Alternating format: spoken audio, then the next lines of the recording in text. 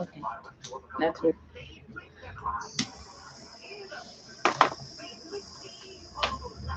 Not selling stuff. They even made slavery illegal. It's crazy. Their women wear tops.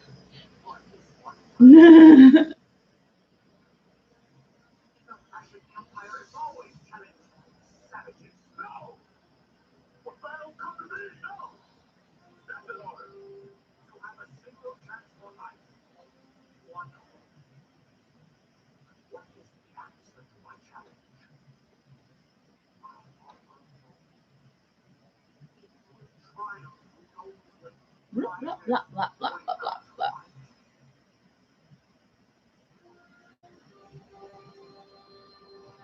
Blah, blah, blah, blah, blah, blah, blah, blah. Okay, we're getting this session started with randomness in Star Trek. Oh, Worf's season 1 wig. So mediocre. Oh, the mediocrity of the wigdom. But they really stepped it up later, but By the time of DS9, the Klingon weave game was strong. was poppin'. It's what I lived for. I came on like, let's see these Klingon wigs. It was all Star Trek became about, was like Klingon wig game. And that's why when they tried to take the Klingon wig hair away, we were like, if you don't bring these Klingon wigs back, all of Star Trek fans will riot in the streets. Bundles on bundles on bundles on bundles.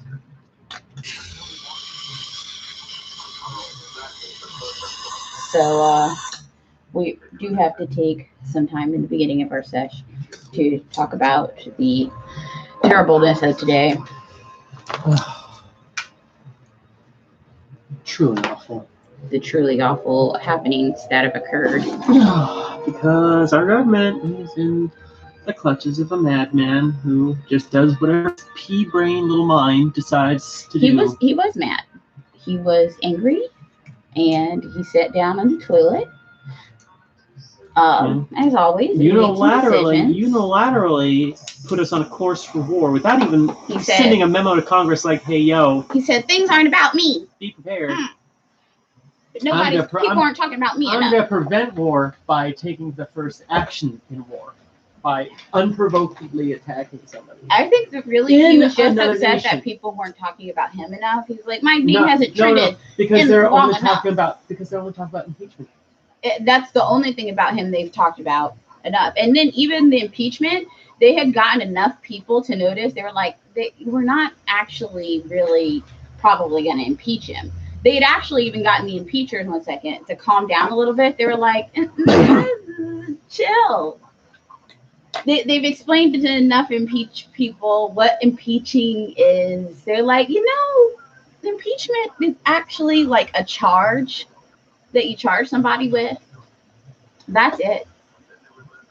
It's just like bringing somebody up on charges. They're not even convicted yet. That's all impeachment is. Enough people have started to get that. That's not even trended in a little bit. He knows that no press is bad press. Yeah. And he can't run a full campaign. He doesn't have other people to run against, to talk bad about. He's realizing that. That's what he doesn't like about running a Republican campaign right now. He doesn't have other people to run against, really. It's just he has to wait all the way till he gets all the way to basically the end, then run against one guy. So it's like all Democrat attention all the way up there. That sucks for him. He's realizing that. It's like almost no press. He has to stay in the spotlight. So he was angry to make it about him. What kind of temper tantrum does someone with control of drones and bombs throw? Right. The kind that starts international conflicts and wars. Now, see, this is an interesting character because this whole planet is a portal. It's being run by that AI protector, right?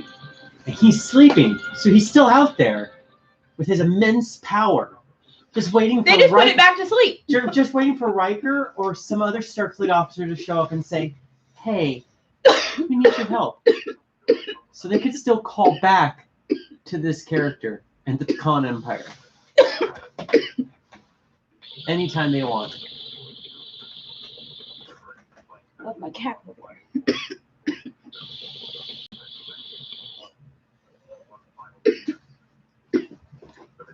Get that. I always leave something. So after he threw his temper tantrum,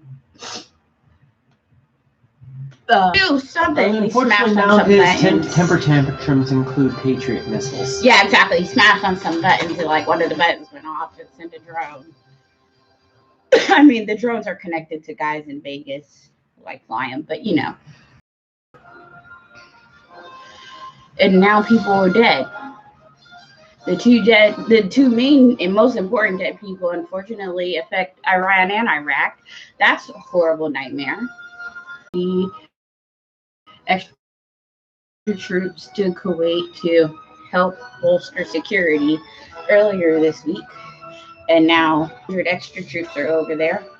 Well, I mean, there has been governmental protests over there for a while. I mean, there's like, that's the thing. They're like, it's double-sided because like half of the citizens over there are like, yay. But the problem is like all the people running the countries are like, chill. Like, it's not that people running countries don't see citizens upset. They're like, the people running that country with the upset citizens control bombs that can kill a lot of people in all the countries. That's why the older countries get, the more they're like, you can't just be messing around in people's businesses willy-nilly. It's how you create things like ISIS and the Taliban. They be messy and immature.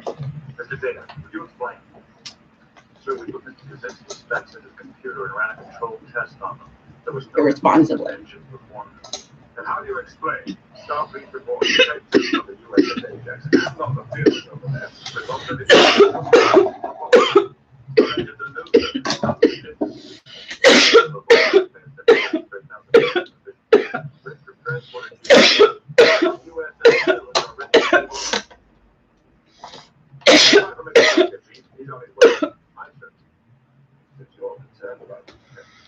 So now they deployed 3,500 more troops to Kuwait. So they're going as early as this weekend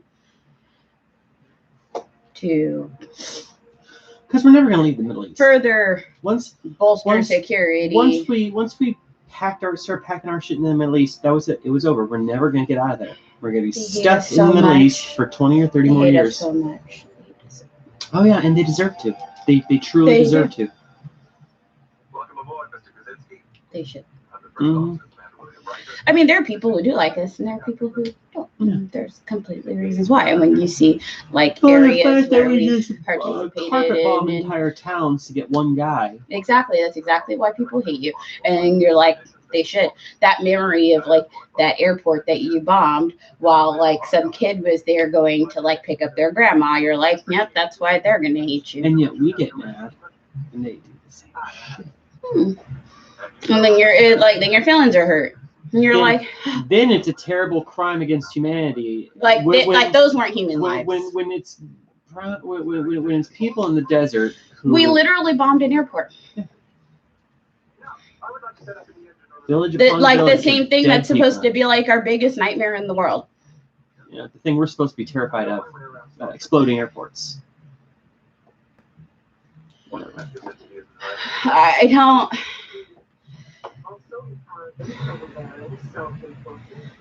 The narcissism that allows them to separate themselves from human lives like that.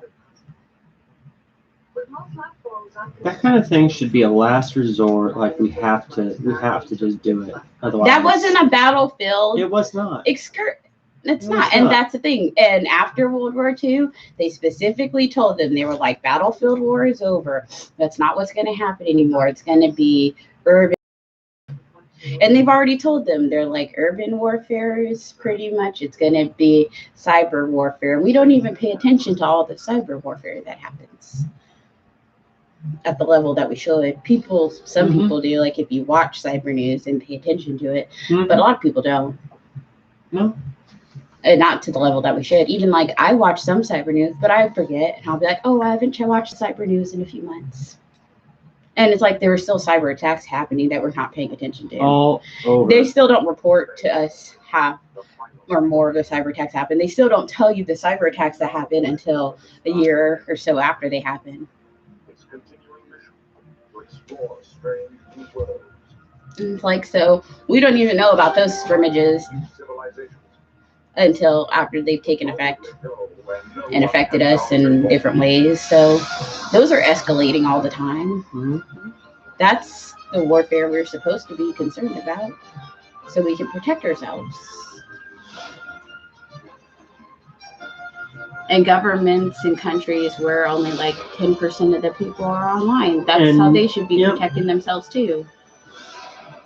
And now they're telling every time to be on guard. So what's that means? Means that police are gonna be at all the airports with their tactical fucking gear. Well, where we live has a huge Iranian population, and that's just a ridiculous thing to tell people. Fucking Orange County has a huge Exactly. huge It's population ridiculous in that to part tell of the world. people here, be on guard for Iranian people. That's ridiculous. They're just gonna attack. They're just gonna be They wary of any person.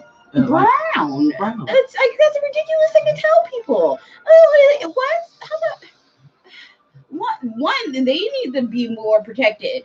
Like, Because people, especially Americans, it's not like we can be like, oh, that guy's Iranian or that guy's Israeli or whatever. No, they're gonna be like, that guy's from that place in the world. They're terrible. I'm going to be wary and like call the cops on them for nothing. exactly. People, Nothing. That's Or shoot them. Just shoot them. Oh, I saw him rustling through some bushes. He dropped his phone. Well, it doesn't matter. Now he's dead, so he can't hurt America. Obviously, a terrorist. like I was on my phone and I was like, why is World War III trending? World War III, WW3, WWIII. Like I was like, this is a lot.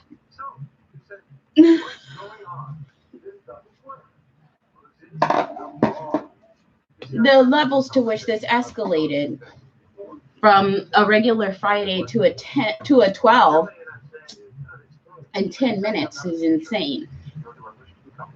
Human beings have no middle.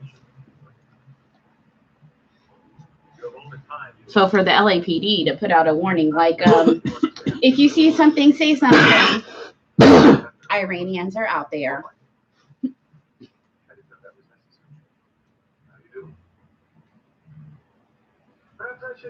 It's a very heavy-handed call out.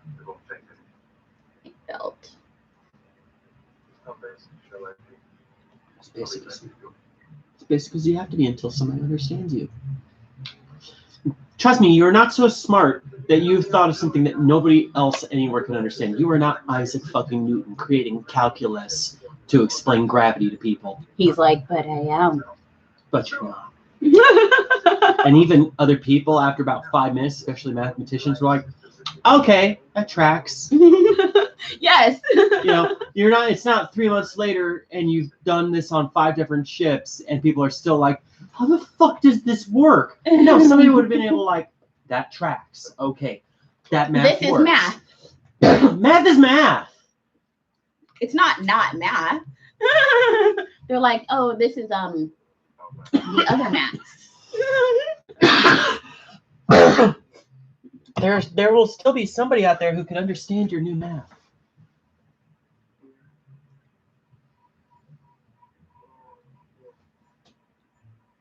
I really got to start getting ready for it. Now we'll do what Krasinski says. It has a chance.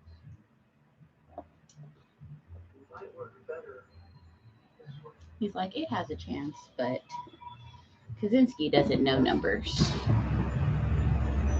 Kaczynski doesn't feel science. Wesley Crusher feels science. Eyebrow.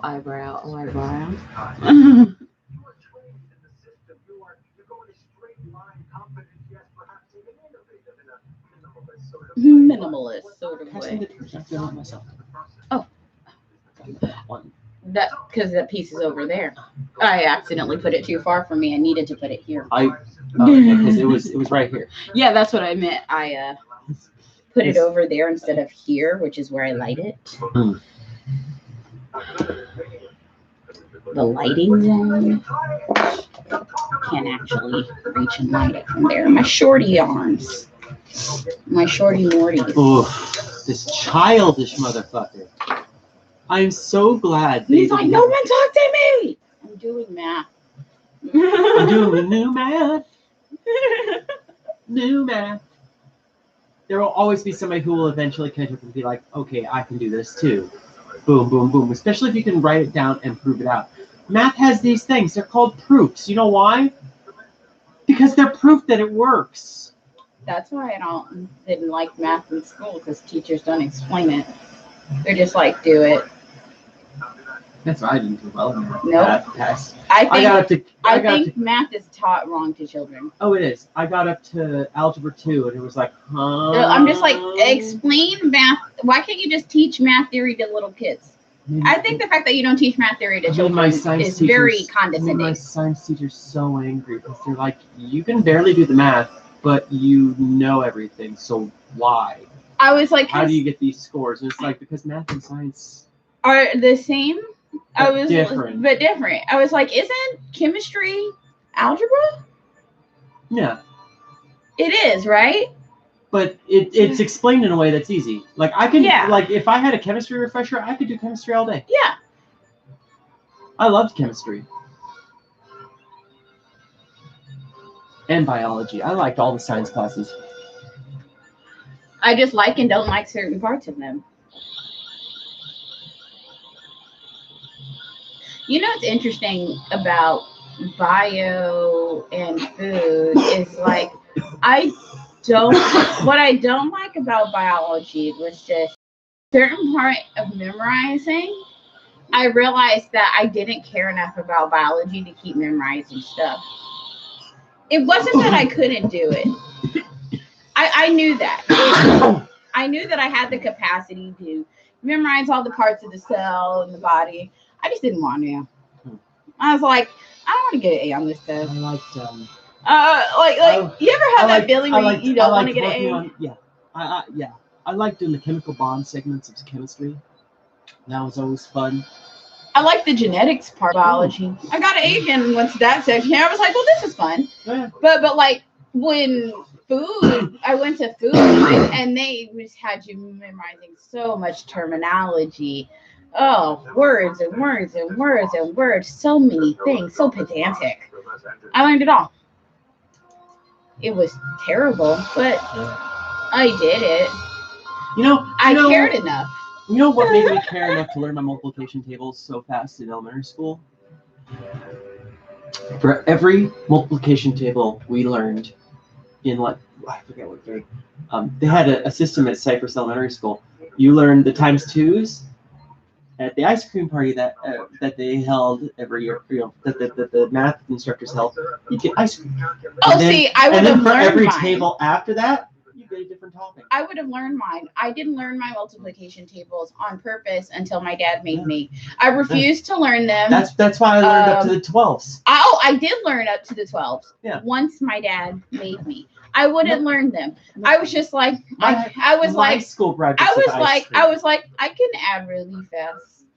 My school practice with ice cream. I was like, I can do. I was like, if you can master any math level, I felt if you could master any math level well enough, you didn't need to learn the next math level. So I really felt like you had to convince me to learn any new math level. I was really a dick about that.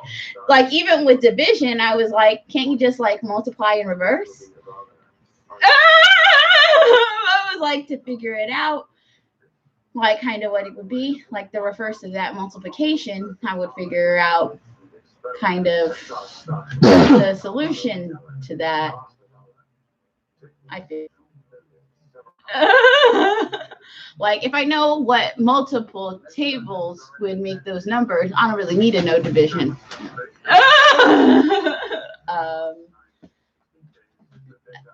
And you're kind of a dick about things. Like you're like, well, if I can add or multiply to get those numbers, do I really need division? Like and people be like, what? Like they'd be like, what kind of answer is that to division? And they're like, I don't even understand how that's an answer to division. You're like, well, I got the same answer kind of as you, so I worked it out. Fractions, you can almost do the same thing. You're like, I can divide and multiply around it. I want to take a couple like little virtual classes on my own to learn at least up to Algebra 2. I like learning new things and actually like. I mean, I passed Algebra 2, but to take Algebra 2 in college, I would literally have to relearn Algebra 2. Yeah, exactly. That's why I said I need to. But I don't want to. I don't want to at all.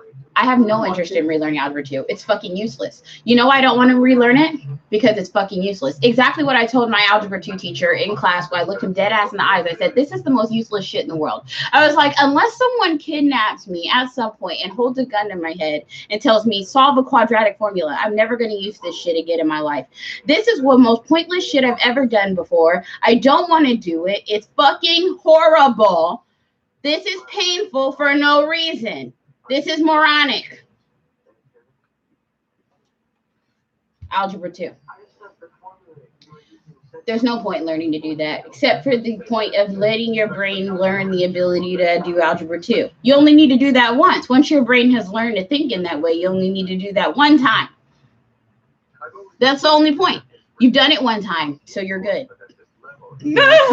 Take up a job in science or math, which I'm not. Which if I decide to go into neuropsychology, then I will have to fucking take Algebra 2 and so forth. But like, that's it. And I'm still gonna forget it again. I still will forget it again and kind of lose it and only hold on to the parts that I need in order to do the higher maths. But you still don't need like most of mapping, like quadratic formulas in life, I think. I still think that is like something they do like to break you down slowly as a person. I think that mapping, math in general, is to break you. And I'm saying that to all math teachers. I don't care what. Writing down math and mapping it out is terrible. And my mom loves math. My mom's the math one, and I'm the opposite. My mom's the math one, and I'm the opposite. And I watch her spend like an hour doing these math problems and mapping it all out, and I'm like, don't you want to kill yourself? When I read an essay. She's like, so you don't want to die? And I'm like, no, I have a deep inner joy right now with thrill from putting these words onto the paper and being like, doop, doop, doop, I'm so smart. Look at my words coming together. And she's like writing 2,000 words in a paper. She's like, I'd rather jump off a bridge. she's like, ugh. Ugh. To her, that's like actual hell. Like her version of hell is going to be a typewriter and a writing prompt. And mine is going to be like having to map a math equation. Like we're going to have the exact opposite versions of hell, just like graph sheets of paper and math equations to graph. Like we're going to have the exact opposite versions of hell. And the other person's going to be, and we'll have a glass wall and we'll get to see the other person doing our dream work. And we'll be like, I have the answer to their equation. But we can't help each other or hear the other person with our answer.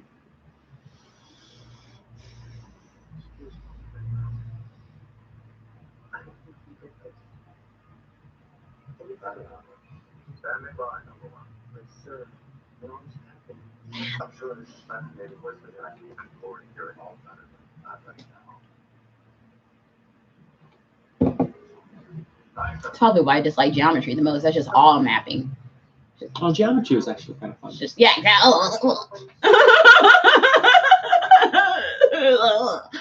Everything is writing and just graphs everywhere. Figuring out angles and all that fun shit. That's because one of my favorite games Thankfully, growing that up was math teacher was kinda this cute. old school tank game where you had to work angles and power. So it was geometry and physics, and You I know I'm loved not good it. at physics. I understand physics, but I'm always like, remember I told you the other day with the planes? I was like, buildings shouldn't be able to go through there. Like, I don't stop explaining lift to me. It's like no. I just like my brain breaks. I'm just like, no, buildings should stay on the ground. Like that's just It's not a building. I'm It's a just bus. like that's how It's a bus that flies. it still should stay like this or this, but not whoosh. Thank you for finally noticing, Will. Jesus Christ. You Wesley, fucking died. and you know what Wesley's thinking? He's thinking what all kids think. I Like, told you. You didn't want to listen to me because I'm the kid. remember those 4 times when I was like, Hey. you should look over here. Hey. And you were like, shut the fuck up. You guys are always like, shut up, Wesley. And I'm like, maybe you should look over here, bitch. No, you told Wesley to shut up. And this nigga's glowing in the dark. Like, if only you had listened to Wesley. That part. Could have listened to Wesley 2 scenes earlier. The Wesley Crushers.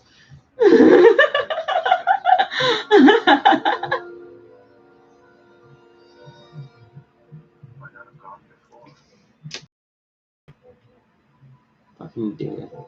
I believe I have Turn a down shirt that your- says that. Dana, turn down your enthusiasm by 12%. And increase dynamic motion by 5. Increase dynamic motion by 5. Yes, Summer. Oh my god. I read an article where they're like, every article I read always ends up saying basically the same thing. That show is insanely quotable, and they're not wrong. They're not wrong. Like, I really do want that tattoo that says, every breath I take without your approval. Increases my confidence. That's right. That's the one.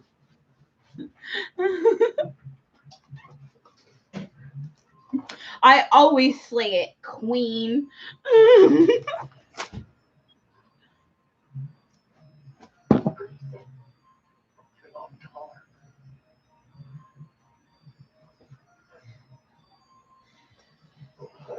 R's in the chat if you know what we're talking about.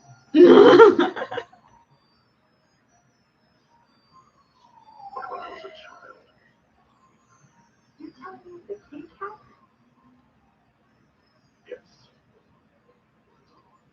I suppose you could call it that.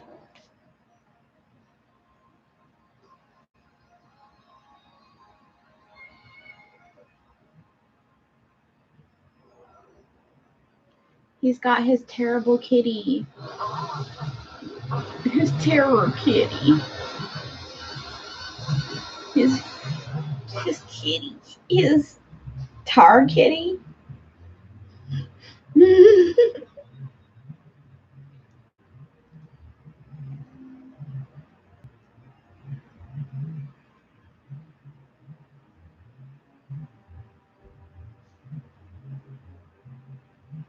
Actually, I'm going to be finishing up some teas tonight for our shirt line. In fact, let me check my text. Blam!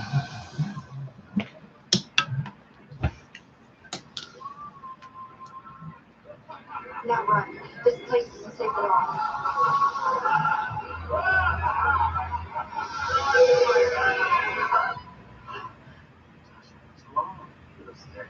I'm behind.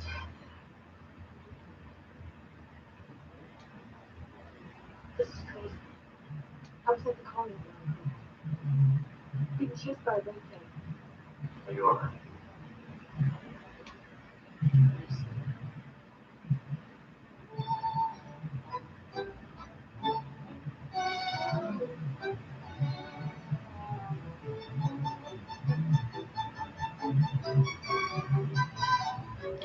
actually have that shirt at the top of our list. You see it made today.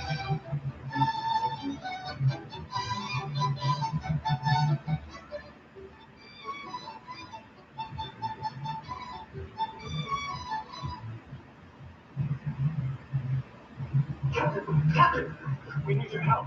What's wrong? Don't you see what's following us?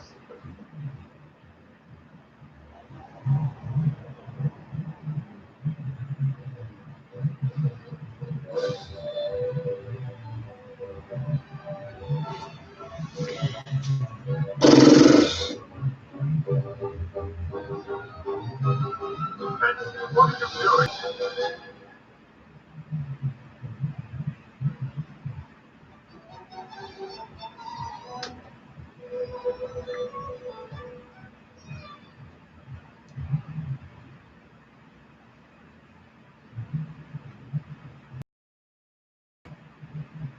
Keep those hands strong. Cover them.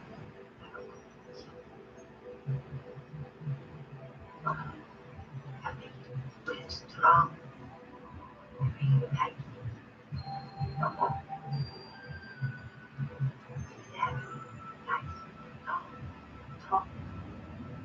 It's going. Hey. But I'm always here. No.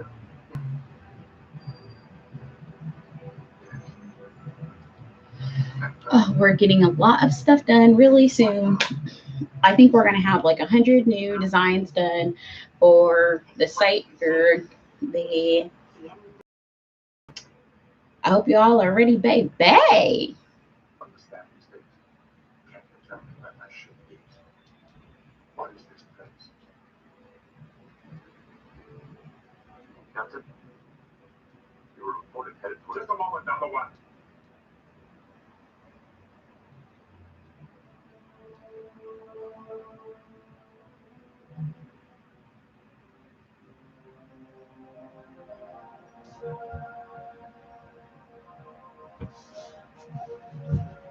Okie dokie. Artichoke. I'm back. I'm back.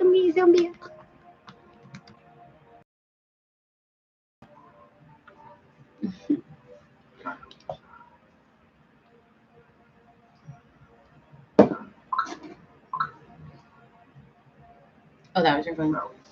That's how all of us. Pull my chair up. General quarters, red I alert. made like 10 ringtones today. I'm so excited to use my new ringtones, which you guys can't hear because I keep my phone on vibrate, but I'm excited for them.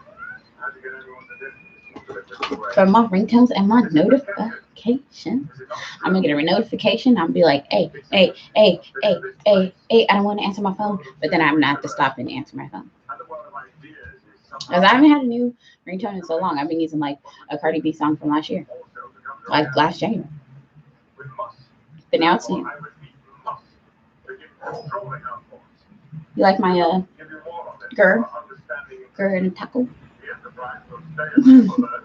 It's Sci-Fi Friday, so I got my sci-fi a taco. Now I want a taco. But I'm not gonna get a taco, I'm gonna get a slice of pizza. Oh, okay, gotta keep an eye on the clock. 7:45 right now. Don't let me forget. It's also my fault, I gotta go get my slice before they stop having them. Don't let me forget.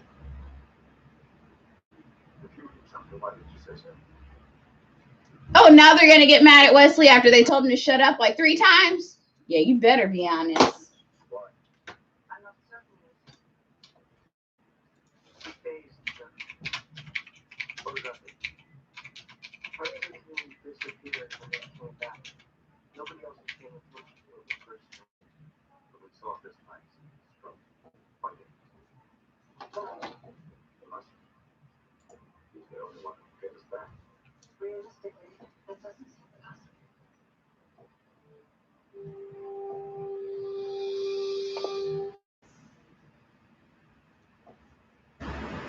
Nothing's wrong, simple man. Our position is unknown, and our only chance of returning to the I have these Skittles, but I'm trying not to eat them. It's so hard.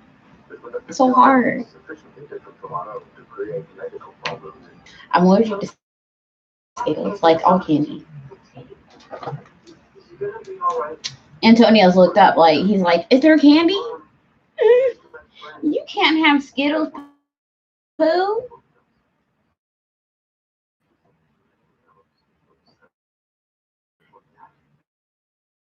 You can't have Skittles either. They're not.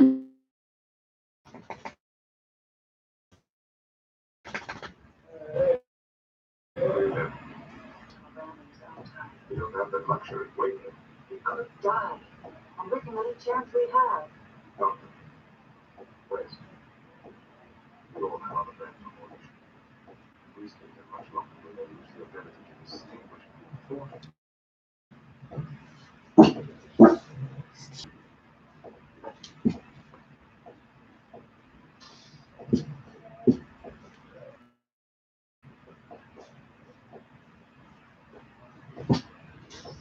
Antonio, stop.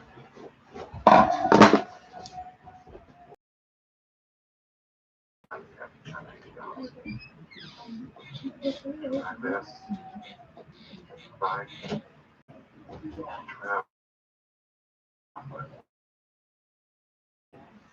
Travel.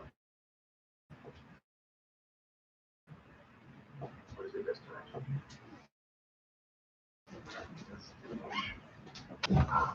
Snow.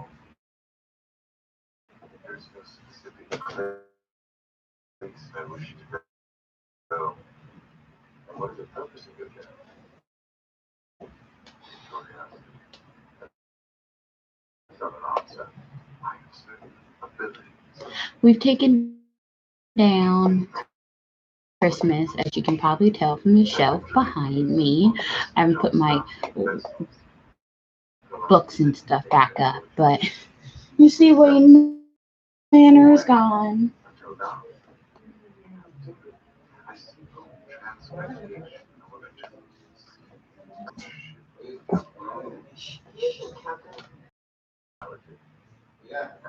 No more Wayne. I know you probably already missed it. The Christmas decoration left in the house. Pictures. The last of the holidays. Millions of light years away from where we were. What are you doing, Pooh? Thought My little golden dog. God is very powerful. That's not an explanation. It's fun. Imagine.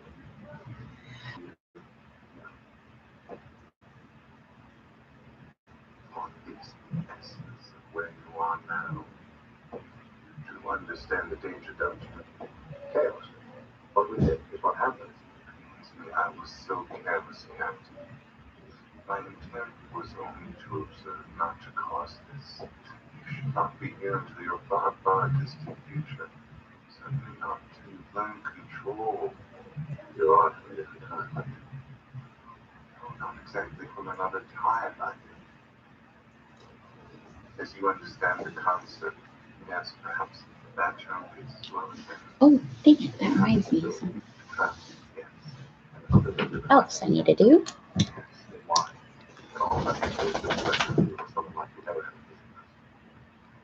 But one with arrogance. There is no record because we have not visited you before. Why not? Because up until now, you'll forgive this. You've been uninteresting. It's only now that your life will merit serious attention. I'm sorry. What's that? Don't conscious again. Good item. Whatever you want, better get this soon. My next guest. Not first week out of my galaxy. Was, as you said, unless you think it's time to go. And we did. In some way resulting in the incredible leap out here. Theory. You have any facts that fit this? Can you get us back? Wait, Captain, not so fast. We have an opportunity to do scientific discovery. We report our observations how to prove. You take us back. And we'll try. Number one, take it out of main engineering. I'll be on the bridge. No. He's very weak. The captain is right. We must hurry. But just a moment with the captain. Antonio.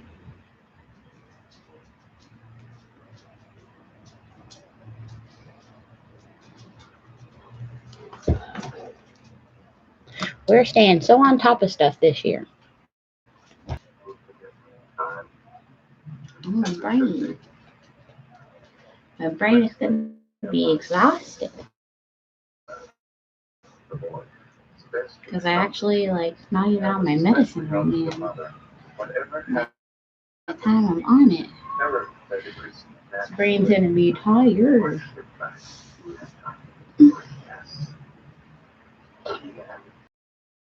Why I travel.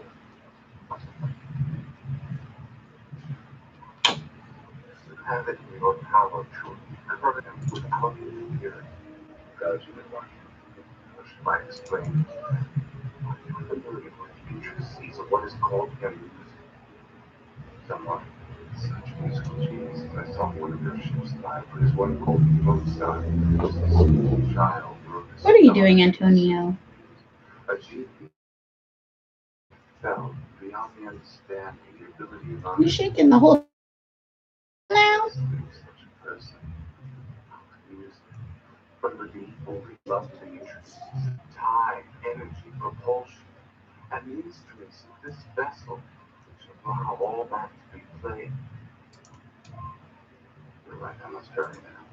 But you're right, it's something else. He is just a boy for now. He should be encouraged, but told none of this.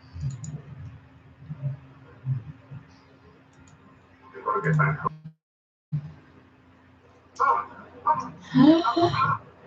New short tracks.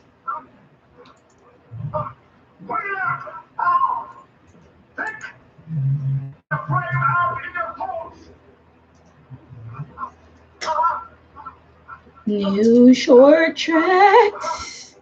We're gonna watch them. Now, give me a second and concentrate on your assignment. Yes, sir.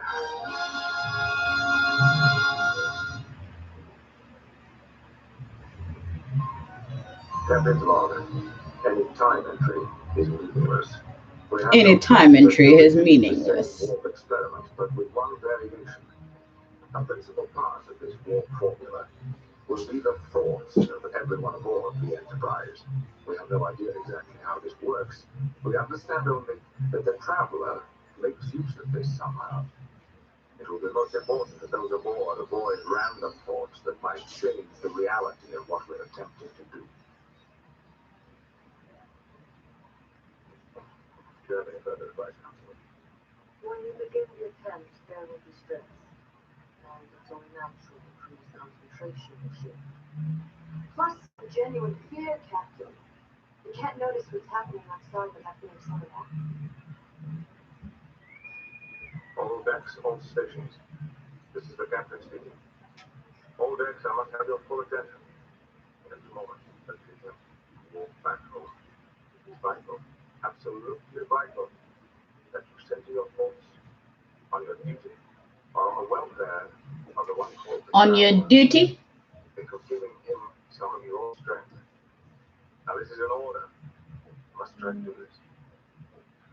And now, attempt to concentrate completely on your duty at the moment. Or on the traveler, on his well-being. Think of him as someone who cares deeply for. All decks. There's one with Guinan. Battle stations. I will need Kaczynski back on board the computer. I love being needed.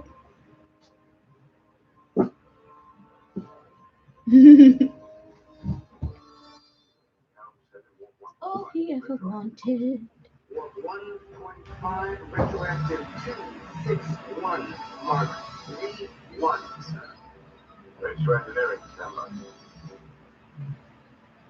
I feel such an abundance of well-being on the ship. It's been like quite wonderful. Engineering is ready. Ready. On my order, take them to report.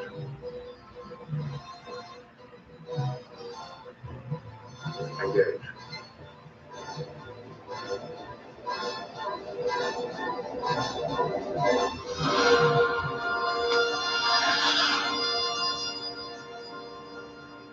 Well, something doesn't feel quite wonderful.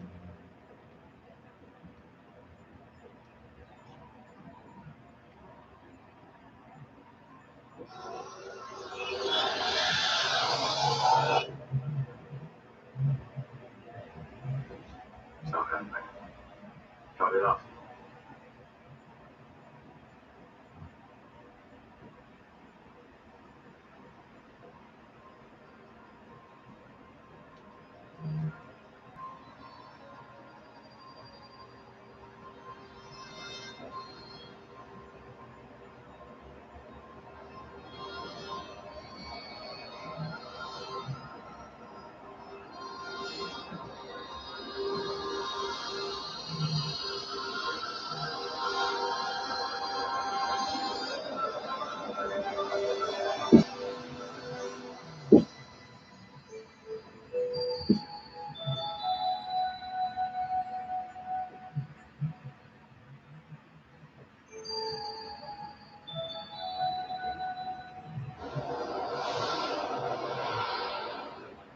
Warp 1.5, sir.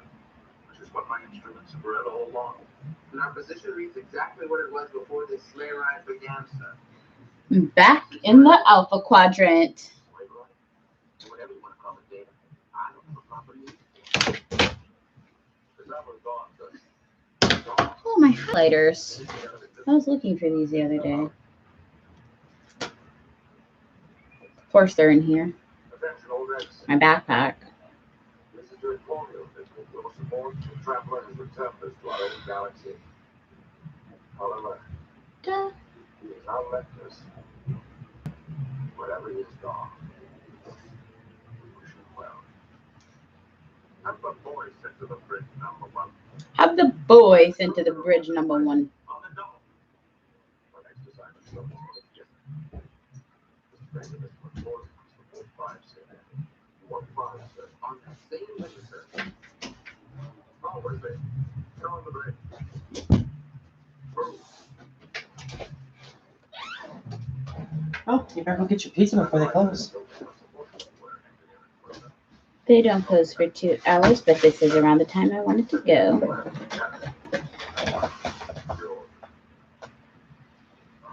Hmm.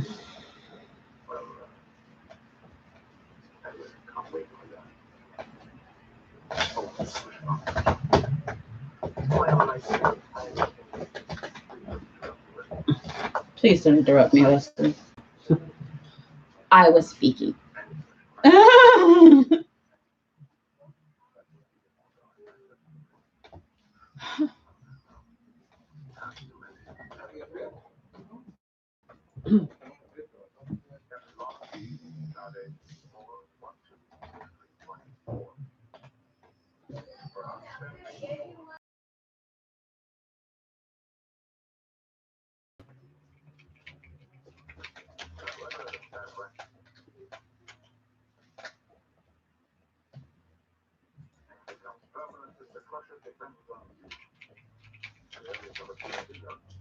Oh, Wesley. For real.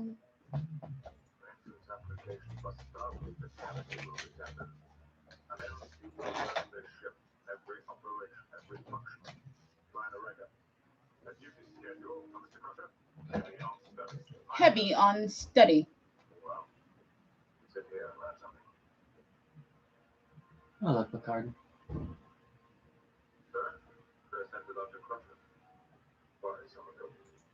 Why? Is someone ill? If you don't, sir, I'd like to sit here. And Wesley did save them like a handful of times. Like with that weird mind control game. That's why I was thinking 2 good Wesley shirts would be "Shut Up, Wesley" and "You Could Have Listened to Wesley Earlier."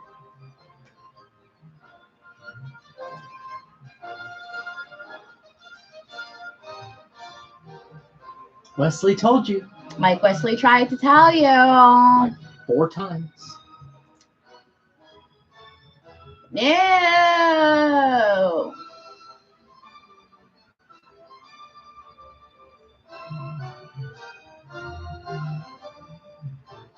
Ethics. Ooh, I recognize that one. That's where Worf gets the new spine, right? Yes. Mm-hmm. I think I'll start with Conundrum.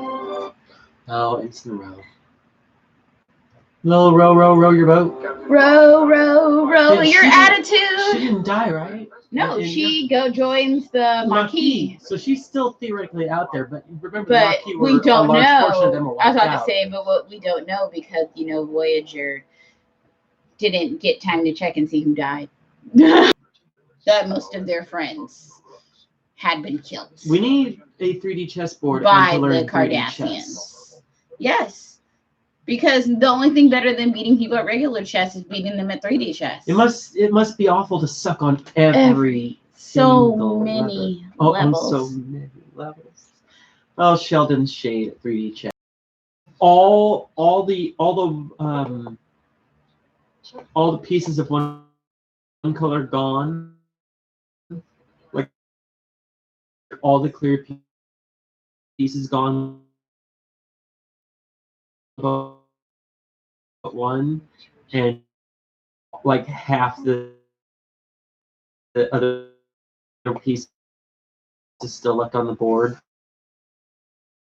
just like surrounding it.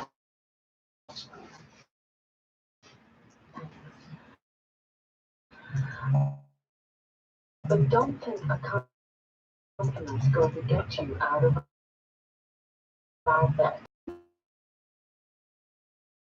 So there is sunset. Style. And she's like, and I'm worth it. Oh, for real, if like I'm gonna be just chilling. Tearing of the ligaments. Running around doing 4. Holodeck program 47C. Same thing. Only that time I flagged out and rolled a waiting pool on Cirrus 4. That's the same way for you. Bridge, To advance in SQD. might have said yes, maybe. Yes. The point is, with all the rules on this ship do not. We are scrapped ahead. Configuration. And Starfleet should have changed. That was the problem. One life form aboard. No response.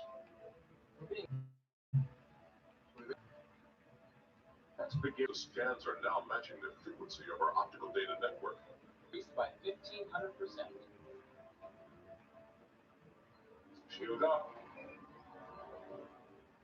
Once Sumerian sunset, made in the traditional style.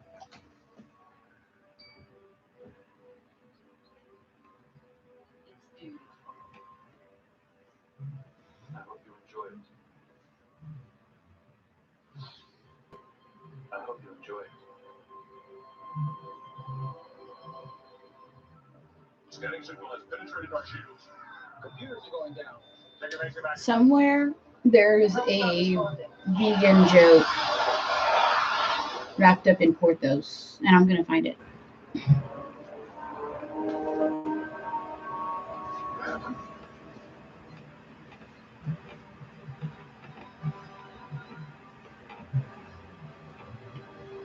I'm coming for that joke.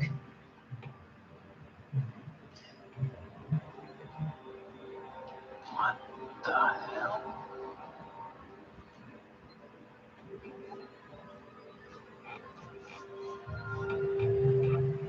I don't know who any of you are. How do I? What do I?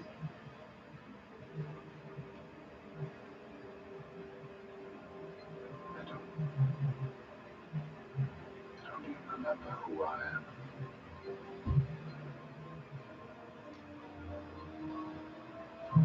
Mm-hmm. Great episode to start on. That sneaky asshole. I forgot about him. Always aliens trying to sneak onto Jean-Luc's ship. It is the Enterprise, after all.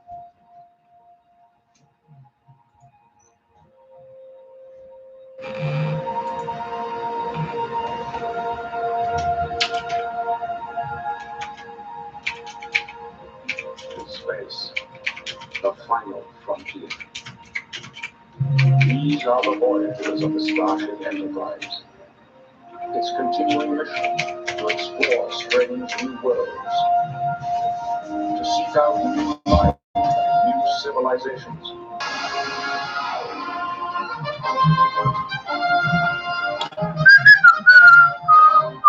I'm going to stop whistling next to the mic, you guys. I'm not that cool. But what I am going to do is go get a slice of pizza and be right back. And I'll leave you here in the lurch for like a full minute. Okay. Don't hate me. I'm not a monster, but I have to go eat. I have to get food. Like, you want me to starve to death? Is that what you want? For me to actually not ever eat food? To wither away? I'm already so skinny and petite. Shut up, Glenn. I didn't hear any of what you were talking about. Well, you came in right as I was saying how petite I am, so. Oh, yes. I was just saying. It's like we're all in the same boat. At the same start. Svelte. So what are we doing? It's what I'm known for most. Looks like I'm the pilot. Being petite. People are always like, let me lift you. We're not going anywhere. You're so tiny. You look like your lady's a feather. And I'm always like, oh, dainty. Oh, be careful with my nice brain. I'm basically a busy bird. Yes. Raise the power status. Intruder scan for field guidance. But they do not appear to be It's hard. we still possess certain skills. We seem to know how to operate the ship.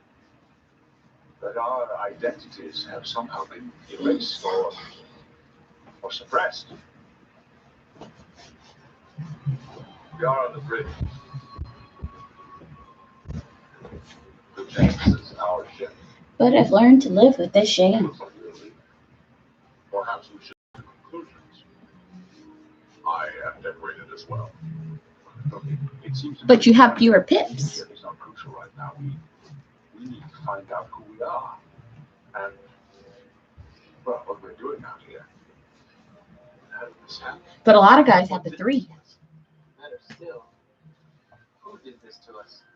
I've got some intermittent sensor readings here. A lot of them are And white. it's repeating itself like it's stuck, but it looks like there's metallic debris right Still. in front of us. Distance, 17 kilometers. The remains of another ship. It's a good possibility. Perhaps we were engaged in battle. This thunders was some type of bioelectric field that could have wiped out our memory. Then we fired back to destroy it. But if that presumption is correct, then we could have sustained other damage. Computer status report.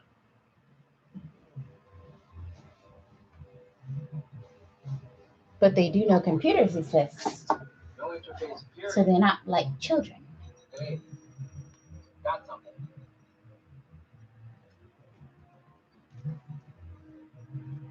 I've accessed the basic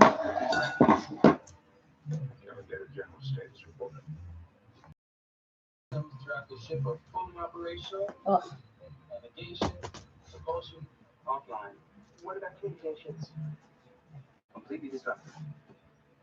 Oh, So there's a stress signal. I got these new bras and came with like pads in it, and I'm just like, I do not need that. Yeah, fine without it. Got my own lift and separation, thank you. Right? The ship must have crew.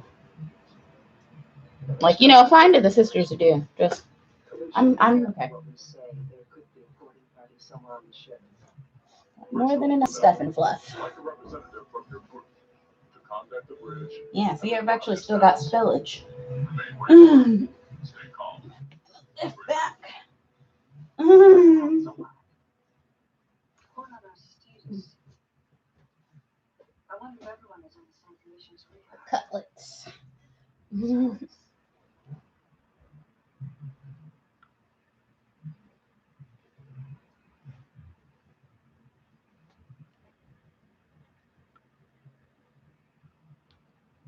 Like that. Thanks. I didn't even think. I just picked it up and you got it. At least I have an idea of what I'm doing here. But what about me? I mean, I'm a patient with babysit.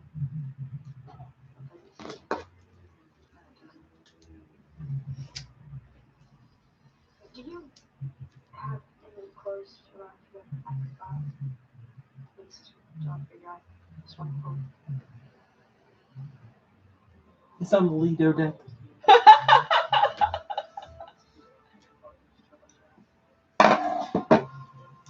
You're not helpful in these dire times. We've written them all dead. Times are dire. 1,000 people on board. Everyone's had their memories affected in the same way we The main shuttle bay on the saucer section is the size of like 2 or 3 football fields. 10 laser banks. Why? Oh, I guess that makes sense. There are shuttles there. Yeah, dozens. He carries dozens of shuttles. This tournament system gives us access to the rest of the ship. That sounds like the next logical step. We should start with the most crucial area first. They need the size. They need the space. Deck 36, I'm on my wall. I'm back. My boob's somewhere normal now. I know. Getting ready to go get this pizza.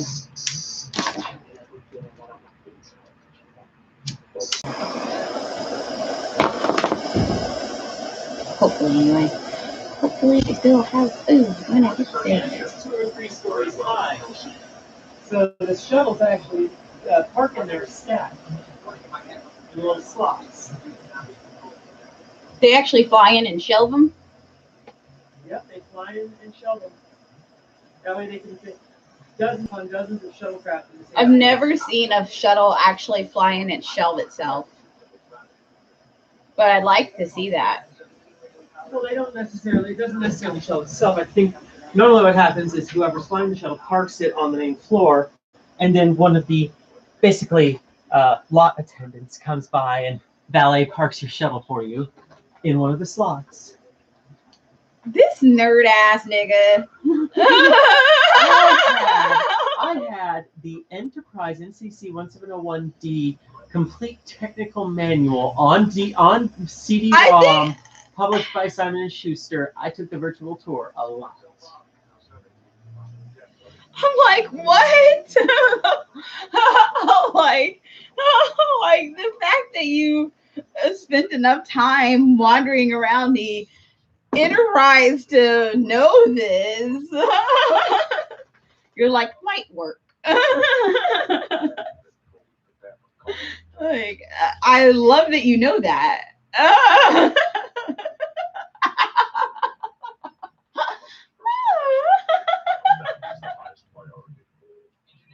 Oh, we're in the game. We run in. You're like, oh, we need to wait for a lot attendant to pull one down. Right. Slow your fucking roll. They have to get it down for us. Ours is on slot B37. And to zoom out here on the floor, May. It's ridiculous.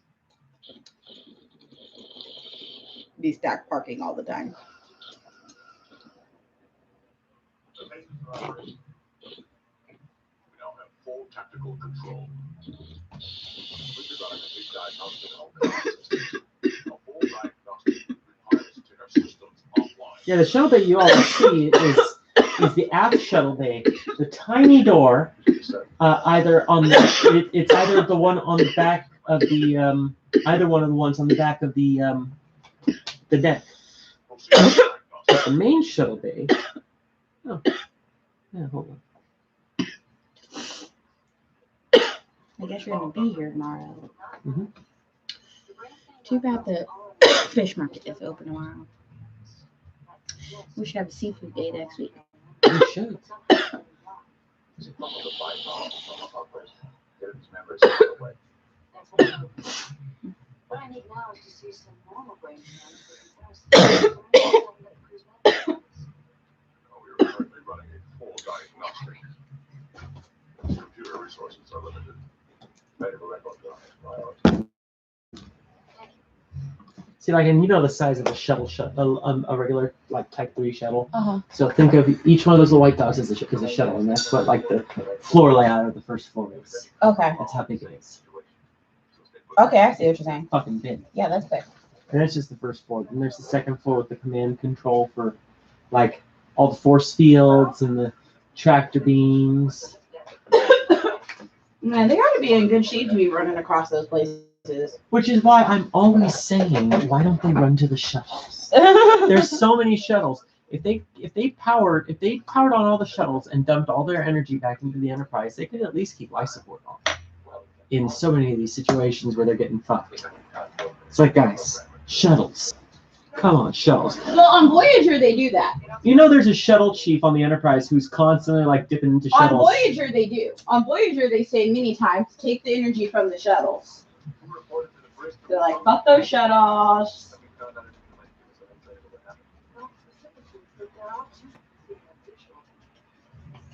They're like, do the shuttles have power? Fuck them. Bartender is an artificial life form. I love that just because he was behind the bar. Beverage. I love that just because he's behind the bar, he was the bartender. Yeah, and he just goes, beverage, and you're like, wow. Data skills are not being appropriately used in this situation at all, but okay. Talk about a misappropriation of resources. I have a very strong sense of what other people are feeling. At times it's almost Something wrong. no. Just for a moment, you seem familiar. You remember me? Like, just your dick. I don't know who you are. Drop your pants on confirmation. Switch to serve 18. She's like, not you, but like the outline of your Right. penis. Right. Oh, you know what? Because I read the actual like hair around his dick. Because much like on his face, he keeps it like trimmed in a very fashionable style. That's not her fault. No wild growth down there for William Riker. Manicured, just like his face. Like the exact he same keeps the cut. same cut. We'll call it. Come on, sweater. Come with. Karen McDuff. Fucking liar. Operations Officer, Lieutenant Commander Data. Dennis. Medical Officer, Dr. Beverly Crusher. Chief Counselor, Lieutenant Commander Deanna Floyd. Chief Engineer, Lieutenant Commander Jordy LaFord. Security Chief, Lieutenant Ford. Health Officer, Ensign Rovera.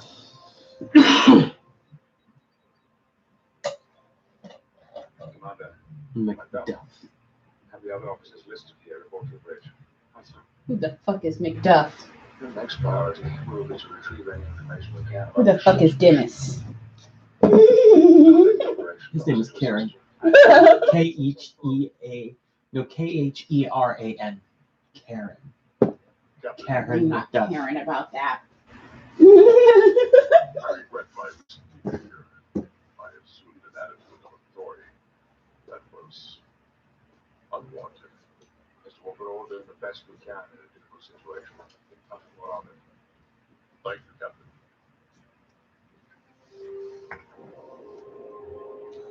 Worf, like any Klingon, is like, well, I'm not in charge, but I'm not going to kill the guy who is yet.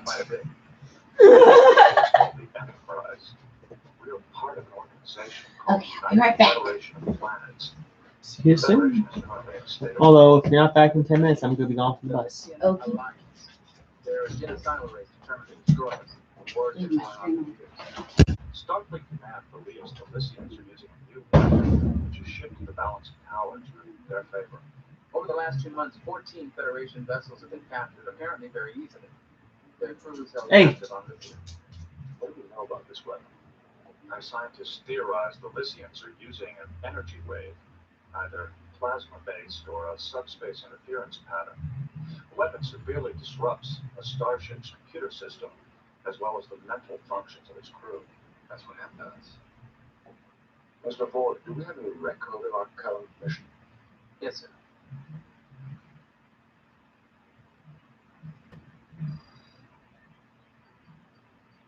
We're approximately here.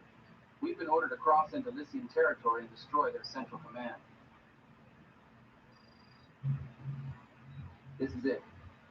The nerve center for the entire Lysian military operation. Captain, there's been a great deal of damage to our computer system. Maybe we're not getting the correct information. What are you saying? That we get confirmation of this mission from our headquarters. If we use subspace radio, we will be detected. There could be thousands of lives at stake. Our orders specifically require us to maintain radio silence. Our mission is part of a highly coordinated effort to put an end to the war. There are other vessels on other fronts, all working according to an intricate plan. We're the linchpin to the operation. If we don't destroy the central command, the entire effort will fail. He's right, Captain. Our choice is clear. Come on, Macbeth. Set a course for the Lysian Central Command.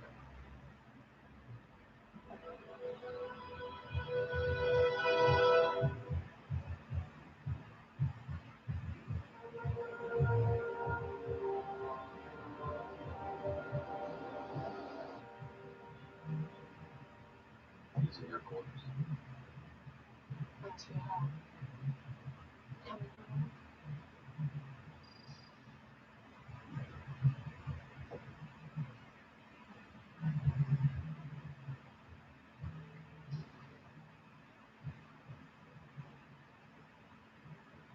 Recognize anything?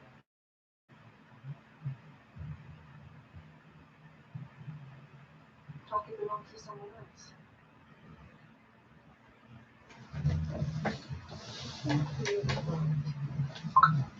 This room, this ship.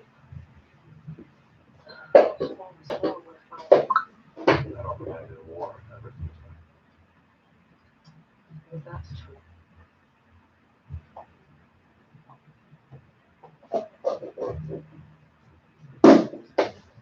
That's so good.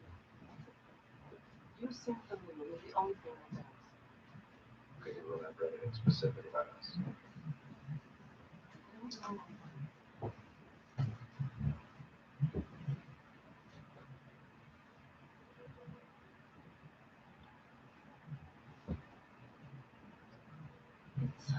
It's more like remembering an emotion. Feeling that you're somehow associated. I hope they're good feelings. Yes, they are. This entire situation is a little bit unnerving. It's been a long day. We've all been through a lot. So do I.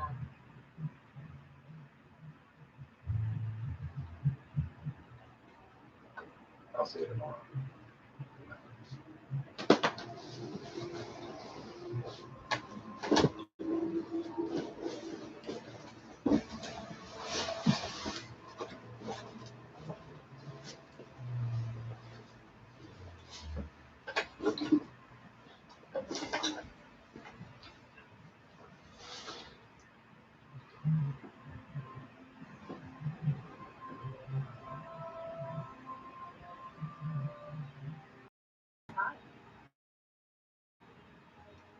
No, I didn't do it wrong.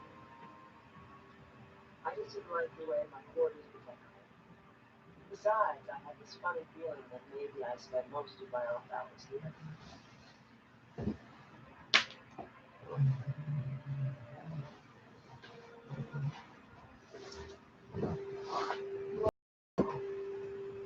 You and I to be married.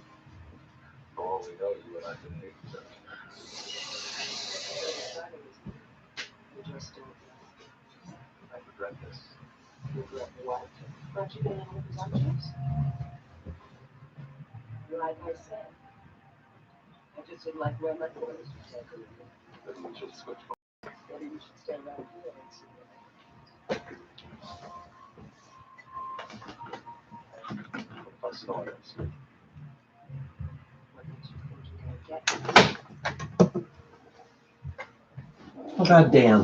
These people are always getting in sexually compromising situations when they have amnesia. Out of war, Benson. Go to 3/4 impulse. Yes, sir. This war, Lieutenant, continue your sensor suite. Aye, sir. How long till you reach the central command? At our current speed, approximately 37 hours. Captain, I'm picking up a vessel directly ahead. Can you identify it, Mr. Gettin? The ship matches the Starfleet description of a Lysian destroyer. It's a short-range attack vessel with disruptor-style weapons and a standard crew. Within visual range. On screen.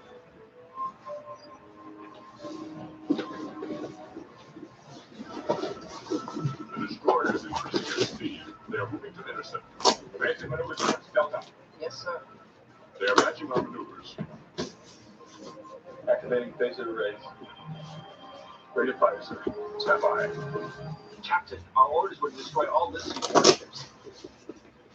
I'm aware of that, Commander. Tactical analysis, Mr. Gettin. The destroyer has minimal shields. Their disruptor capacity appears to be only 2.1 megajoules. They're all back for the Enterprise.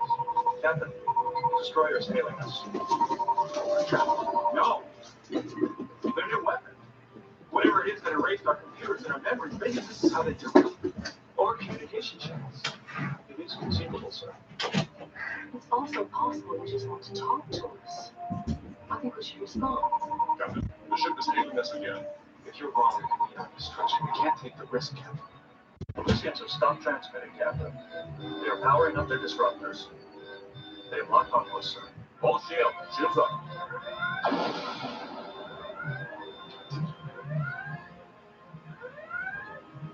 Stand by.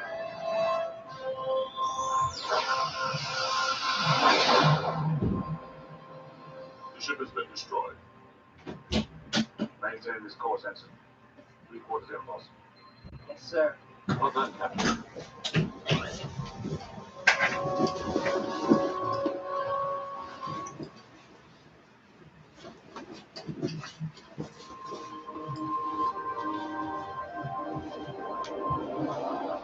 The Lysian Central Command would have received any transmission from the destroyer by now. They're going for the maneuver. I recommend a randomly vectored approach to our target. It would be our best chance of avoiding any sort of pursuit. Agreed. Doctor, the success of this mission would be much more likely if we could get our memories back. Is there anything we can do? I found several cases resembling our condition in the medical index. The causes are different, but the cure is similar in each case. Could the same treatment work for us? That's what I'm hoping. It involves increasing the activity of the medial temporal region of the brain, using short-term memory synapses to retrieve long-term. When you start. As soon as our medical files become available, it would be dangerous to attempt to treat my family. Mr. Borg. Data and I ran into a little trouble accessing the medical file areas of the computer, but the little time I'm pretty sure we'll be able to get there. 3 hours maximum. Proceed. I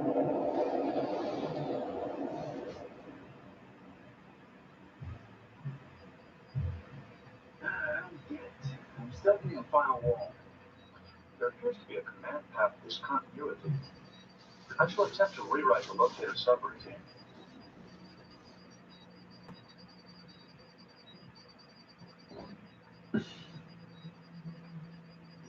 One hell of a bartender.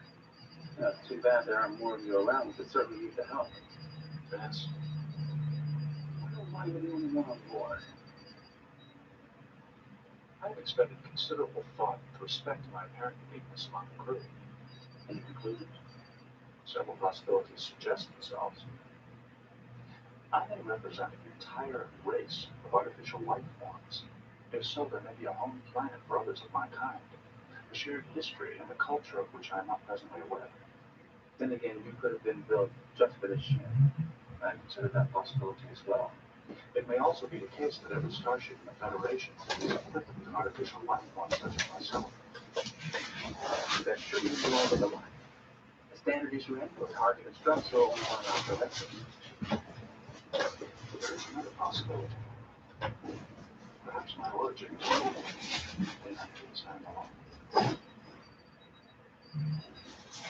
I've accessed the information storage area. Considerable damage has been done to the files themselves. There was an reports of them, as well as the crew records and personal logs. So I have medical records.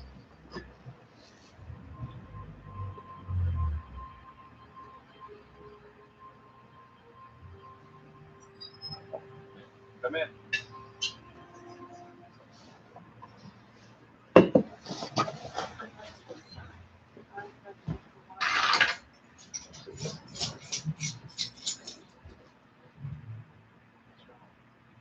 Everything. Every time I think about this war, our mission, I feel a sense of panic like a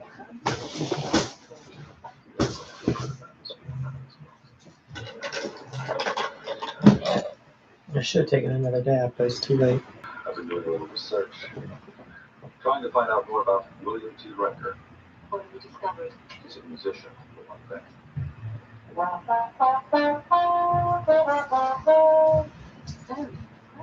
No one's more surprised than I.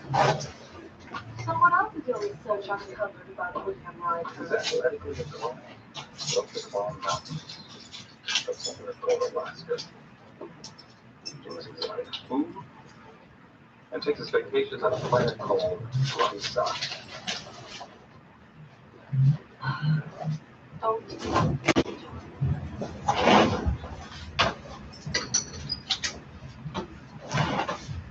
to will. And unexpectedly, Don't work too hard.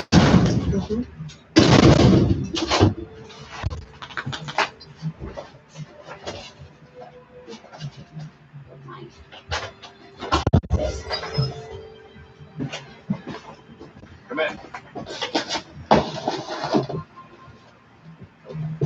Antonio's so surprised at Amir. At the same time, she's leaving. No. I was just thinking, we'll talk again soon. Of course. Thank you, Counsel. Bye. And what was all of that about? Oh. He's like, I thought I was going to be alone to get into stuff. I used to be the jealous type.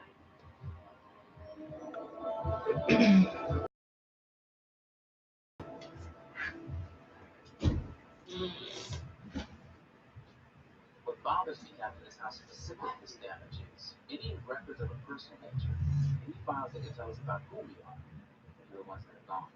It's a little too selective to be coincidence. Selective is what was our own memories. Skills are still in place, personal knowledge is unavailable. It is consistent with what we know about the new lithium weapon. Doctor, is it absolutely necessary to see that body? With that cheese. It's a risk I think we have to take. He's very careful. I volunteer.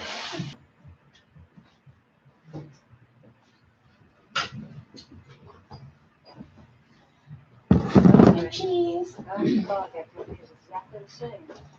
Should be something recent. Let's try Borg. Remember pepper flakes. Go to 3.1. Ready for pizza. About 33%.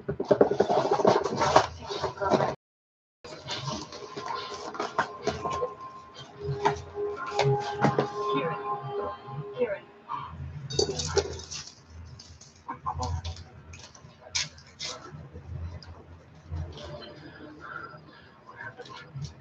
I don't know.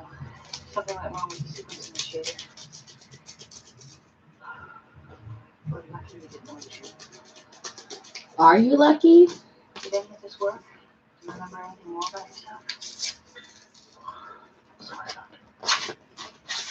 Back to square one.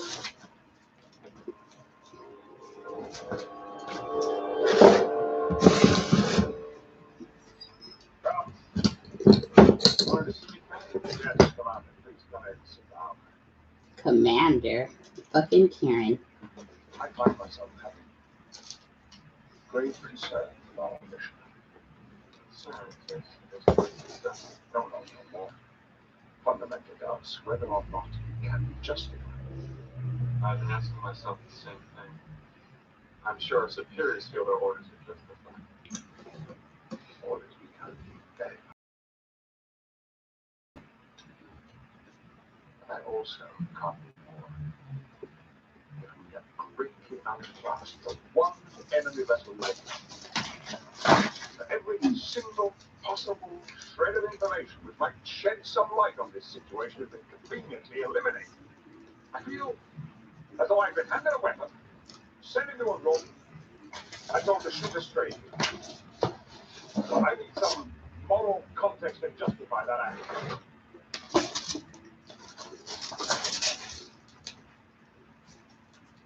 Attempts to obey orders and know that what I'm doing is right. So do I. I'd feel a lot better if all the questions were answered.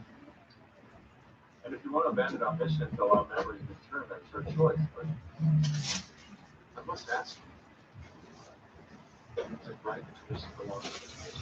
Well, To allow the needless death of solely on the basis of our morals?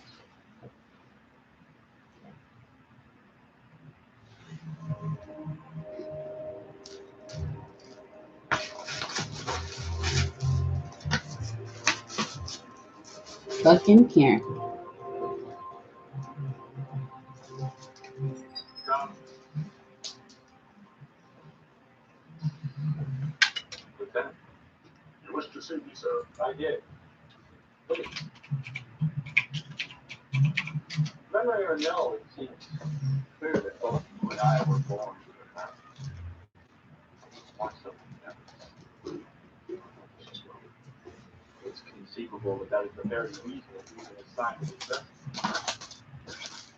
The Enterprise has science officers, medical specialists, engineers. Our captain is undoubtedly an accomplished diplomat. But we are the one. There are times for diplomacy. This is not one. You're concerned about the captain. I am concerned about completing our mission in this war. We may soon face a critical moment. The success of our mission may hang on a split-second decision. Hesitation will kill us all. And those that are counting on us will surely die as well.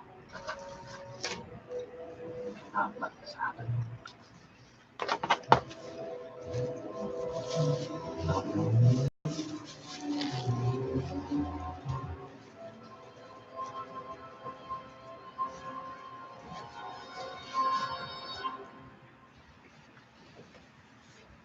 Fucking asshole.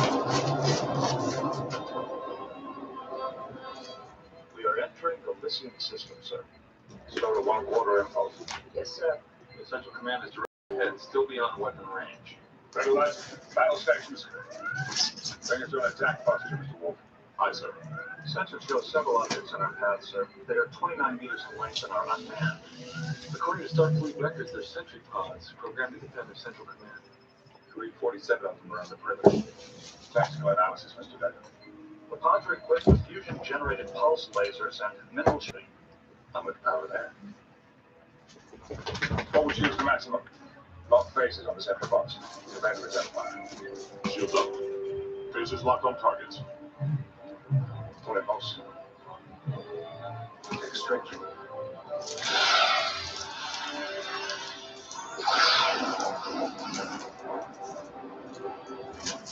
We are through the perimeter, sir. That was too easy. We have yet to encounter any battleships. They may lie ahead. Load on torpedo base. Ready faces. Aye, sir.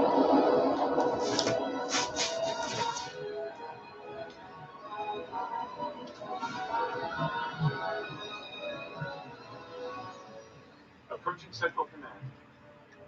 Mr. Data, scan for defenses. I'm picking up no vessels, no additional sentry pods.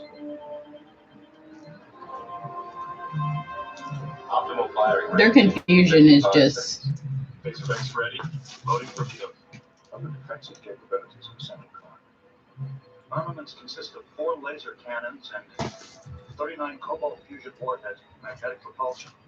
Defensive shield output is 4.3 kilojoules. 1 photon torpedo and a kill. Dave, how many people on that station? 15,311. We're within range, Captain. Stand by. Waiting on your orders, sir. Captain, this isn't right. The rest of our forces are depending on us. How can an immortal weapon be over 100 years behind us in weapons technology? Their battleships can be on their way back.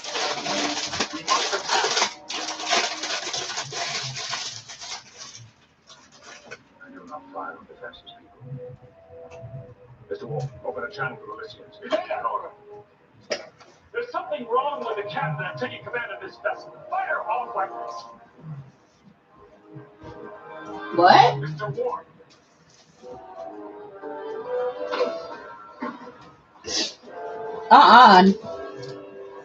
He came at Worf really hot and aggressively.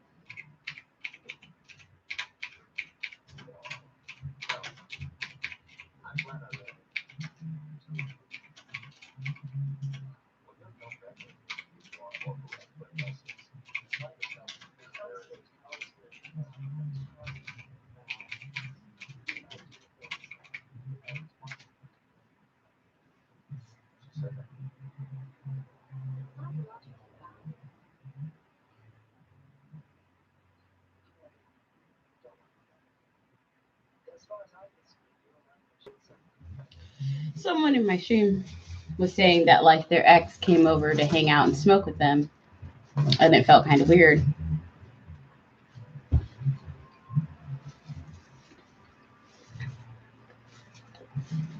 Someone else is saying, "Oh, that's crazy. Your ex basically friend zoned you. I hope you cut them off." And I'm like, hey, that's not crazy.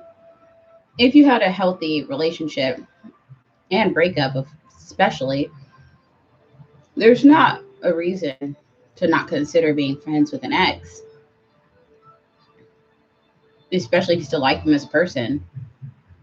Why not be friendship with them? I mean, presumably you were friends when you were together, right? Were you just with them to fuck them? Or were you their friend too? You can go forward just only being friends and maintaining just that part of your relationship.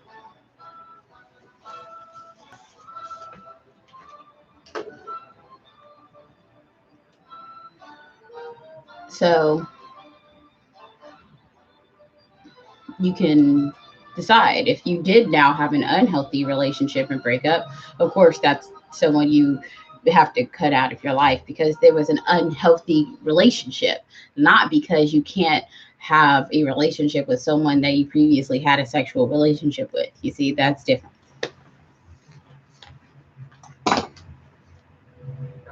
Starting 4557118. They're going to orbit around an unexplored M-class in 2006, where the moon was reportedly uninhabitable. It picked up a weak distress call.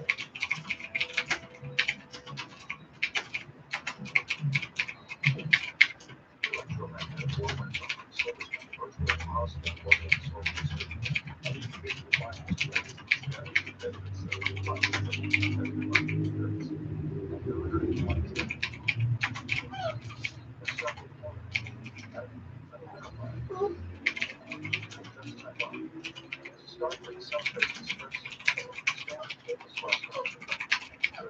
Stop.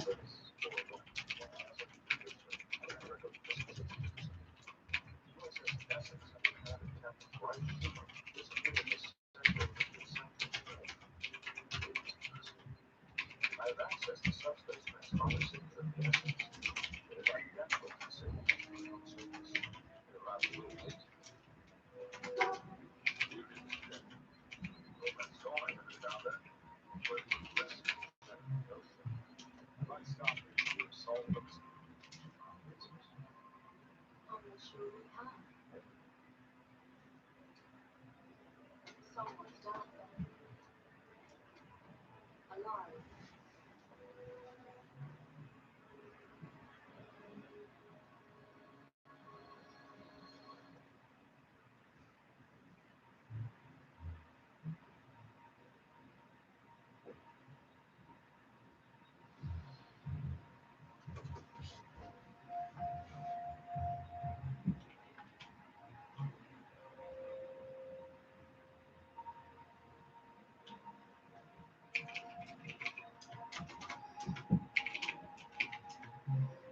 Space.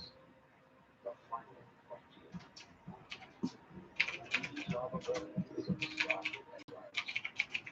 It's continuing to explore strange new worlds. To seek out new life, new civilizations. To boldly go where no one has gone before.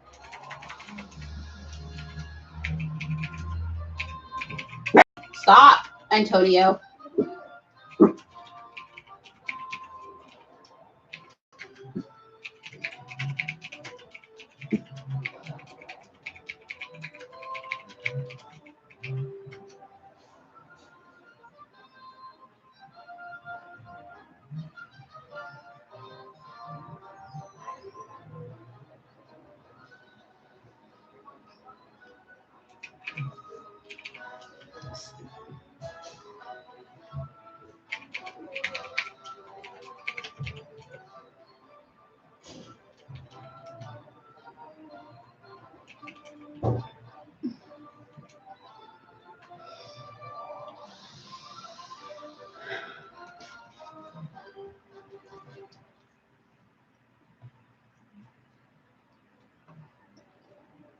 Rudolph's long supplemental.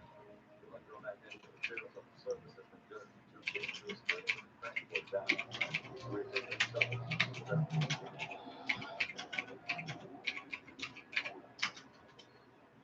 Ships are holding, sir.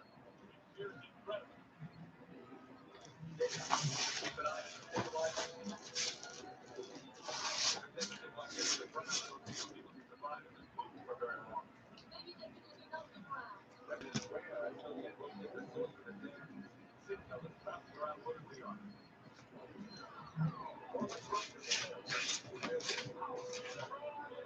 And see, the person just said, see, they had an ex who was breaking into their house and like sitting on their room watching them sleep. And they were blocked on everything and calling their job, trying to find them and stuff. And I'm like, yeah, that's not the behavior of an ex. That's the behavior of a criminal who's stalking you at a criminal level. And she's like, yeah, that person's in jail now for what amounts to murder. And I'm like, Yes, that story is that she told is horrific, but at least in the end, she's safe.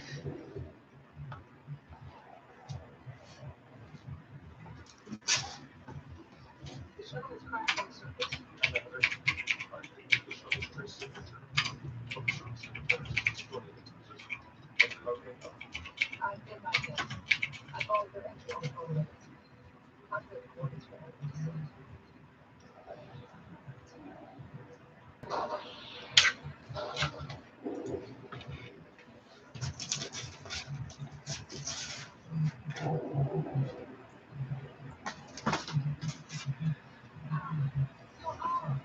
Yeah. I still have trouble. So, you established communication with the ship given the electromagnetic interference. They in the area until the Enterprise finds out. They can design the shuttle. Does anyone have ground covers all non-core roster technicians, but even less likely to get position. Slight practical value that has not been damaged by a landing school. That doesn't look like any storm brought out of the sea. Tripoders picking up high levels of data from across the spectrum. No flight patterns coming off. There is someone alive here. I'm also coming down with them. All right, what we can find out. No way we'll find out. They're coming. So, we can run on the communications because the Emperor is down. No way we can get out of the Expedition will come in some of the last sector of the morning. Any suggestions? So they can cancel that. Sir, let me bring down the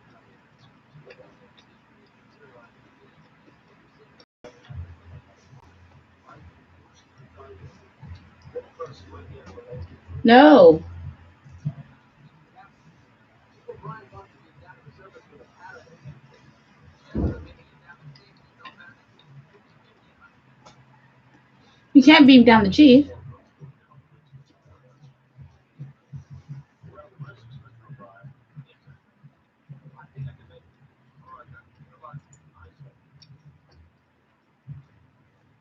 No.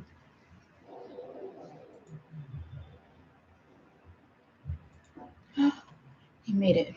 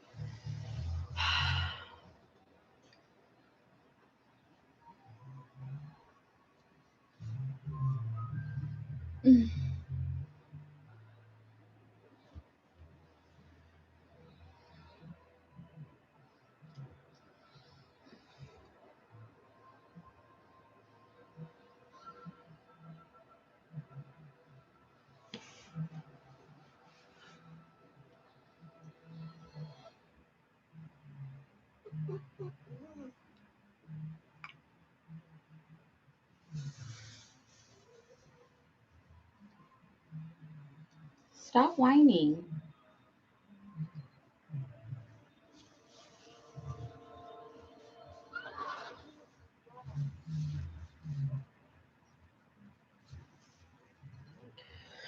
Oh, I forgot to plug this in. Oh, well, might as well just stand up.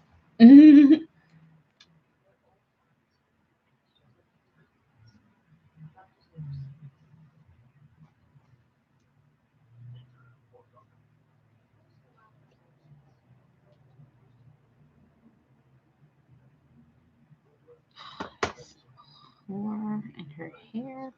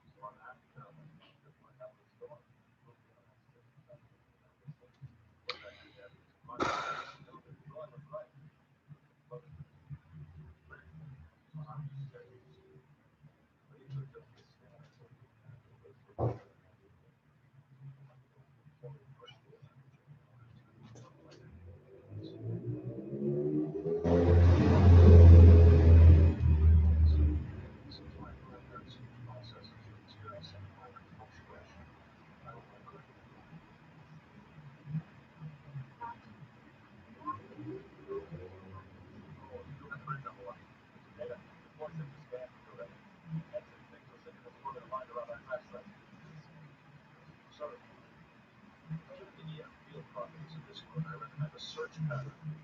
Beginning in the southern polar region. Polar. Good, starting to track this today. Our latest readings would suggest that we are scanning around that nice thing. Yes, it's a bit of a volcano, so this is a survey of the moon. Of a polar one that might be more practical. Right. Translator wants it first. Maintain our current orbit. Understood, sir. I have read everything I could. It was as though there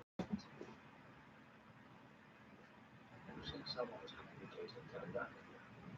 perhaps. Perhaps not.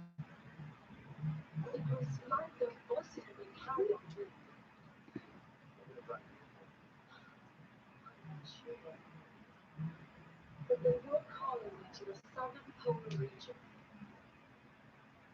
I believe that's where we should look for the essence. Commander, did you override my orbital heading? Override. We moved into a plane orbit and I logged out.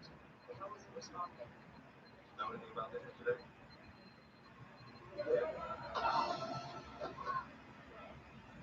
Secure to the bridge.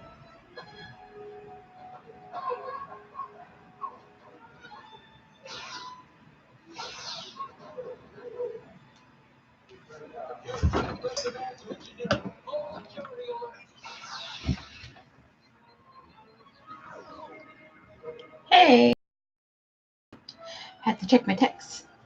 I'm back. Time to take a hit. So Star Trek Picard is premiering on January 23rd. For you guys that don't know, now you know. Do not miss it. Don't you want to see it? The new Star Trek series. Gonna nerd out hard.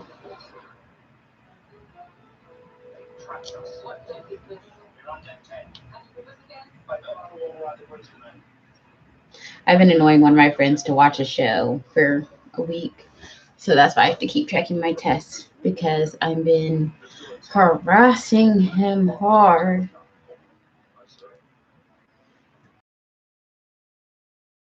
Defy me. Boah. You will watch Neo Yo.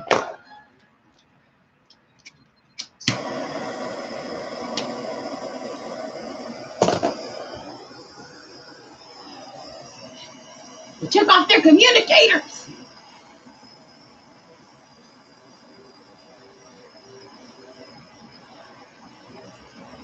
I love Angry Deanna.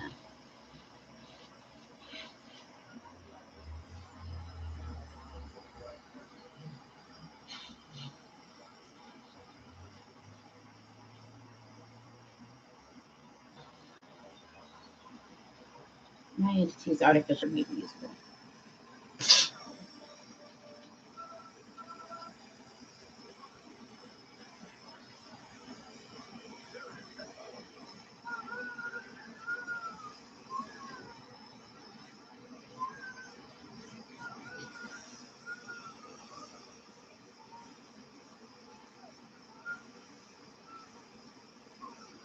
Oh no.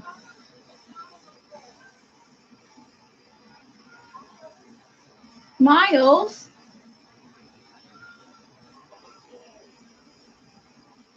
Threatened his wife and baby with a gun.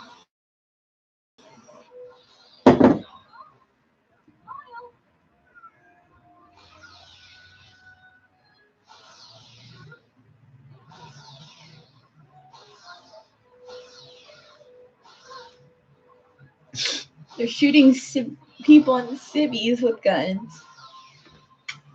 What is this coming from? Deanna shot Orb.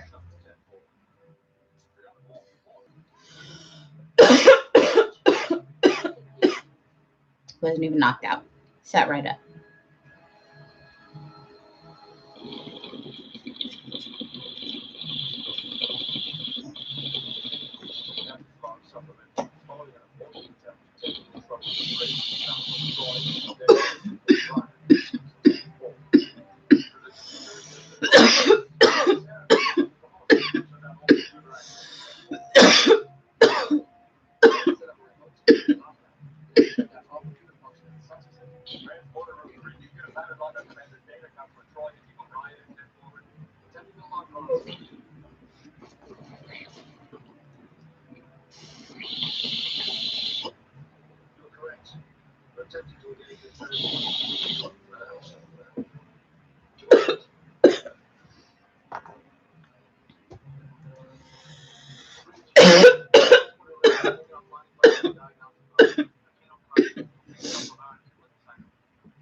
Ugh.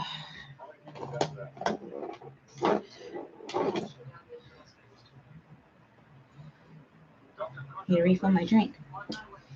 It's not without.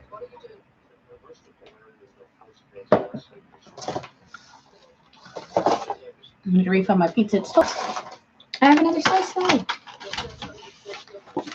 This slice is a cheese slice.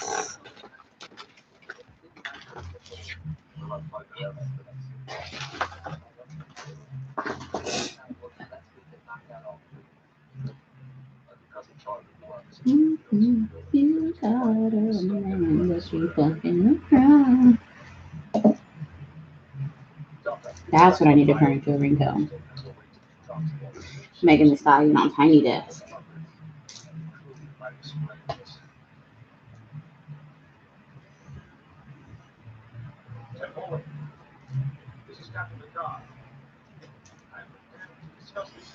I'm going to do that as soon as it ends.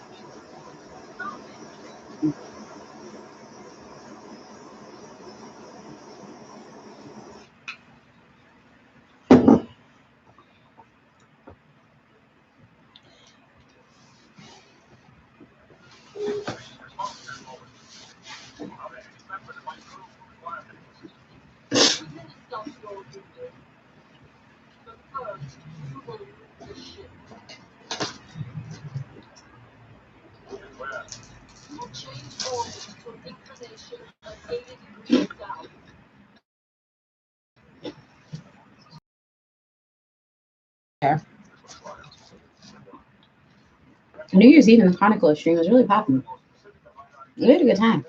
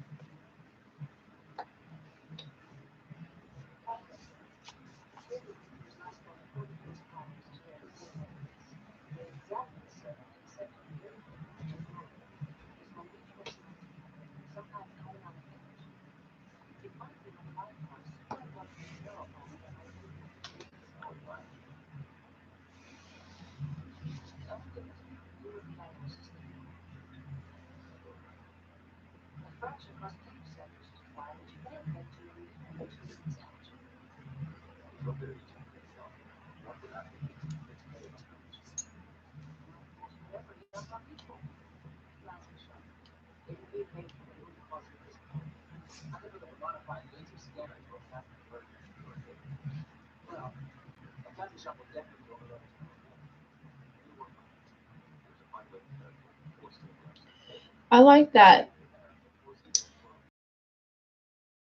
shock on them so they wouldn't cause them any physical harm, even though they're actually physically possessed right now.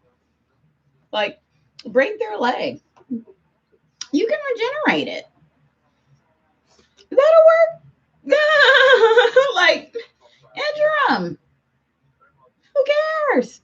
Momentarily cripple their ass. At least that will work.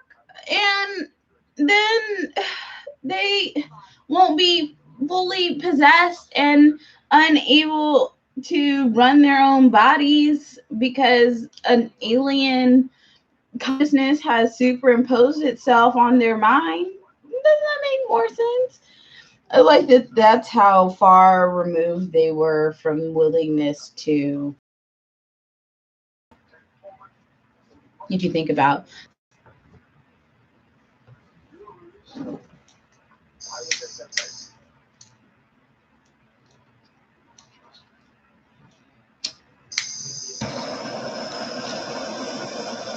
Deception.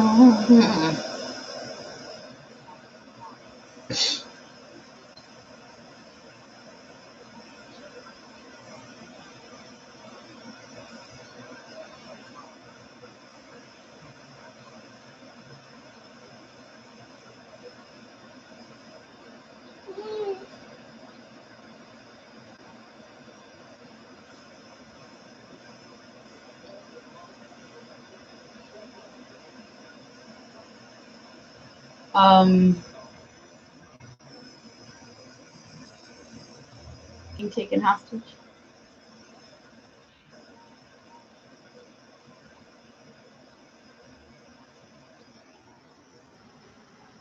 Turn down your ears, Data.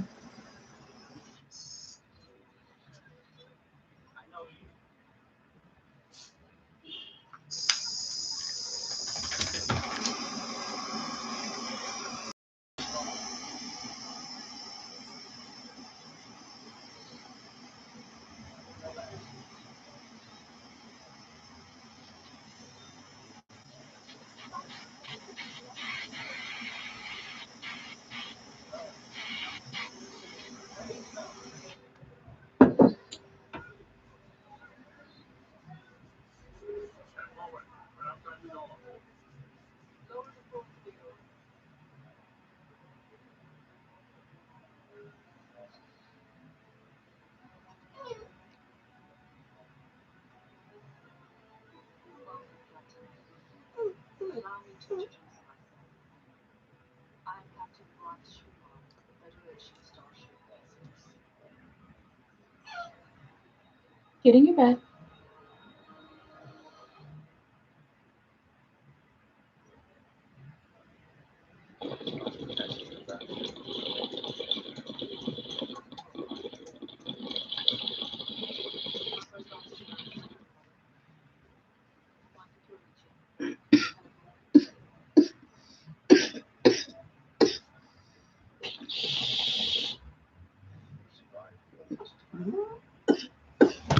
Oh, sorry.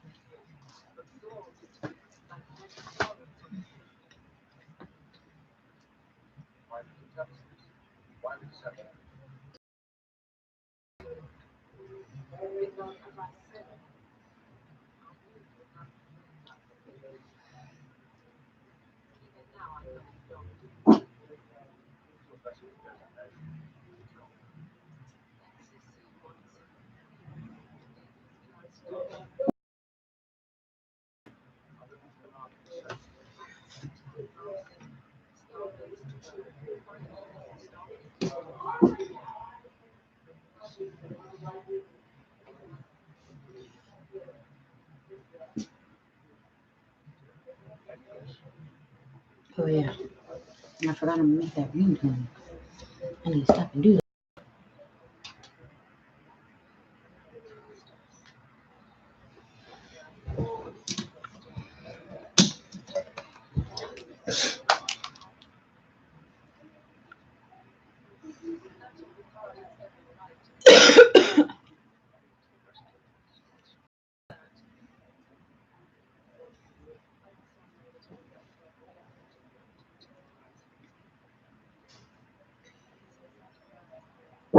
Antonio, stop.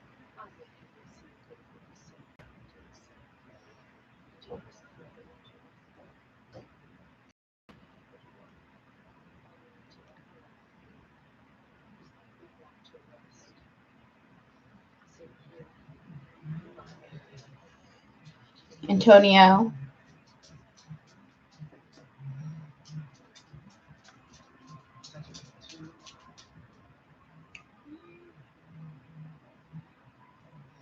What song was it I said?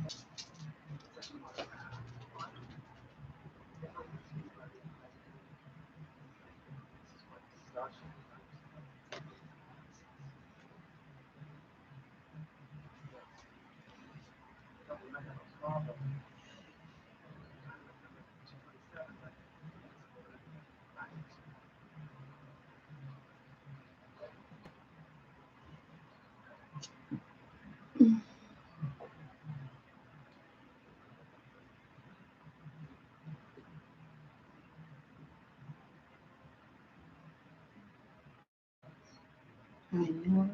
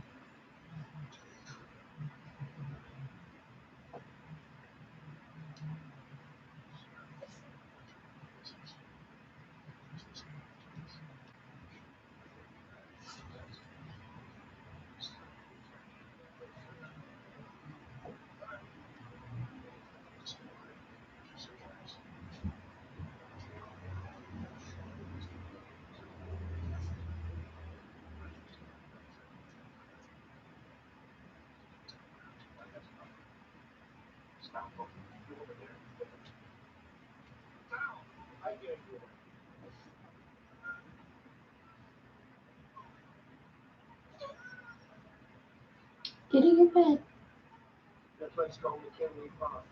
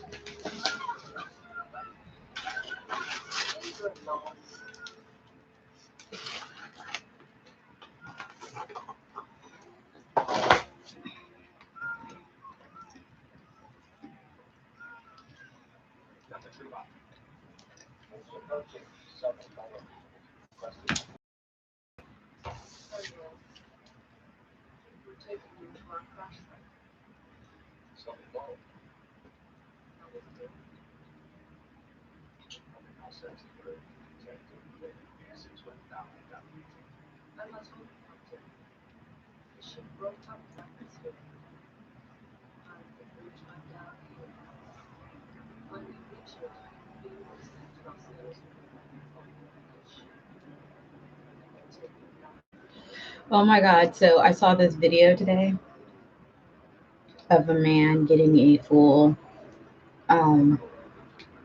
beard weave. Um, it, like a full beard installed, like weave, like my weave, but it was terrifying. Um,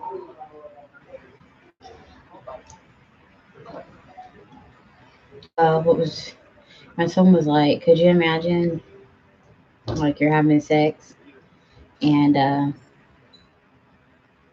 this like slides off onto your back? My friend Steph, I will on Twitter because she's whose tweet I saw about it, right? I posted and I was like, no, but what if it like came off while he's eating you out though? Because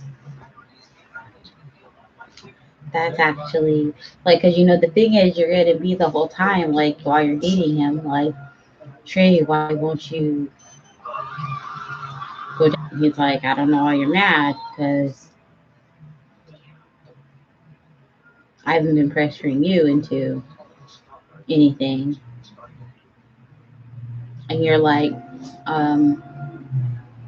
well, I wish you're like, but I like giving head and I like getting it. And like, oh, see, I knew if I just looked up her videos, I remember. And you're like, and I'm like, so why aren't we just like doing this thing? And he's like, I feel like he should just let it go. Like, I don't want to let it go. Like, I really want to do this. And then like he starts doing it, like he like actually gets all into it, and like next thing you know,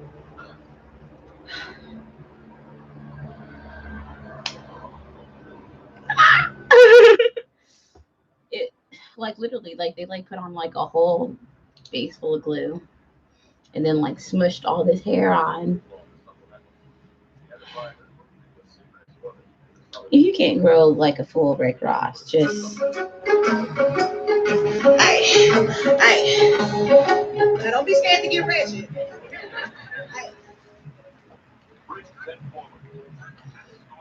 sometimes you have to surrender.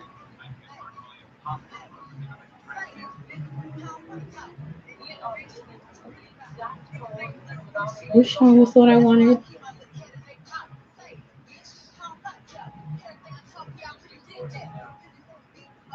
I don't think it would. No, it was cat shit.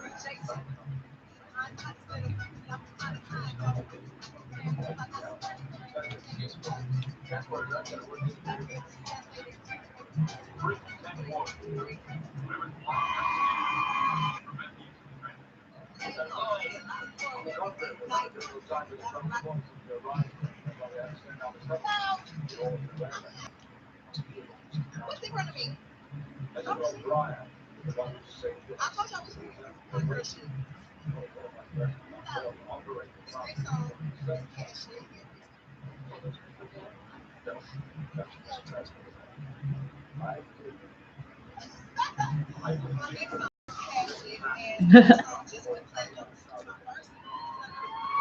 Actually, I should be able to turn this up because this is an NPR show.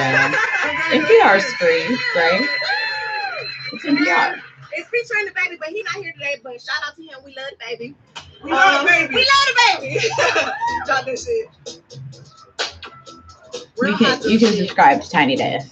Yeah, I'm in my bag, but I'm in his too. And that's why every time you see me, I got some new shoes. One. Hey, look, bitch, Bitch, I'm a star, I got these niggas wishing. He say he hungry, this pussy the kitchen. Yeah, that's my dog, he gon' sit down and listen. Call him a trick and he don't get a hold up. Bitch, I'm a star, I got these niggas wishing. He say he hungry, this pussy the kitchen. Yeah, that's my dog, I'ma sit down and listen. Call him a trick and he don't get offended. He know he giving his money to Megan. He know it's very expensive to Damien. I'll make a ringtone out of this. Because when I need money, I ain't tryna.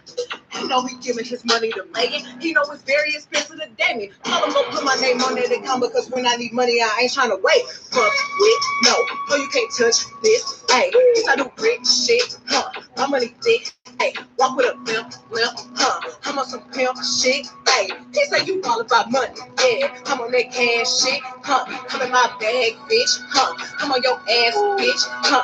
I'm in that new shit. You on that last year, huh? Bitch, I do pimp shit, huh? Oh, you on simp shit? He say you all about money. Yeah, I'm on that cash shit.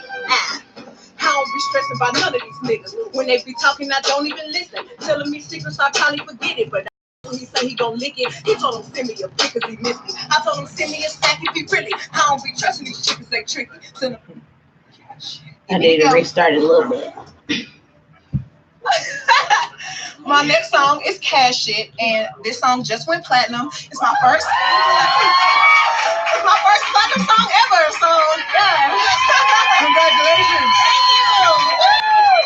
And it's featuring the baby, but he not here today, but shout out to him. We love the baby.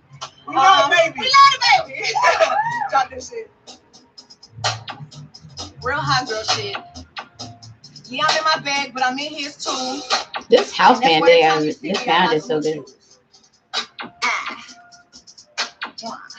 Hey, look, bitch, I'm a star, I got these niggas wishing. He say he hungry, this pussy the kitchen. Yeah, that's my dog, he gon' sit down and listen. Call him a trick and he don't get a hold up. Bitch, I'm a star, I got these niggas wishing. Okay, now I really have to refill this. Yeah, that's my dog, I'ma sit down and listen. Call him a trick and he don't get offended. He know he giving his money to Megan. He know it's very Deanna looks so damn aggressive on the screen right now.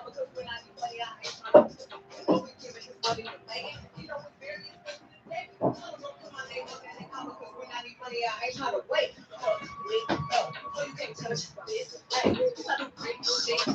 I'm a dick. Hey, walk with a pimp. I'm a some pimp shit. Hey, you talk about money. I'm on that cash shit. I'm on that bitch. I'm on your ass, bitch. I'm in that new shit. From that last year. You all about money. I'm on that cash shit.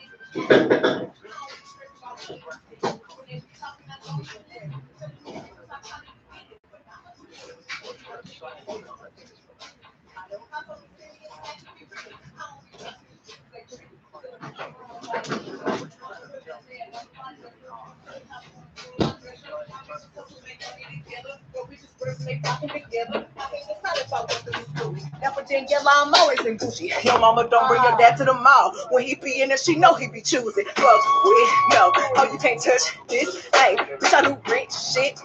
My money thick. Hey, walk with a limp. I'm on some pimp shit. Hey, he say you all about money. Yeah, I'm on that cash shit. I'm in my bag, bitch. I'm on your ass, bitch. I'm in that new shit. You on that last year. Bitch, I do pimp shit. Oh, you want simp shit? Hey, they say you all about money. Yeah, I'm on that cash shit.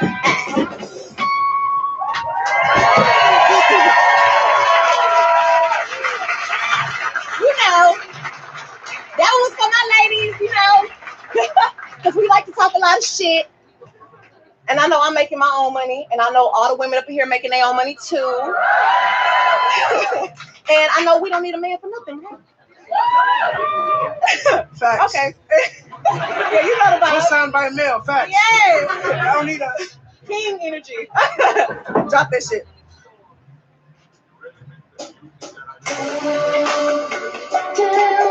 This is actually my first song that ever went gold. It's called Big Old Freak. It's a little more chill, but it's still raunchy. Hey, big old freak, big booty, big old tree. I'ma make him wait for the pussy. Get into the big old ski. Hey, feet on the bed. I fuck him up in the head. So red, hey, daydreaming about how I could, hitting my phone with a horse. So I know that me come over and ride it. Shit, I'm on the way, right on that dick, I'm like, hey, usually I like to fuck. But tonight we gon' make love cause you babe. No, I am on the up. We never show up together, but I text him when I'm ready to go. Hey, I had a couple of shots at the bar. I'm gonna play with that dick in the car. I got a super and breaking the law. Using those tennis so nobody saw. Bring like me, get what you need like me, Ain't nobody got a funny tip to toes, they'll roll to the tip like me, I got him addicted, he leaning. My body a drug and he need it. He begging me for the treatment. He throw a fit when I leave. Hey, let me rub on you. Get a little love from you. Body addicted, it's driving crazy. That rub from you. Don't know what to do without it. He fucking with you, I doubt it. He don't understand it, I'm all in his head. There's nothing to do with my body. Waiting for me daily, going crazy, crazy. I got what you need, I'm gonna give it to you, baby. Going crazy, crazy, waiting for me daily. I got what you need, I'm gonna give you what you need. I'm a big old freak, I love to talk my shit. And you must be a pussy boy if you get offended. Bitches Tina Snow, they love me cause I'm cold. Hey, I got mind control, hey, I wanna fuck in the mirror. I like to look at your face when you in it. Come in the room and I'm giving commands. I am the captain like a motherfucking penny. I'd like another cake. Tell him shut up, make the motherfucker listen. I bet he gon' like it, he won't do no tripping. Nobody freak like me, Get what you need like me, Nobody got a way to the toes, then roll to the tip like me, I got him addicted and leaning. My body is drunk and he need it. He begging for the treatment. He throw a kick when I leave. Let me rub on you. Get a little love from you. Body addicted, it's driving. I feel a little rub from you. Don't know what to do without it. He fucking with you, I doubt it. All in his head, hey, you've been being for me lately. Going crazy, crazy. I got what you need, I'm gonna give it to you, baby. Going crazy, crazy. Being for lately. I got what you need, I'm gonna give you what you're craving. Hey, we gon' treat, hey, we gon' treat, hey, we gon' treat, hey, we gon' treat, hey, we gon' treat, hey, we gon' treat, hey. Miles is back to normal. Yeah. Yes, back up on the.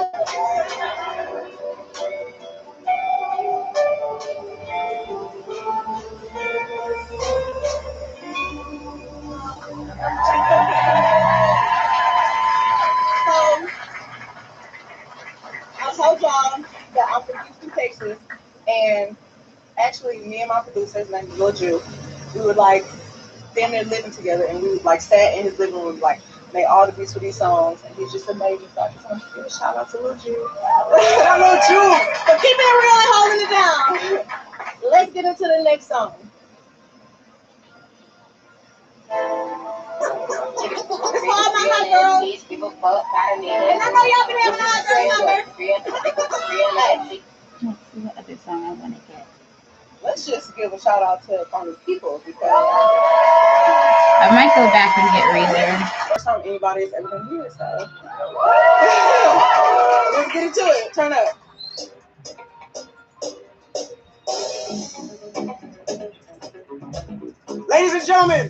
Ladies and gentlemen, what's up over here? How y'all doing? Y'all good?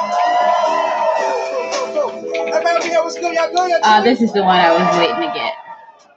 When Nicki Minaj sent me the song back, oh, man, but you fucking alright.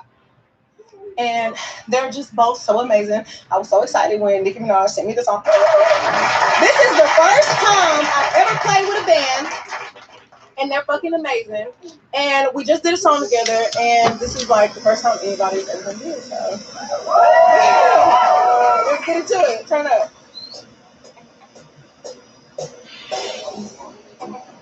Fucking around. Ladies and gentlemen, what's up over here? How y'all doing? Y'all good? Everybody over here, what's good? Y'all good? Y'all chilling? Cool. Repeat after me. I'm gonna teach you a little song. Check it. You got a man, but you fucking around. I know. Hold on. We're skinning it all, baby, just to get down.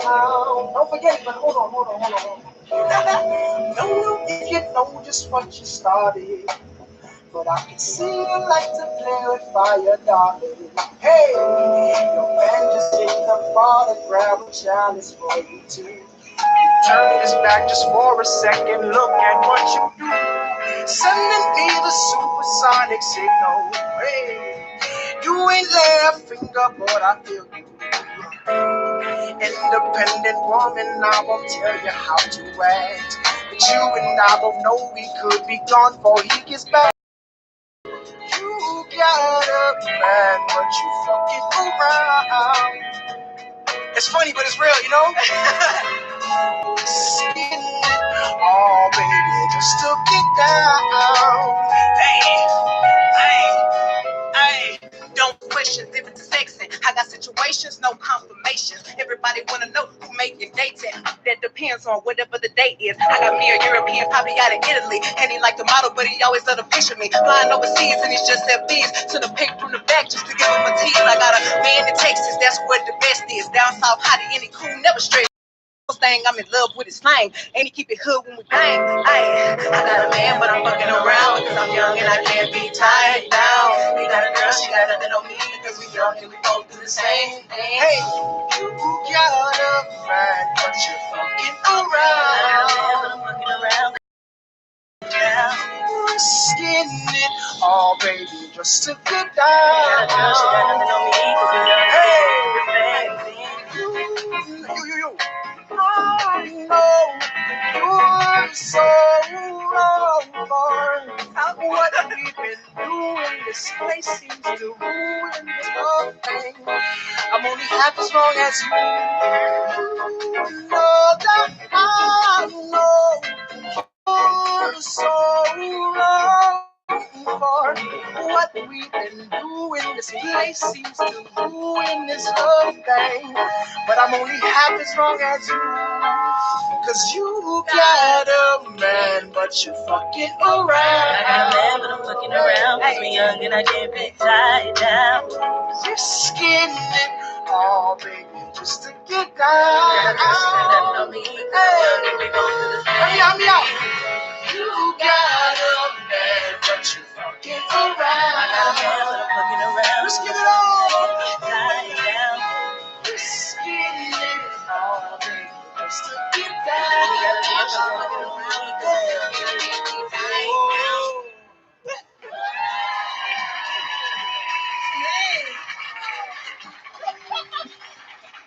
What's for my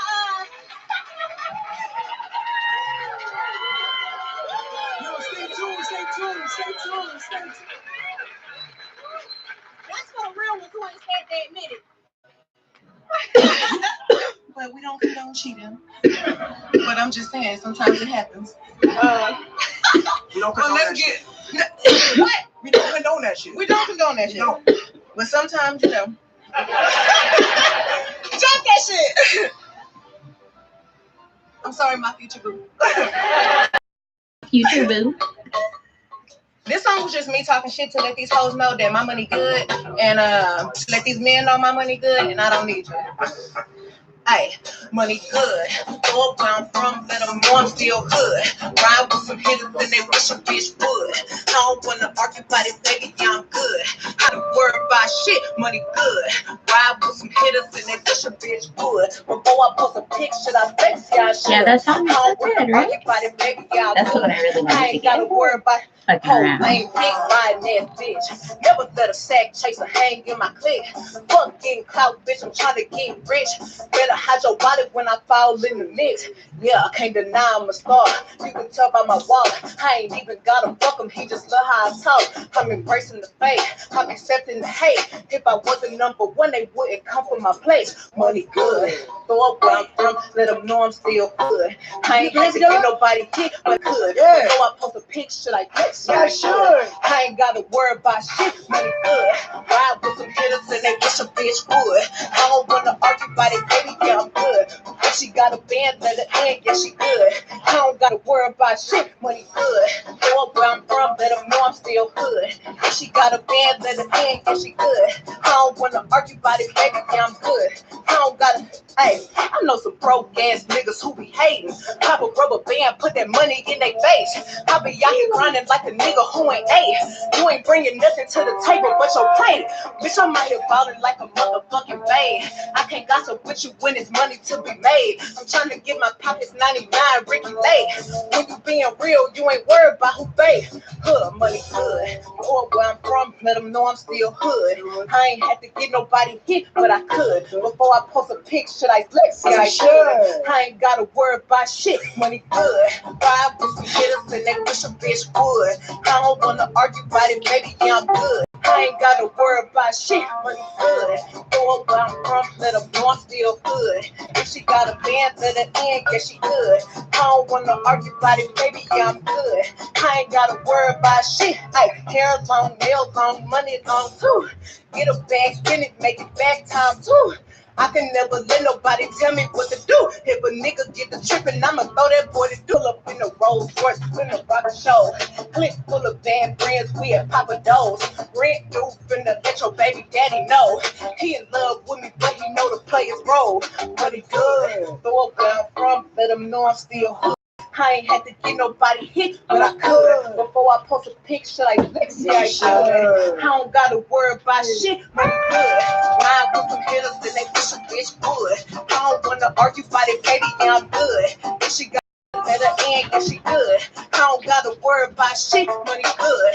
Or where I'm from, let them know I'm still hood. I ain't gotta worry about shit, money good. I ain't had to get nobody hit, but I could. I ain't shit, money good.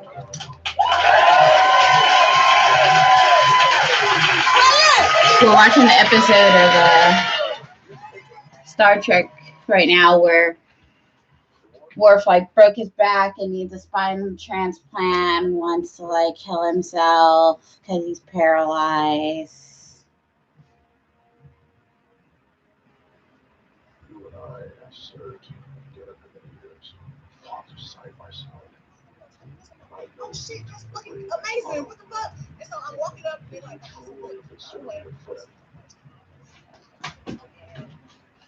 this is some new shit that you're breaking in today. And I'm like,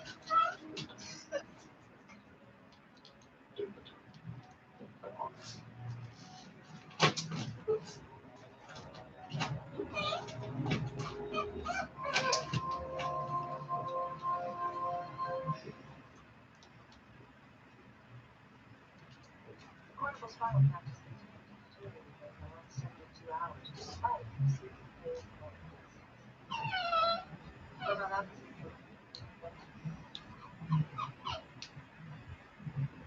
You just asked me. Klingon anatomy. What do you want?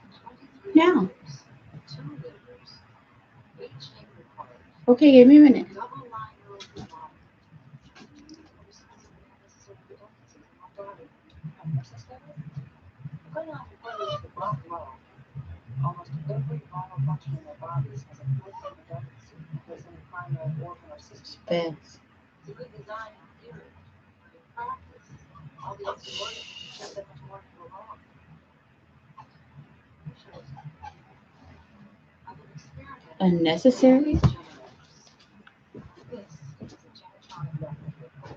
It reads the DNA code of master organs, translates that into specific Sesh replicating structures that can take units to grow. Now, bed. I've read of some of the things that Bed. really results in very Lay down. genotronic replicator. Good boy. Replaces entire spine. Exactly. Instead of slicing and pasting together little connections like a couple of glorified teams.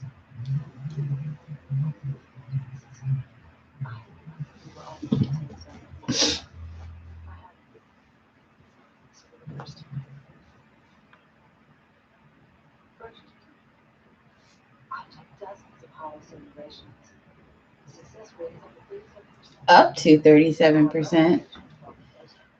Lay down, Antonio.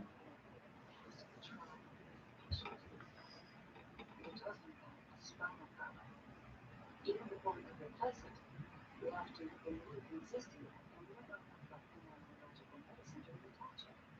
You something goes wrong, you'll die.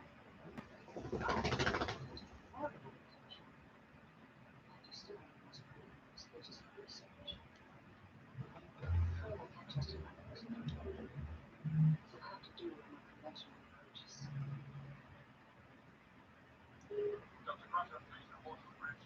On my way.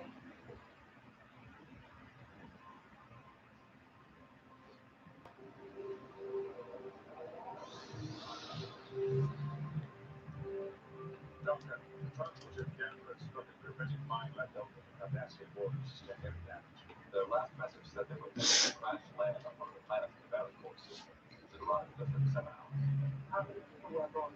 Denver's standard crew complement is 23. They were transporting 517 colonists to the Galactic sector. I'll activate all 3 shuttle vessels to emergency triage centers. I want all civilians to Think we gonna make love with you, babe. It's two. And that's why every time you see me, I got some new shoes.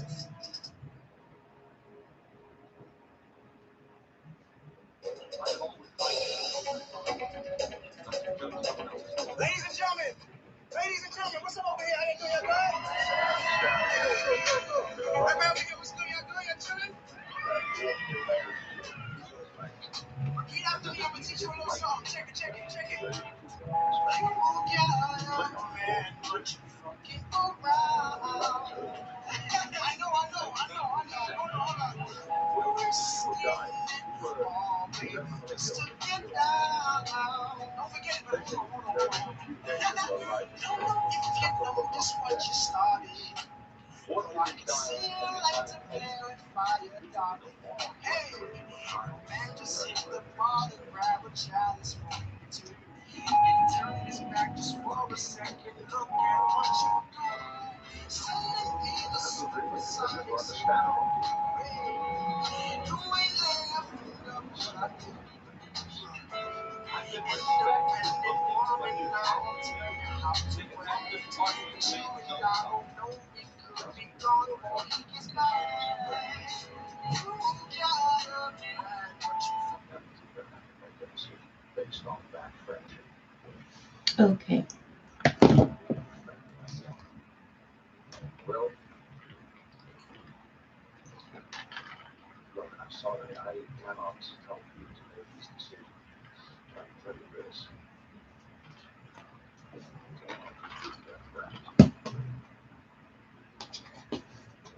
Didn't know you would come. You would never have us. Why won't you let me see him? I told you it's not that decision. Your father has I don't believe you. My father wants to see me. You're the one keeping me away from him. Then why can't I see him?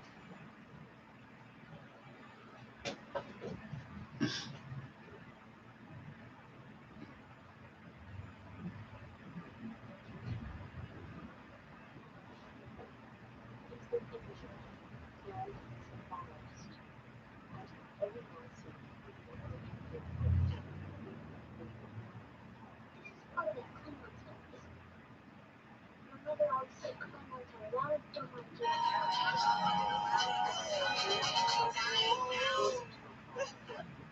That isn't very important to me. I don't care about anything. I just want to see my father.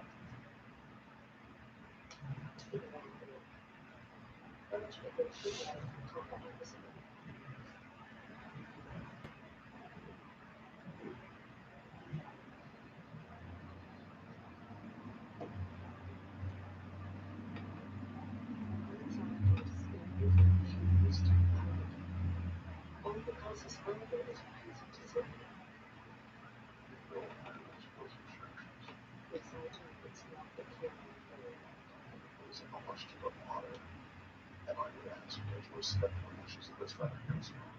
all I care about in this life is a new boy who's terrified he's going to lose his father.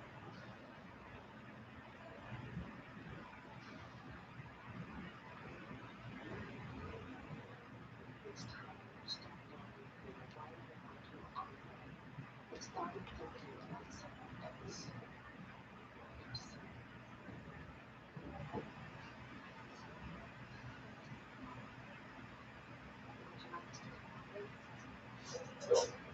Ladies and gentlemen, She's from every neurological institute. She specializes in spinal injuries like hers. We've discussed a variety of ladies and gentlemen, what's up with the item there, man? I have been coming with this very spinal. That man here was good, your blood, Sometimes man. when needed as much for mobility. Repeat after me, I'm gonna teach you a little song. Check it, check it, check it. You got a man. I know. Hold on. Actually, 60 to 70% of the first step, fit your legs with motor systems like this one. You're training your legs. Once you master using them, you launch the legs. Now try to begin learning.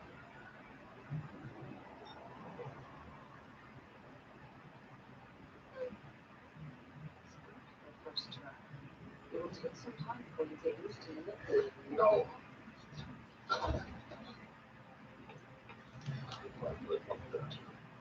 These are very sophisticated devices. With enough time, they will give you 60% of that Klingon ableism. I will not be seen lurching through corridors like some cat Klingon machine. That ridicule is disgusting. ours always seems a bit frightened.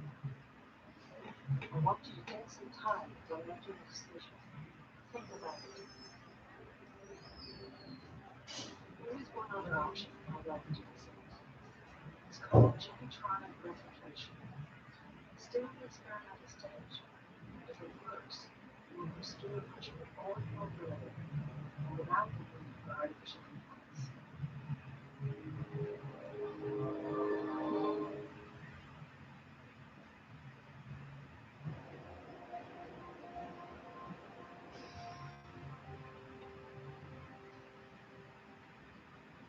I thought we discussed genitals. We did. I also thought we decided against recommending it. You heard it. You'd rather die than put in implants. I just gave him a better option than suicide. He's grasping for straws and ridiculous. Paralysis is when you're thinking about this miracle cure of yours. So maybe a chance. Does. The truth will do the neurogenics that will change a lot of people's lives. They're using the desperation of an injured man as an excuse to try a procedure that you couldn't do under normal circumstances. I checked with Stanford Medical. They've trained them to request to test genetronics on humans 3 times already. Are you really going to hide behind the rules of some bureaucracy? Beverly, the patient's life is at stake here. Look, before you can make Gotta stop the record. Go ahead, Deputy. We've located this virus in the network. We're ready down here. We have triage team standing by. Very well. Limiting transport and surviving on board immediately. Good job. Did you discuss your birthday? Absolutely.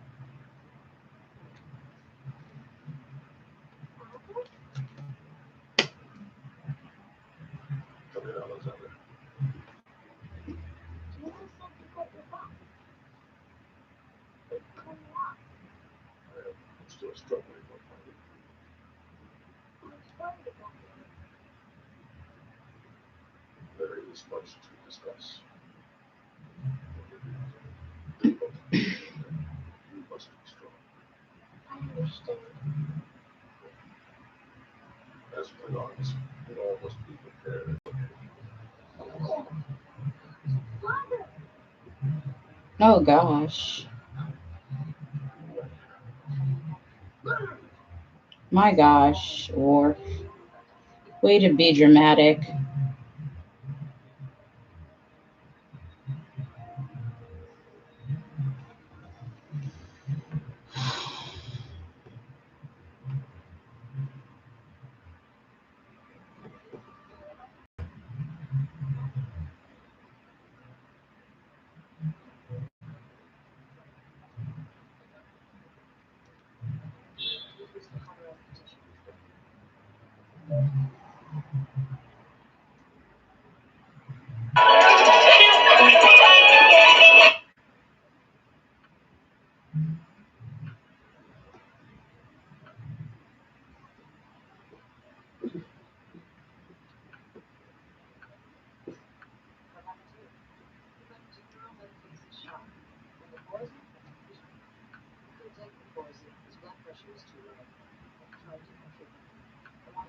says, no, I tried new rival therapy I've been working with. It's called Varandia. It hasn't been good results. He leaves this man to desperately figures. Varandia is decades ahead of the course of Morfire. Morfire, who saves his life. His injuries were so severe, I don't think any conventional treatment was needed. At least you didn't even try standard treatment. I feel that shows I are giving him the best chance of survival. Isn't that what you want? To use this situation to test what we feel is just like how to do it. That's what this is really about, isn't it? Time war. I'm offering him a chance to recover fully. A chance he can't give you. What this is about is the kind of medicine you seem to practice. And it knows he's first of all. I am one of the conditions in any problem. This man didn't die for nothing. The data that I've done is that adventure will have saved thousands of lives. And that man will be returned to his family. Let me ask you this. If some years from now, the right therapy were to say to love someone you loved, would you still be there? I don't know if you're going to hypothetical opportunities here, is that knowing your developmental conditions to cover medicines that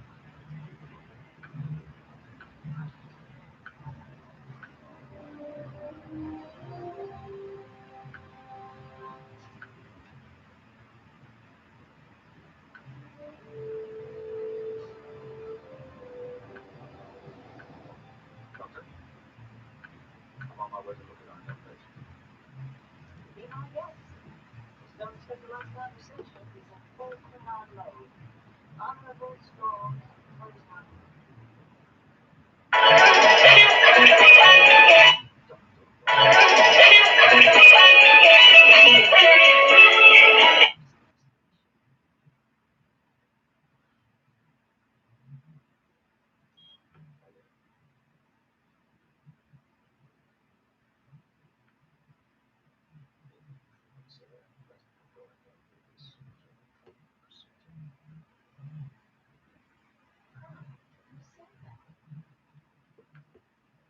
She has a theory based on a little bit of knowledge of last position.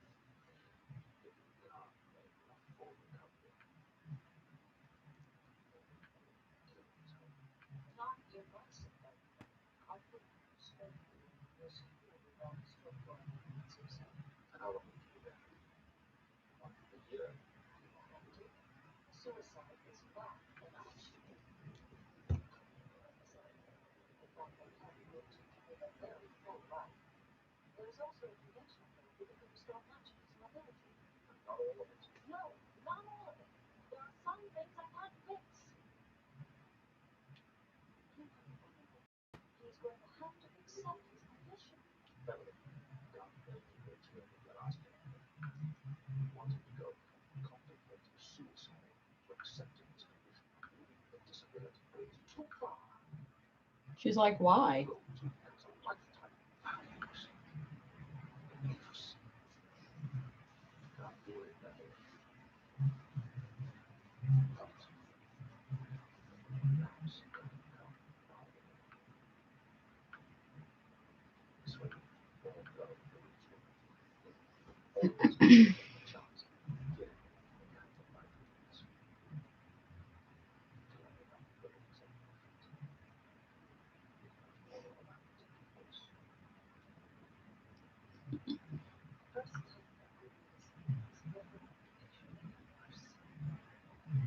Right now, Borg is alive and functioning. If he goes into that operation, he could come out of the arms.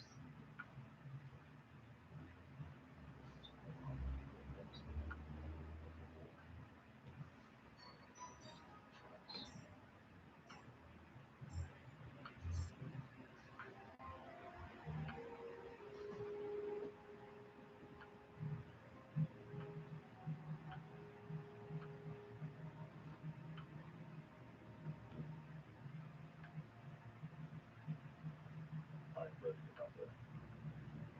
I've been studying this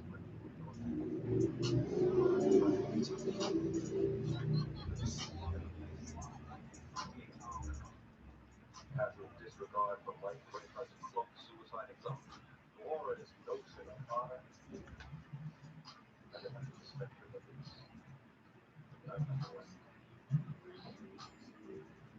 not something I expect you to understand.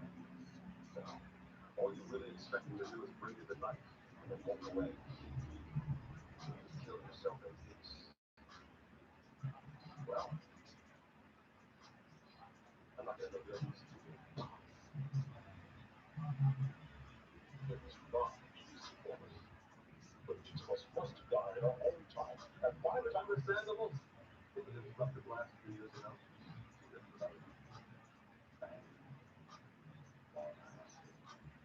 Tasha, yawn. How many friends have we watched die? I've lost count. Everyone, every single one fought for life until the very end. I do not talk with Jeff about this. Sure.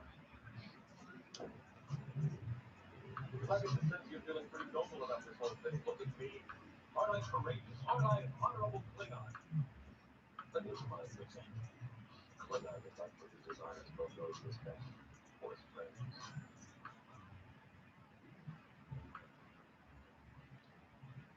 How many people on this ship consider you a friend? How many of you are lies? Have you ever thought about how you affected the people around you? How we might feel about your dying?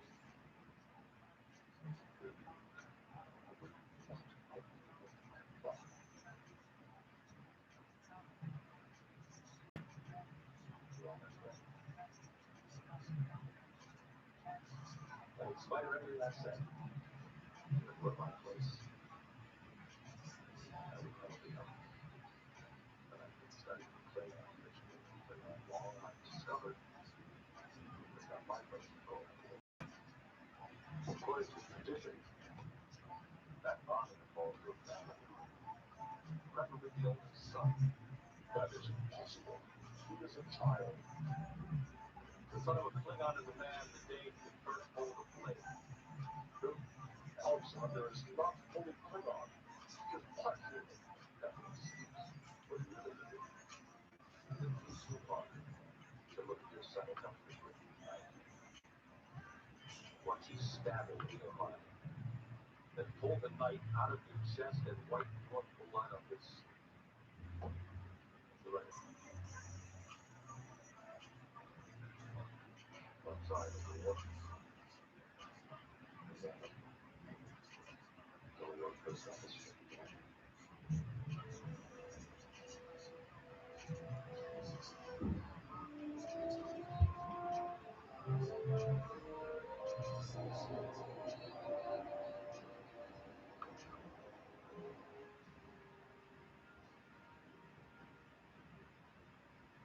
You said you wanted to see me? I need you to help. I have taught you about masters, the beliefs which we value.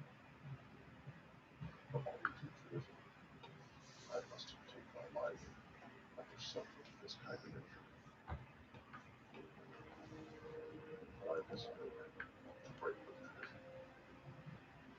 I have decided to live. I'm glad you got me. I must still undergo a dangerous operation. I may still die. But it will not be by my own hand. Take this.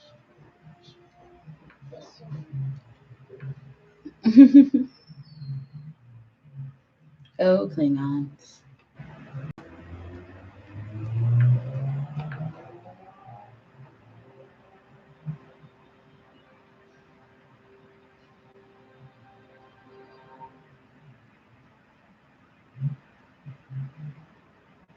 Chief Medical Officer's Note, supplemental. After further consultation with Starfleet Pedigree and a great deal of soul searching, I have reluctantly granted Lieutenant Worf's request to undergo the genital procedure. We started getting notifications today. The teacher said I'm faster than anybody else in the class.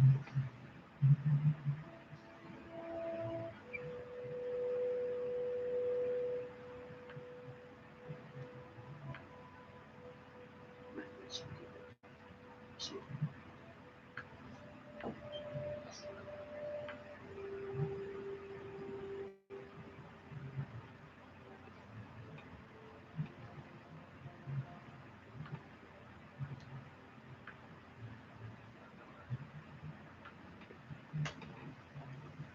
Must be careful.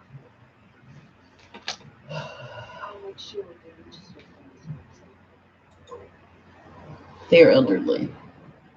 They cannot care about what's in there.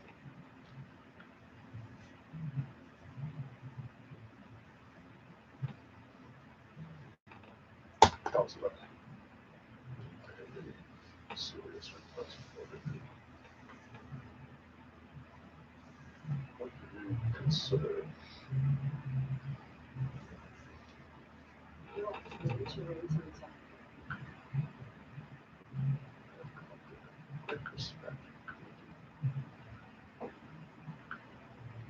You have been most helpful in guiding me since Alexander's bride.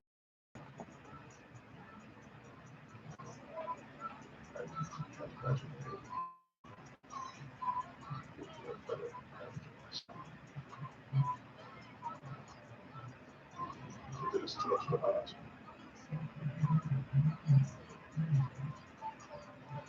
I'll speak on it.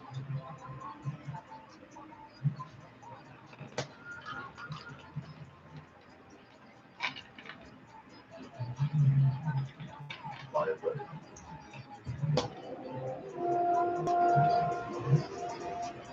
Focus the drug filters on the anterior and posterior spinal. Focus. Shield. Overall connections below the first cervical vertebrae by subject. Microdome. Severing brainstem now. Cerebral cortex placed on life support at 0 to 31 hours. Slash resistance renal until onset of primary brain dysfunction.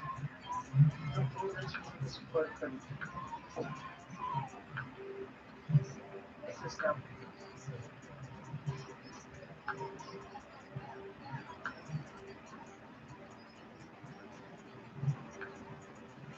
Identified starting that I so there's since on this planet today. Good. Understand from this forward that there's a minor fluctuation in copper fulcrum. I schedule this stress circulation. Check that.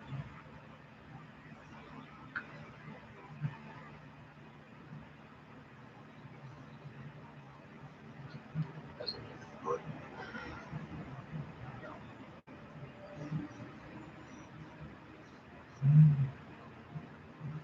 Preliminary electronic scans are complete.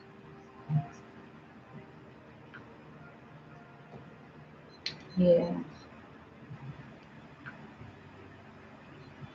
Initiating DNA cells.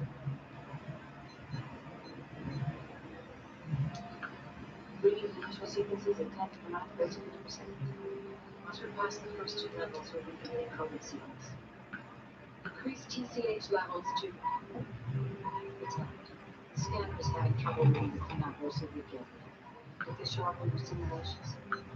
Yes, but I thought I made sufficient adjustments. Bring me the internal scanner.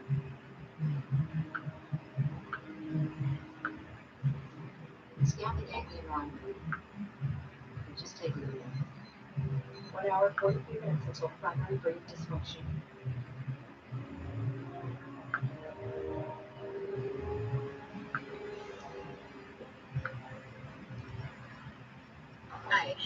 Ain't none of these niggas really playing no. There we go.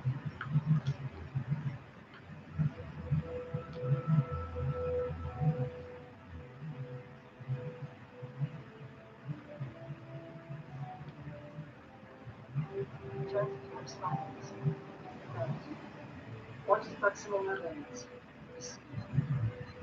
The cranial segment is at least 50 centimeters from the brainstem. I'm reading a slight fluctuation in the after cortex. 20 cc's on the program. Okay. This switch offers our first line. Cameras. 27 minutes. Come on. Please, please. Ready.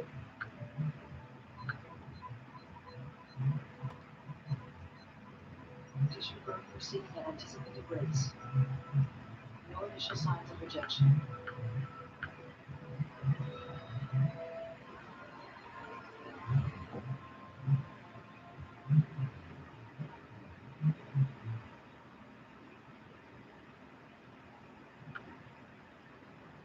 Okay, ready. Terminate life support. Activity. Neural connections restored. Good so far. Fluctuation in active cortex 40 cc's on approach. Synaptic response flow. Oh, stressful news day tomorrow. Vector response small rapidly. Increase oxygen mixture to 95%.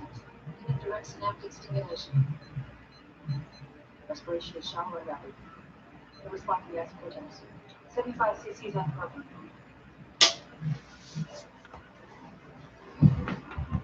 Heart rate is erratic. Response to cardiac arrest.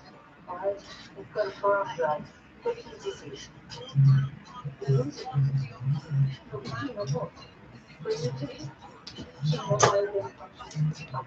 25 cc's cortisone. That'll kill it. So you've done a pretty good job of that already. No deep pulse. No activity in the cortex. Cortical stimulator.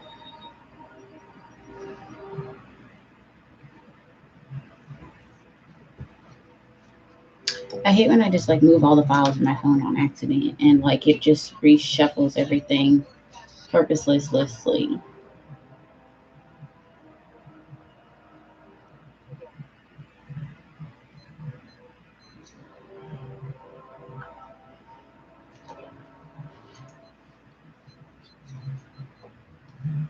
Again.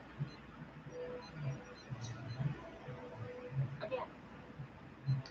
Doctor.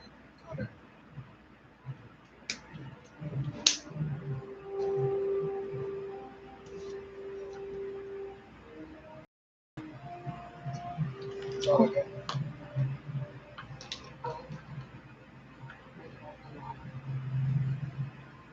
Definitely connect. 1240 hours. Yeah.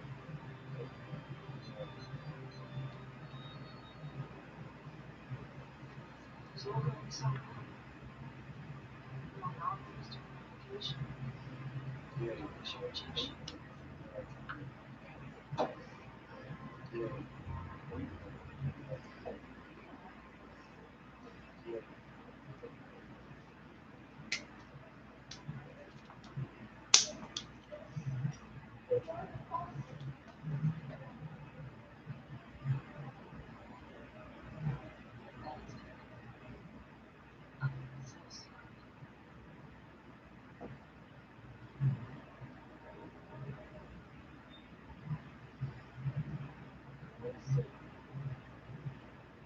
No.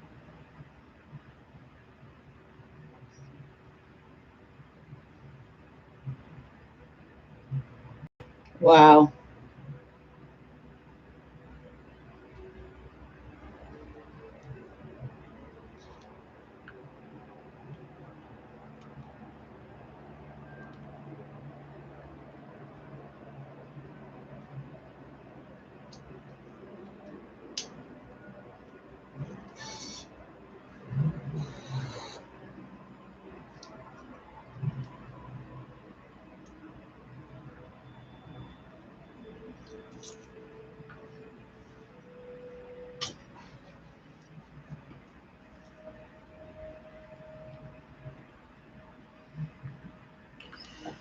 Oh, this world is so lovely. It's always just full of lovely people, and we always just meet the nicest versions of them, and they always make our days lovely.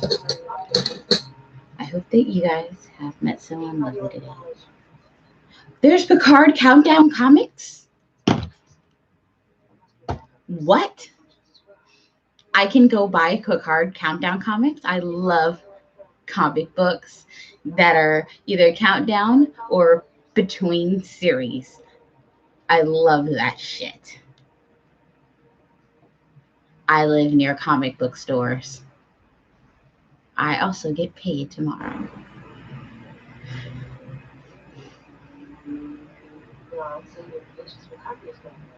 Ooh, you can get them on Kindle. Do you think they'll have them on like Audible? Or like the Amazon version? Oh wait, I think I have Kindle on my phone. Let's see. Did it take it off?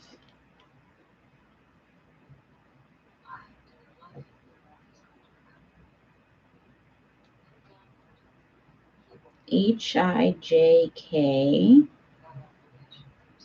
I don't see it, but I think I get emails from it, so maybe I just don't have it installed, but I do subscribe. Oh, I love 7 of 9. She's one of my favorite characters. We're going to be doing a Picard and 7 of 9 binge all month. Every Tuesday, Friday, and Saturday. No, wait. No, Tuesday. No, Tuesday, Friday, whatever the days are that my schedule. I have it on my phone. I can't remember things. Trek Tuesdays, Sci-Fi Fridays. Yeah. Some Throwback Thursdays.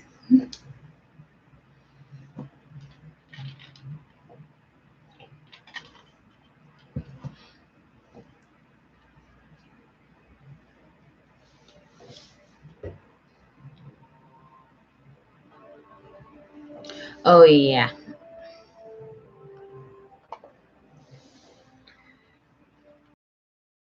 Nine's definitely going to be out there kicking some ass.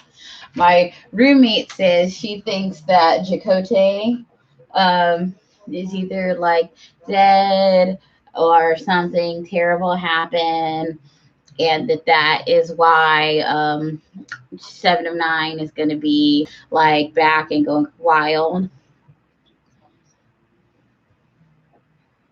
So that's her theory. For her extra axe kickery vibe.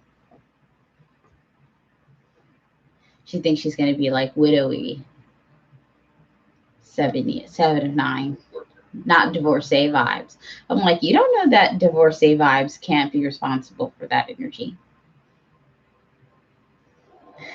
She knows that I like to not give theories. I like to just go in as blind as possible. Like, let's see.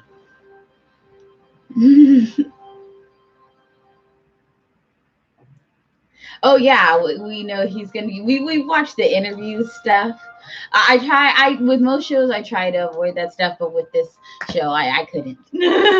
So we saw the interviews with Hugh, and you know some of the things, the preview things. So we know Hugh's gonna be there and Data's coming back. Which we always knew. You know, like actually one of my theories about why a lot of Star Trek fans don't like Star Trek Nemesis is because they always knew that Data would come back, and they don't like purposeless Star Trek movies. And so they didn't like that there really wasn't a strong intention behind like Star Trek Nemesis. They were like, what are we doing here? With this movie, the point of this movie wasn't to kill Data. It wasn't to end his storyline. That wasn't what was going to happen, because we know that Data's coming back. I mean, I guess you could say it's to give Riker his own ship, but there are enough people invested in seeing that transaction happen, because we didn't actually get to see Riker get his own ship. So that's why it was like that wasn't really the purpose of it. So they felt like that wasn't really the reason for it. So in the end, there's like there wasn't really the reason to kill off Data. There wasn't really the reason for Riker. So what was the reason? Star Trek for nerds need a reason. They need a reason for the season.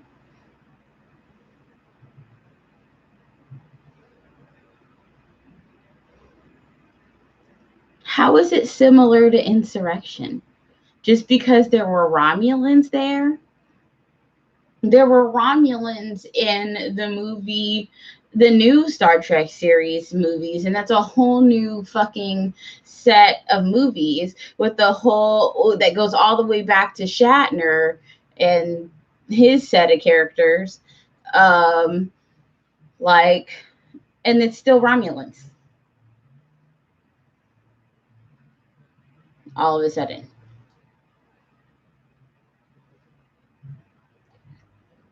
I mean, if you want to be pedantic.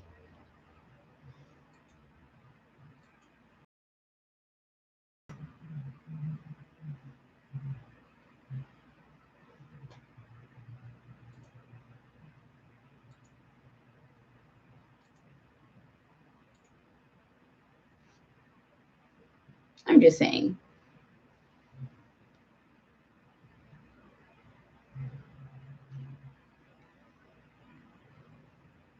And then again, even in the next movie that they did, that which I was even annoyed. If you really pay attention in the next movie they did with Idris, there is even a Romulan element to that movie.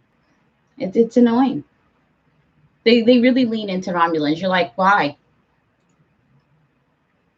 Because for a while you're like, what kind of alien is he? He's not an alien. He's a human, but they're like a bunch of different aliens combined and stuff. But they also use Romulan elements into that movie too.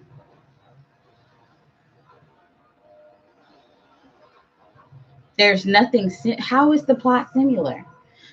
In Insurrection, there's like the two races that were split that have like a prodigal child plot coming back, but like a revengeful prodigal child.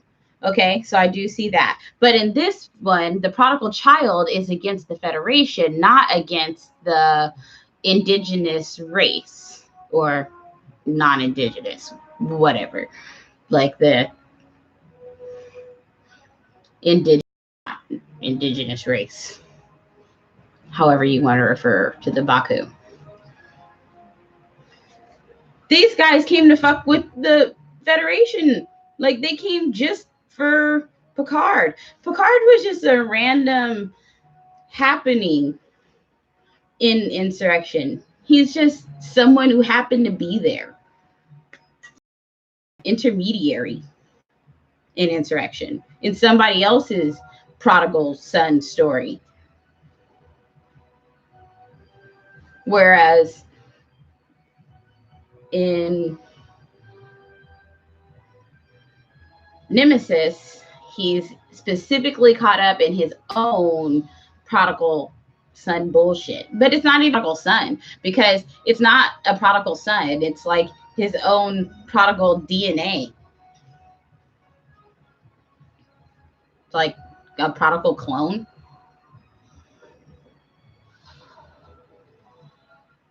Yeah, but you know what? The thing is, you don't realize this if you don't study this. This is my area of expertise. See, ha ha ha. You stumbled into my area of expertise here. Disabled villains are like the peak of villainy in all of media, period. Like, go through all movies, go through all cartoons, go through all of everything. Literally, we watched Wild Wild West last night, and they had a torso in a wheelchair that literally turned into a torso on a spider thingy. Like, you watched Totally Spies once, and we just like binged it, counting how many different disabled villains they had. Watch Spider-Man.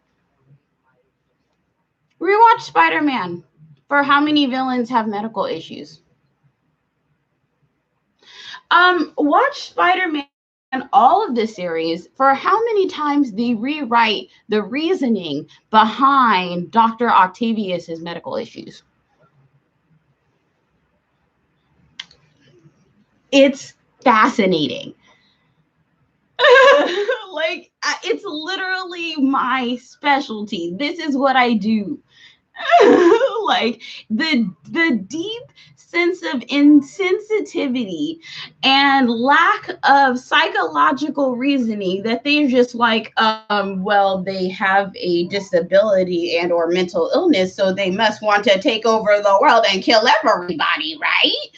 That's what everyone I know with a disability spends their time doing. Yeah, everyone I know who's crippled literally spends their energy trying to rob banks. So that's the plot. It's just the shortcut to writing. Why spend energy on creativity or inventiveness when you could just make the villain, handicapped? Why have ingenuity? That would be too difficult. You're just like, well, he was mad because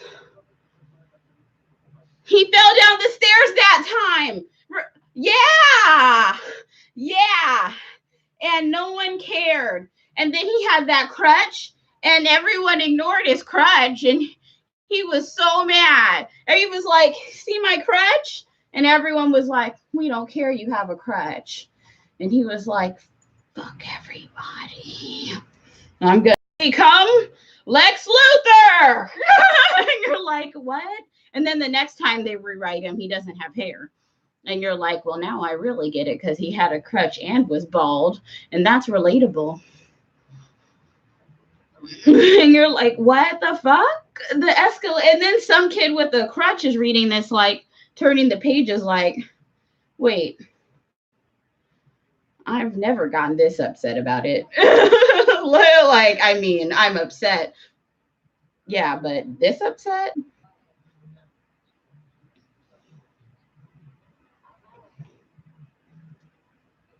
Yeah, I mean, okay, like Samuel L. Jackson to me is like one of the best and still one of the worst ones. And that's the thing, because to me, what I love about Samuel L. Jackson is at least Samuel L. Jackson claims to have had the dedication since he was a small child, right? Like at least he had, like, I guess, a lifelong dedication to criminality. Like that's the very least that they could do. But then it goes off the rails because in all the time he's like, what convinced him that was like, and all the time you're like, but never one time did you think, but I could also maybe be making good guys. Like you never thought that too. Like you never thought maybe both, or like he's just like, I do wild shit. And then like M. Night Shyamalan, and I have a stream where we have a stream where we watch Glass, and we really talk a lot of shit about M. Night Shyamalan in that stream. If you look it up. I fucking hate M. Night Shyamalan so much. We're going to do a full M. Night Shyamalan day at some point. We hate him so much here. He is the fucking worst. He has made more money off of the plot being like, well, they were a cripple, so they were magic. Or like, well, they were a cripple, so they were evil. Like, or like, and you're like, what? What the fuck? His plot. Do you realize that Samuel L. Jackson had an FDR blanket on his lap, like the whole goddamn movie? In the 80s, the 90s, and the 2000s? The disrespect. In the cover of Glass, he has the guy who plays, like, what do you call him? The Horde, chained to the ground. right? And he's supposed to be in a mental hospital at this time. Do you understand what it represents to have somebody who's supposed to be in a mental health hospital chained to the ground? Like, those are real places that people go. And to represent that it's okay to chain human beings to the ground right now, that's not okay. Like, if you see a movie where they're chaining someone to the ground in a hospital, you should be like, I shouldn't support that movie, because we shouldn't chain people to the ground in hospitals in 2019. Like, we shouldn't have to tell you that. How bad of a writer are you, M. Night Shyamalan? He's the most upsetting person. It's so upsetting that he has enough money to make his own films. Yesterday I found out, like, Mel Gibson is, like, in production to make 8 movies this year.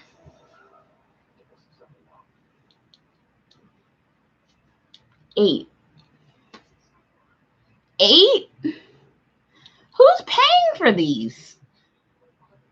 Who funds these things?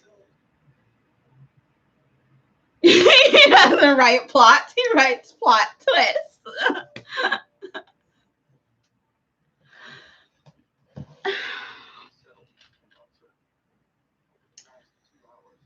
Oh. Who are the theaters who are like, you know what? Put it up. We're screening it.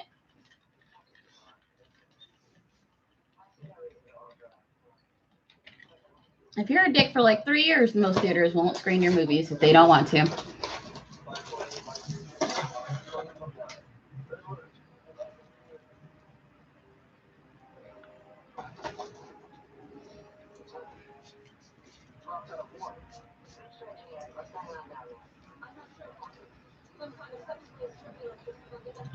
Oh my God. Thank you, someone else who hated it. Okay, so when I went to see Star Trek Into Darkness, okay, shout out to J.J. Abrams. Fuck you. You already know we have personal problems. I've talked about this before. You ruined midnight showings of Star Trek movies for me. Okay? His, like, spinning camera tricks. Star Trek existed for decades without that, and it was fine.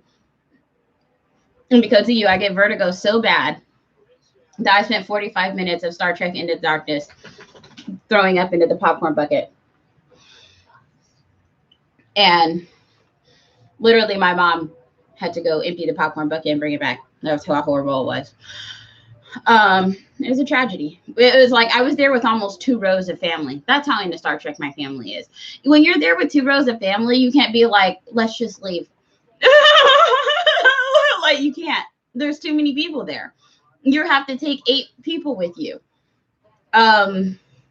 Because you have to take 8 people with you because there's too many people. Like, there, and it's just too much. So yeah, it was terrible how bad I got vertigo from all the light flickers and the spinning camera-ness of the movie. There's no warning at the beginning, like, if you have motion sensitivity, like, there's gonna be a lot. Like, and I've been watching Star Trek my whole life. There's never one time been a problem.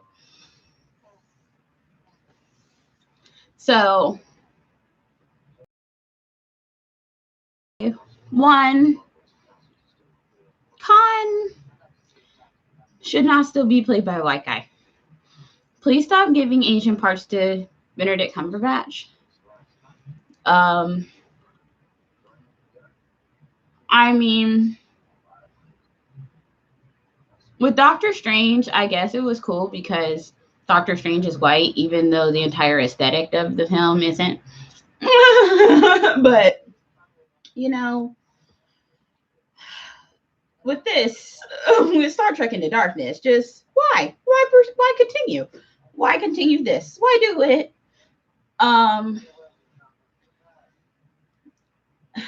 But then with what the fuck with this movie also, his performance was not like captivating and good. Like the best part about the last movie was like, even though there wasn't a ton of action, at least the performance was great.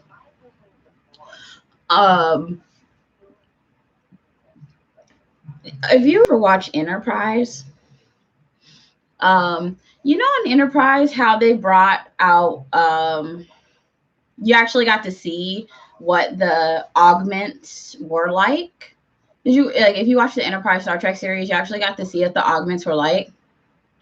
So now we actually know, like, that when Khan was standing there, like, screaming, like, if these augments actually woke up, I would fucking kill everybody. Like, now we actually know, like, he was actually legit, you know, because we saw on Enterprise, like, hey, those augments were fucking legit. Like, they were taking down Klingons like they were nothing. The Klingons were so scared that they fucked up their DNA. So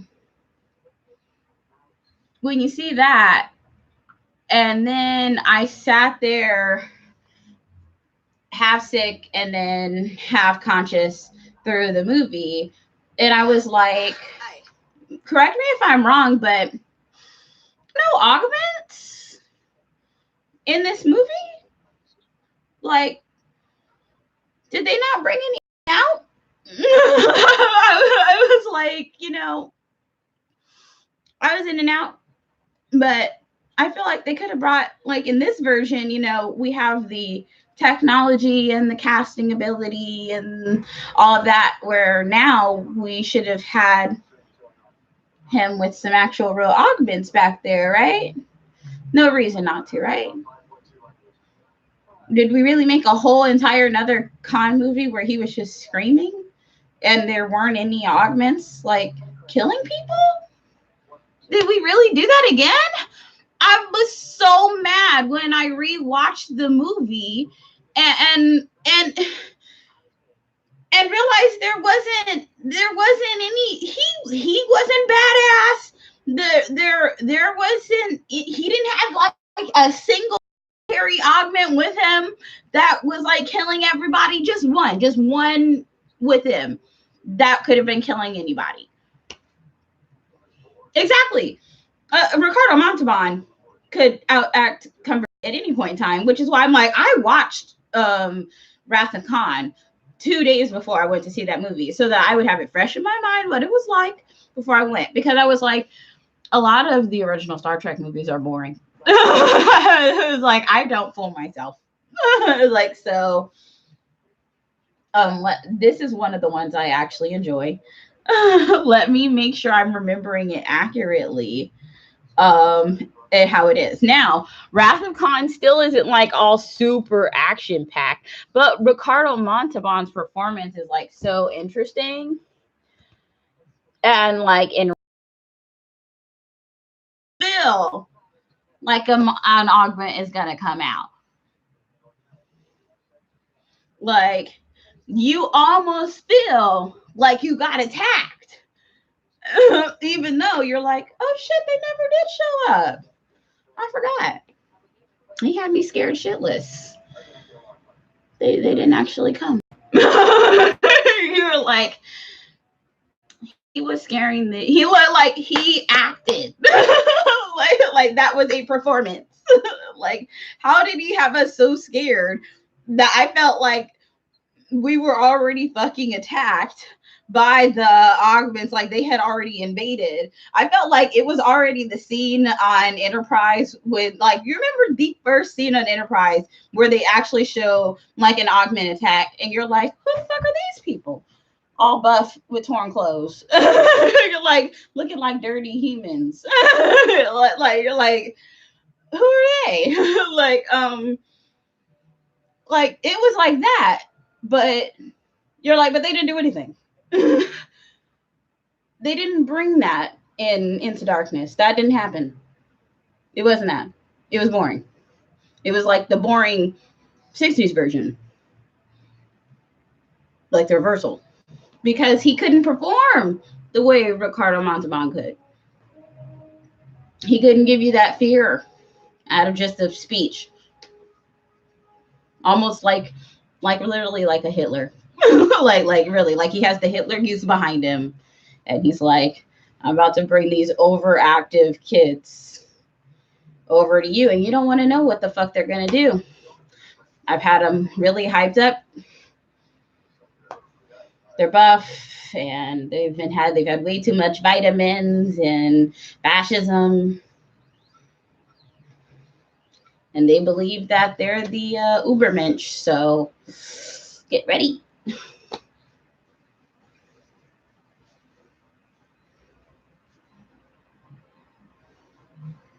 Yeah, exactly. They like the augments on Enterprise. That's why when people like say like Enterprise like wasn't good, I'm like, you really should watch the full series. I'm like, you're probably only watched like maybe the first season. Like every show has an awkward first season.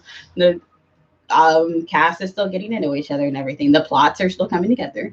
I'm like, watch the full series, because I'm like, that augment season, I was uncomfortable. I was like, wow, they really brought to you like why Soon got banished, like why he was completely banished, like by all humanity, why humanity had such why you really understood the Deep Space Nine plot against Julian, why Julian felt like he had to hide who he was as a person, why he like loathed almost what his parents had made him. You really kind of understood the shame in it when you saw what they were, because you saw like they were not human. Like that's how you felt when you saw them. You were like, these aren't humans. And you're like, they were a separate race really from humans. And it was scary. The way Klingons felt about them, they didn't feel anything about the augments the way they felt about humans. They felt like it was a completely separate race, and they were terrified of them. And like that was really good writing, because when you know the Star Trek universe, to put that type of mentality into it, where you create a whole new race of humans that have that type of fear around them, you have to really write that well.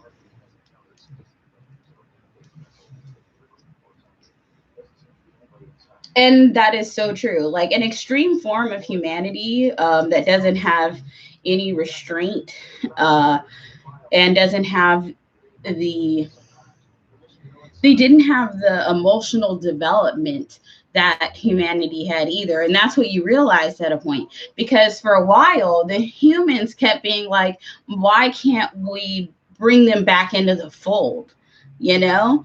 It really became clear like they don't have the emotional development for that to be possible.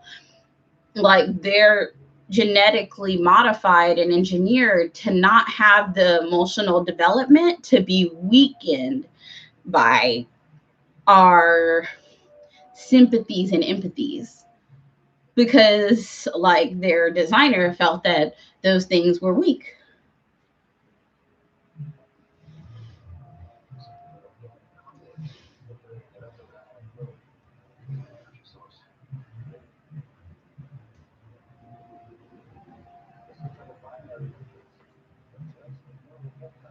But when they're so far like separated from those things,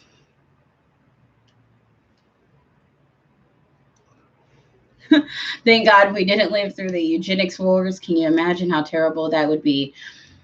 Can you imagine like what a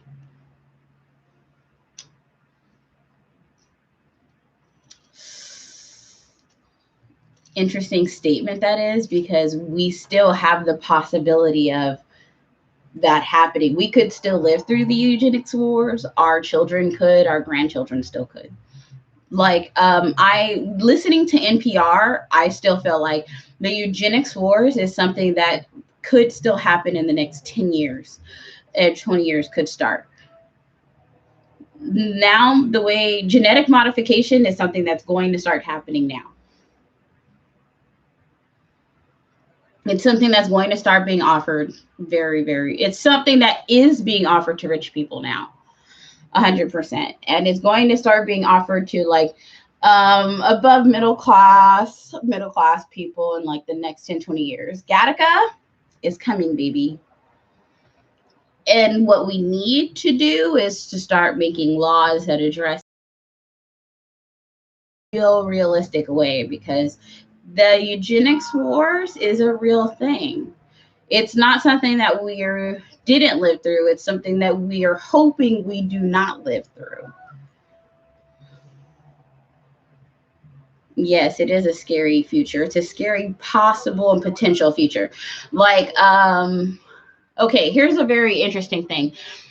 You know how, okay, there was a Black woman and have been a couple Black people who like left like genetic material at like blood banks and stuff, and then they used their genetic material that was left there, because once you leave genetic material at a hospital or anything, whatever's left over, they own it. They used the genetic material to like find a cure for the disease, and then she didn't get any of the money from that. So like that made a lot of people like, oh well, we don't want to like donate as much or give our genetic material to hospitals and blood banks. And for different reasons, because people of different like races and cultures have been experimented on. Jewish people, Asian people, Irish people, Black people,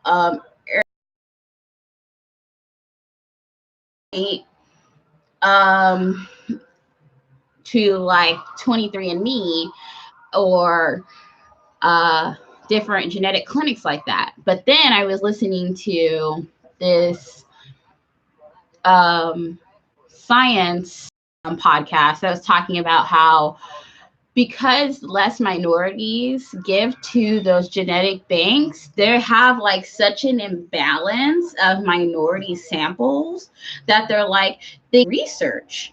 You know, they're like, they're not going to have as much information to be able to do as much research on minorities. So they're going to end up having a lot of disease information and white people, and they won't have as much disease information on rare disease information on minorities, because like they weren't donating as much because of the paranoia. And it's not like their paranoia wasn't grounded in the real like history or facts, but they also were creating a real like problem in the future for themselves. So one day, say like a virus suddenly becomes pandemic and they need to create a cure really fast. The genetic banks won't have as many minority samples to help them come up with a cure that helps everybody, because not as many minorities are donating.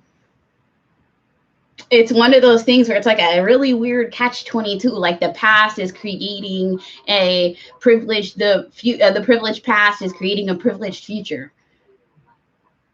Like it's so weird how that happens. And it's like the only way to get out of it is to like not be scared.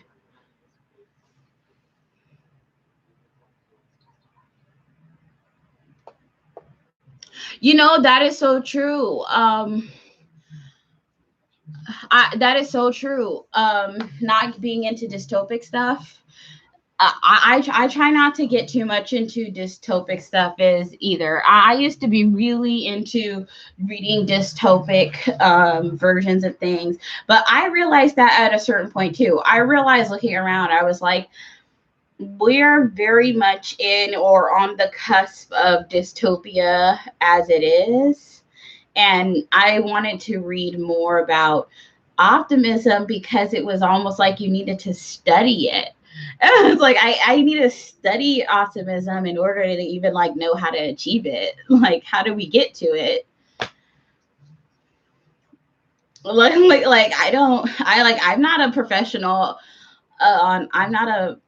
I studied philosophy, but I didn't spend all my time studying optimism. So maybe like I should spend 5 years just studying the optimists, you know?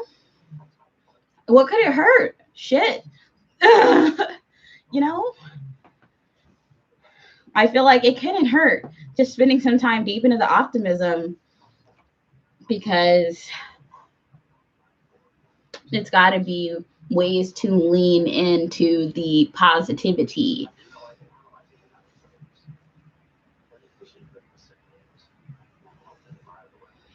Yeah, I'd like to think that things lean more towards Star Trek and not more towards like uh, a Brave New World. Uh,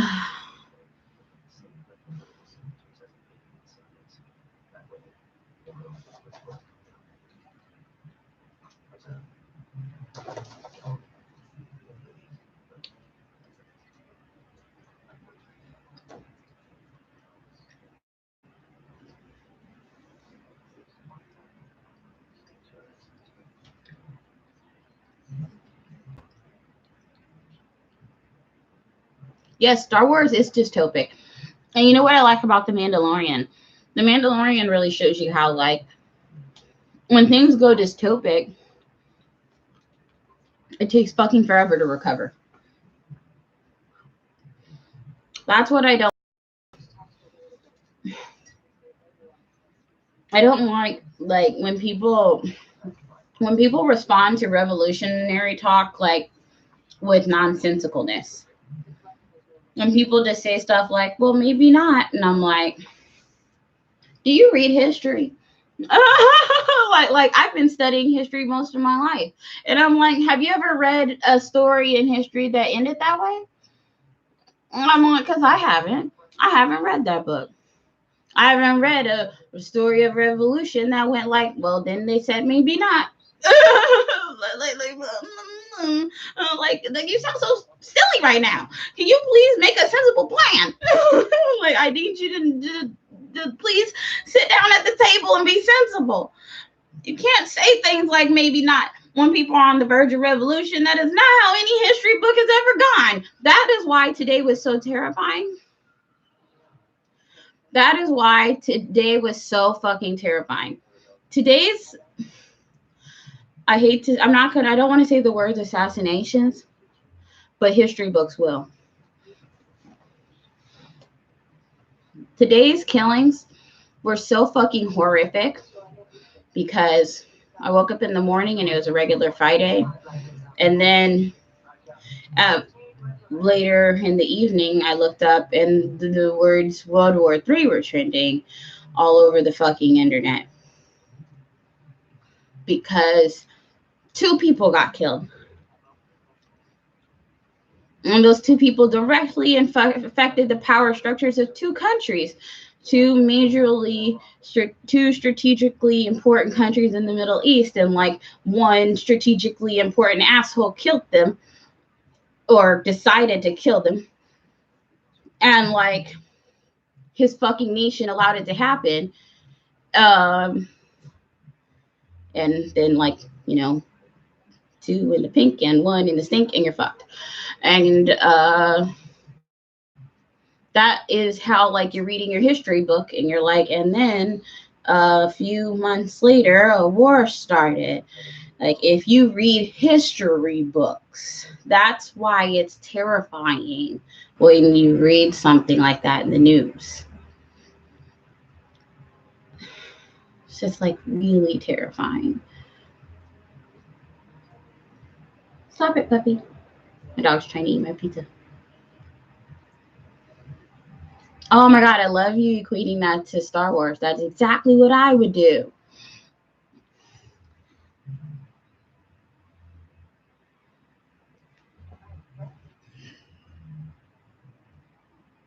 Exactly. It took one assassination to start World War I. That's what I always say. It just took one. It took one guy, one day to be like, you know what? Fuck this world.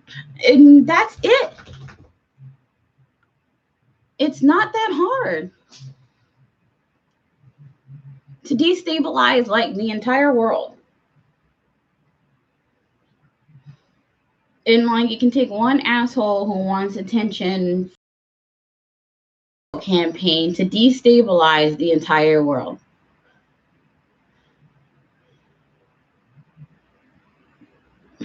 fucking asshole.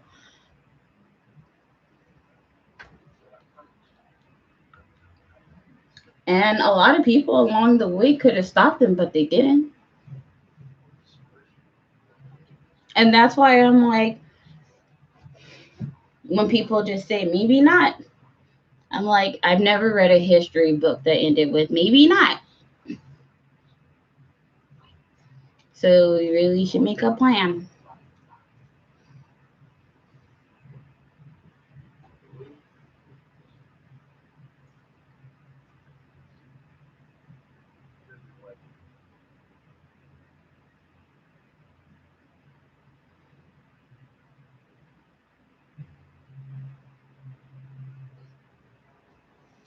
Because me and my friends were talking about how, as disabled people, if things destabilize in this country, it's like extremely dangerous for us. Like, you know, if we can't access our health care, if we can't access our medicine and things, it's really unsafe. So I was like, we need to have areas, like we need to have one person in each area where like people can come to. People need to start stocking up on medication and things like that. Like, well, maybe not. And I was like, I don't think maybe not. It's gonna kick it. Like, maybe not. It's not how people in our situation survive. Not if countries destabilize. We die because we're weak. We're like baby that. But when you like need certain situations to be routinely maintained in order for your survival, dependent.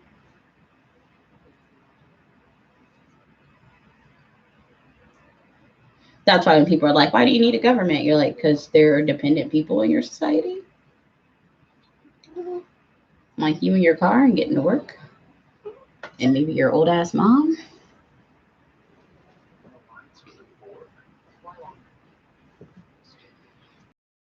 Possibly someone in your family who has a disability.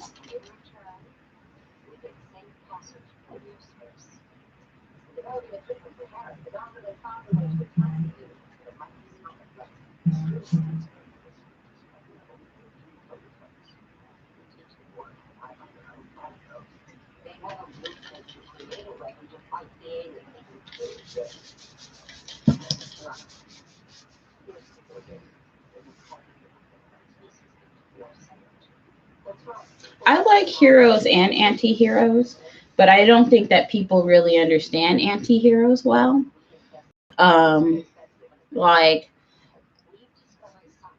when I watched The Joker, I did like a 7-hour review of that movie. Because um like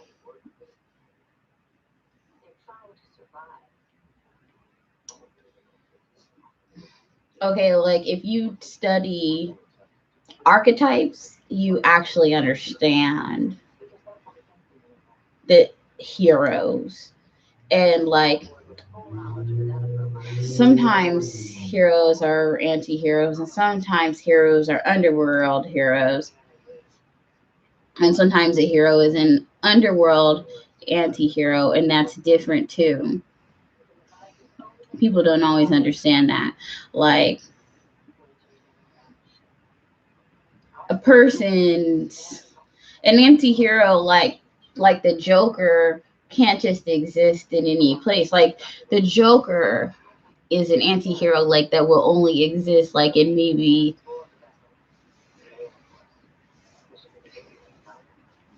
in the real world. Even in America, like as hype as Americans love to get, I think actually I would say they're actually I was seeing someone who was talking about this the other day. He was talking about like people who inauthentically love to appreciate like rap music. And he's like, it's not like you can't appreciate the music. And he's like, but you can't necessarily authentically appreciate like the violence or something from it because like you don't have like a real association with that like kind of threat in your life or anything like that. And I think like it's like that for a lot of people. I think like the only places where an authentic anti-hero an underworld anti-hero can exist is really violent places, like like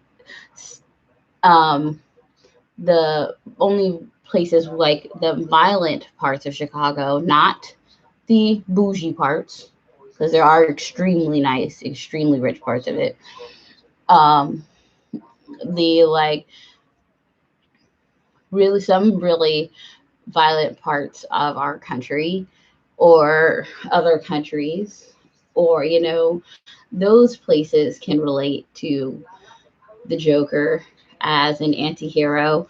But if you're like in a suburb from Brooklyn and you're like, yeah, the Joker is an anti-hero that represents America. Like, I don't really see how he really represents your struggle. Like, if you drink a $6 latte every day.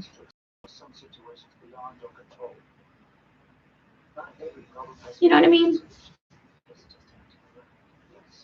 It's not like you don't maybe feel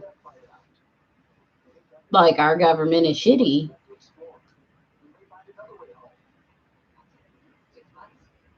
And the drums of revolution at times, but do you feel 1970s style Jokerness? Also, fun fact, and you will know this if you listen to my Joker review. You also learn the Joker was actually derived is in the movie and also originally derived from disability. In the movie, he is both mimicking a disability and mimicking a disability. Like the actor is supposed to be pretending to be disabled because his character is supposed to have a disability, but also the actor chose to like affect a certain disability because he felt that it would help the portrayal of the character, even though it was never specified in the script that the character had that specific disability. So he technically portrays like multiple disabilities, even though in the script it is only specified that the character has like 2 of the 3 disabilities that he portrays. So it is extremely convoluted what disabilities the Joker in that movie is being portrayed to have. And then I'll respond to that in a second. And then the original Joker and his smile is actually taken from a specific picture of a disability. Like, there is a whole debate over who created the Joker character, but it is for fact, and I spend time, like, if you watch my review, there's like a time where I'm like staring at my phone going back and forth. I'm like, I'm not going to get this wrong, because to this day there remains a debate over who created the Joker character. They go back and forth on it, and I go very clearly through this debate in the review. But it is for facts that they took the Joker smile from a disability. That is, his smile was and is and has always been taken from a disability. That is what it's supposed to be. It's supposed to be like the horrible smile from a disabled, like the disabled picture of someone that they saw one time. So the Joker's always been a disabled villain. Fun fact.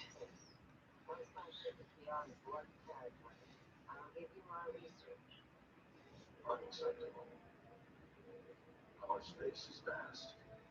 Your passage requires a much time. We need the technology now.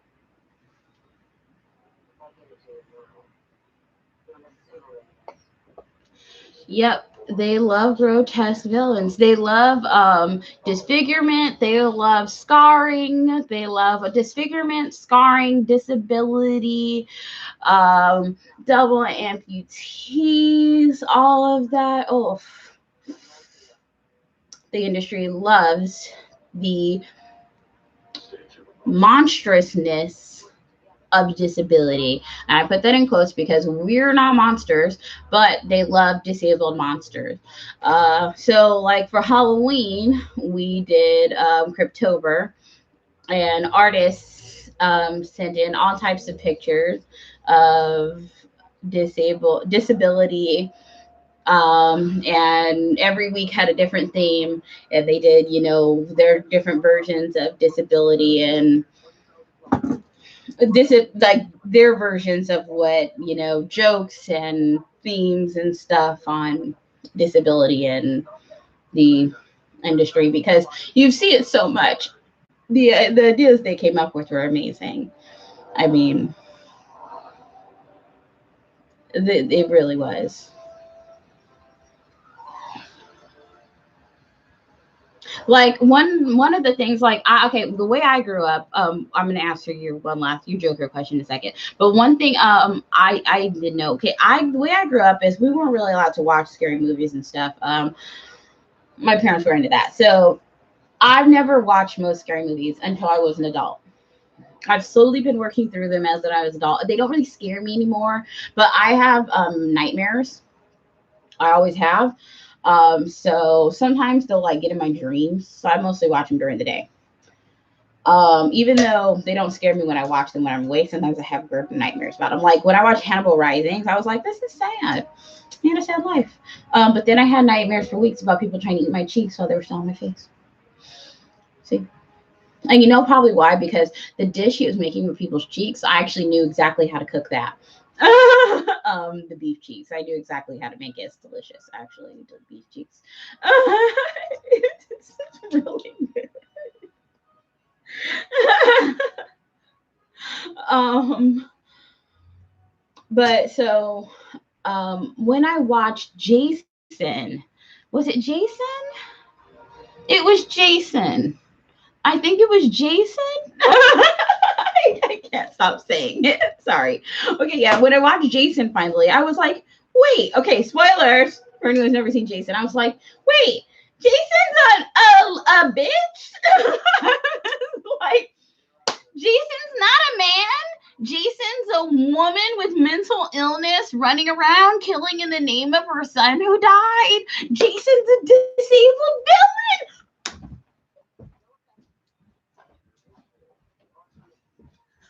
What? I didn't know that this whole time.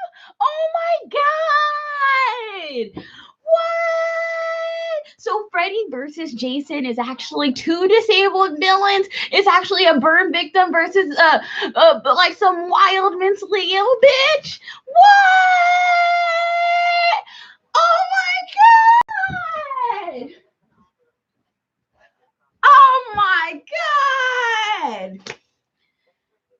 That blew my whole mind. I was like, oh shit. This bitch running around killing people in jeans.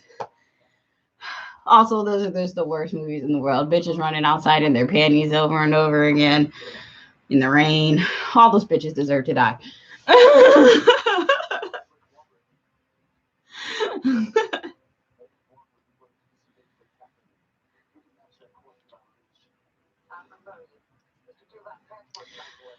Yeah, but we have a whole Cryptober playlist if you want to check any of those out.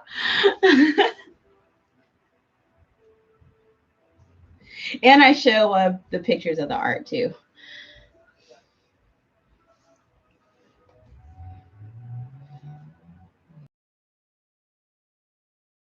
Okay, yeah. So those incel types that identify with the Joker, the only thing worse than them are the girls who are like, oh, I want to be in a relationship.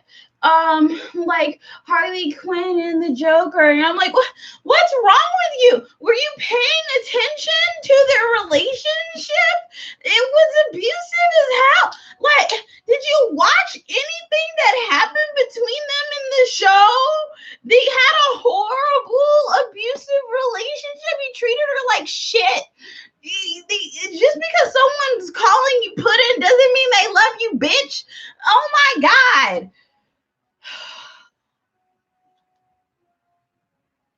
The Joker is not cute. It would be better to be with Deadpool than to be with the Joker. And Deadpool is ridiculously insane and can't control himself. But at least he literally cannot control himself. He might lock you in a closet and like might light the house on fire. But he was completely unable to control his actions. Completely. The Joker made a decision to do it. If he lit the house on fire, he chose to do it and laughed and walked away. See? That's the difference between the Joker and Deadpool. The Deadpool can't control himself. The Joker can, and he would still light your ass on fire.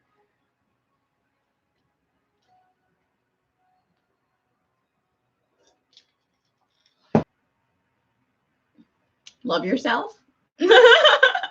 But the point was that if you were to pick one, you know, he has like self-deprecation. He literally has self-deprecation. He can't control himself. The Joker can.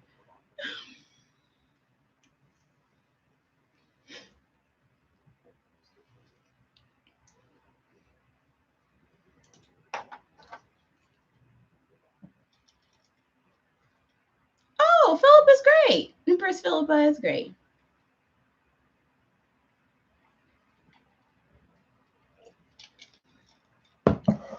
Like, I always thought Princess Leia was really great.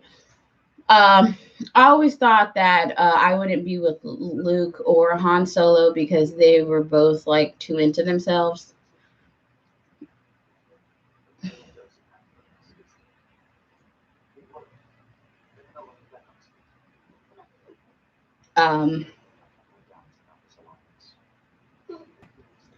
As you can tell, I'm older.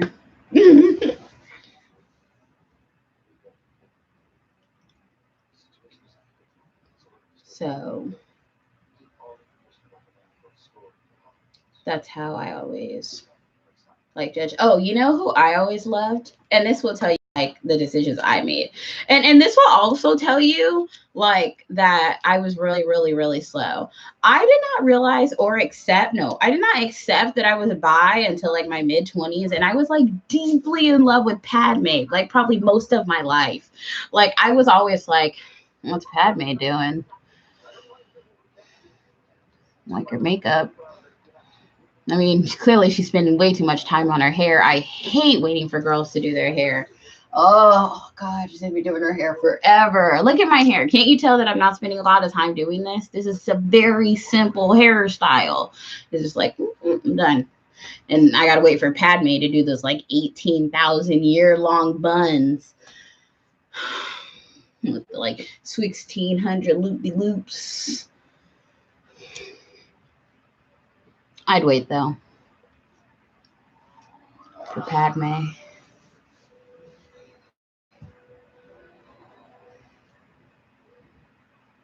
But let's face it, she'd leave me eventually. She's married to her work.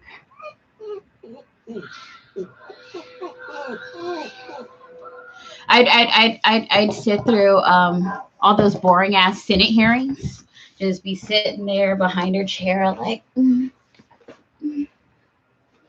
You tell him, boo. And do you need some paperwork? I got your papers right here. Right there for you, baby. Whatever you need. Right here. I'm helpful. Keep me around. Senator Padme.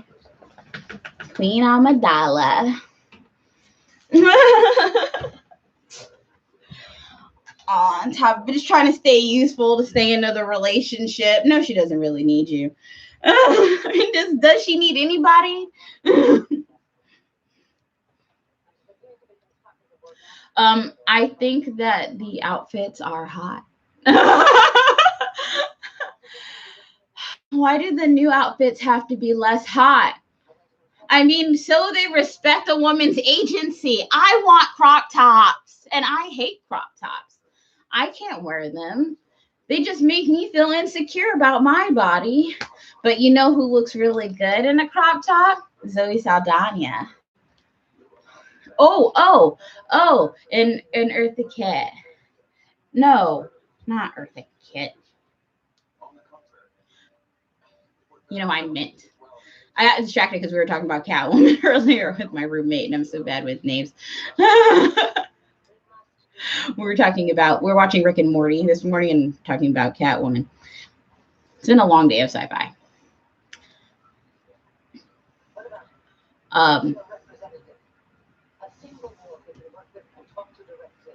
God, me and names in my brain. It's 11 o'clock and I'm going low. Antonio, don't do the whining. You know it makes my brain way harder. Fine, I'll feed you. Wow, he did like almost a full somersault.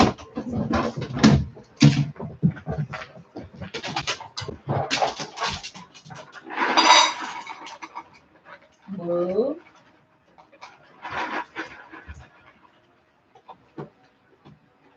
Move. Good boy.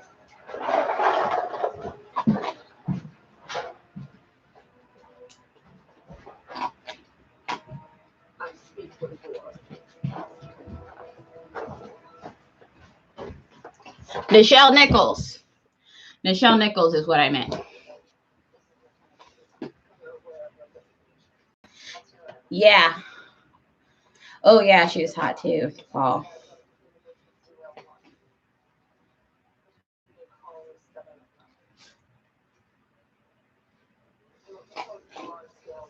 But I still think 7 of 9 was a little hotter.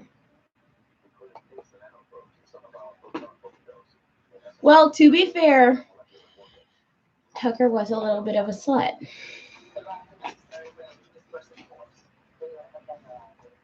Running around with that random alien. To be a slut shame. None of those other men ever were.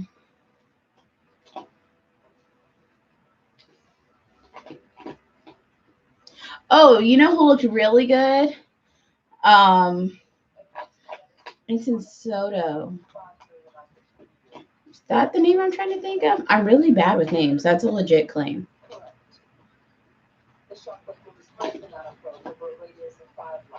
The language one from the Enterprise.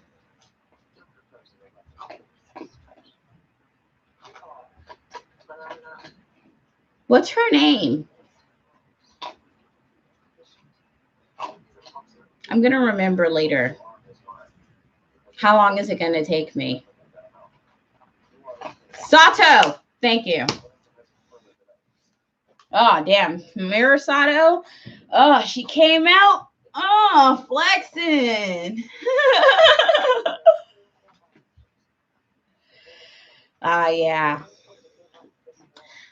Mira Sato really made the Mirror Universe and Enterprise all worth it for me. Yeah, right.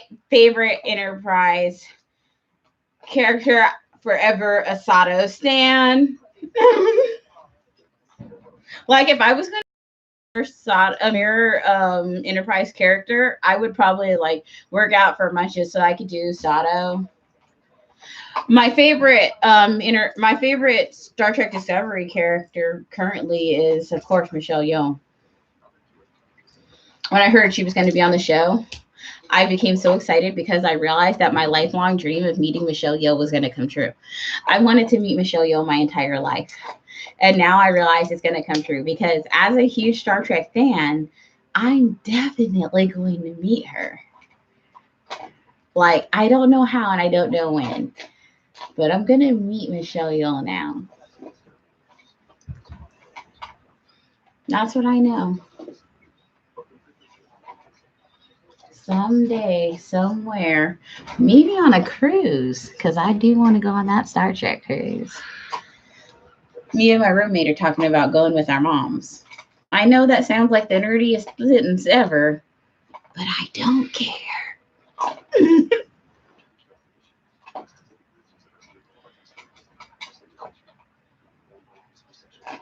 Right? I mean, how can you not? I hear they're giving Michelle Yeoh a series 2. I hope to God they do. I will watch it. Ugh. I love Michelle Yeoh. Forever a stan. Best female action star ever, baby.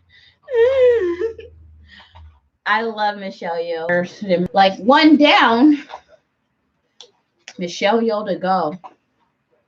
Making off my woman of color bucket.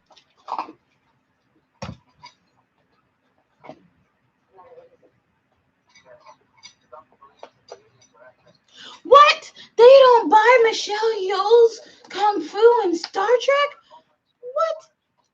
Are they crazy? I was watching that like, yep, Michelle Yeoh's still staying open, still staying flexible, working out every day. Have they watched all of the Crouching Tiger, Hidden Dragon movies? Because they know there's more than one of them. Have they watched all of her movies, period? These people make me sick. Literal swine, I tell you. They're not worthy of her. You know, I mean, Michelle Yeoh is tiny. She is tiny. Like, well, I one of my friends actually is a costumer in the industry, and he's like, she's tiny. He's like, you know, you're always like, oh, honey, a sandwich. But she could kick your ass. The best Bond girl. He's like, she's still gorgeous though. He's still like, but she is beautiful. Flawless. Yes, the Section 31 series. That's the series I was talking about. Ah, yes. They better not take too long on that series. I swear to God. If I have to wait past 2021, it better be out by my birthday, 2021. July 2021. That is the longest I'm willing to wait.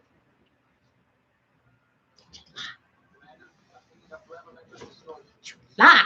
Julie.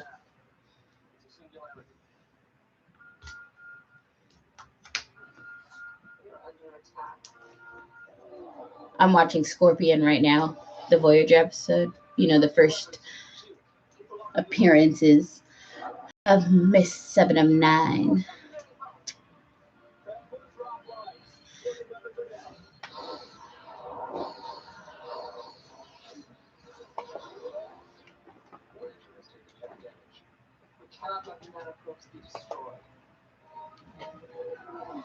I don't know why people think that Antonio, I don't know why people think that just because someone is smaller or older that they can't beat the hell out of you. It's like, trust me, I would not step one disrespectful tone out of a line to Michelle Yeoh. She'll beat the hell out of you. Jackie Chan is one of the most misogynistic men to ever exist in life. For anyone who doesn't know. He believes that women should be barefoot, pregnant, and in the kitchen. And he says that Michelle Yeoh is one of the only women he believes should be acting, and especially in the action industry.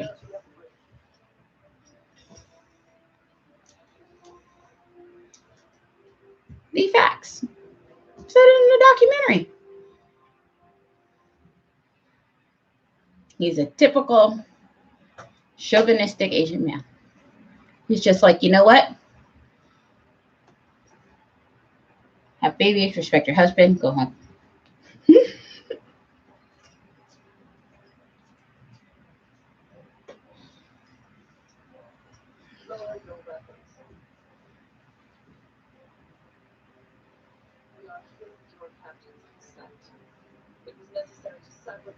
When I heard him say that, I was like, oh, how could he? betray me like this? I never thought.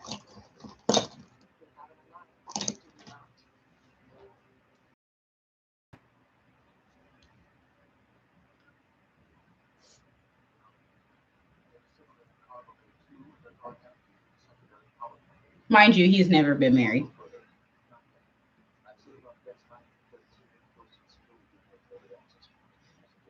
Also, he says because his fans have been too obsessed with him over the years.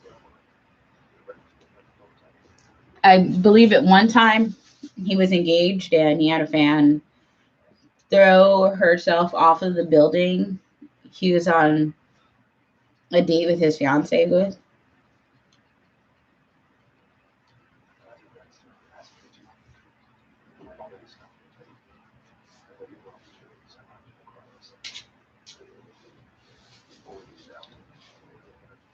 So, yeah.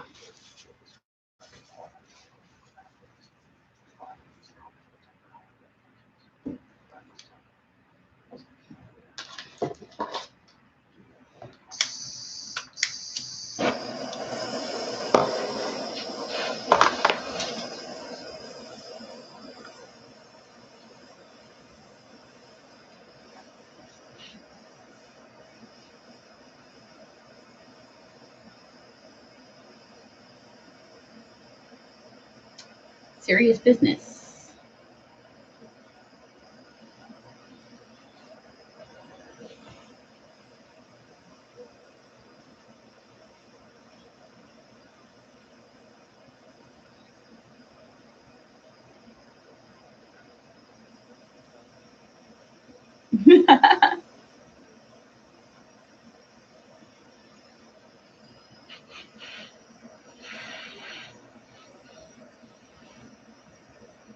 Have you watched all the Alien movies?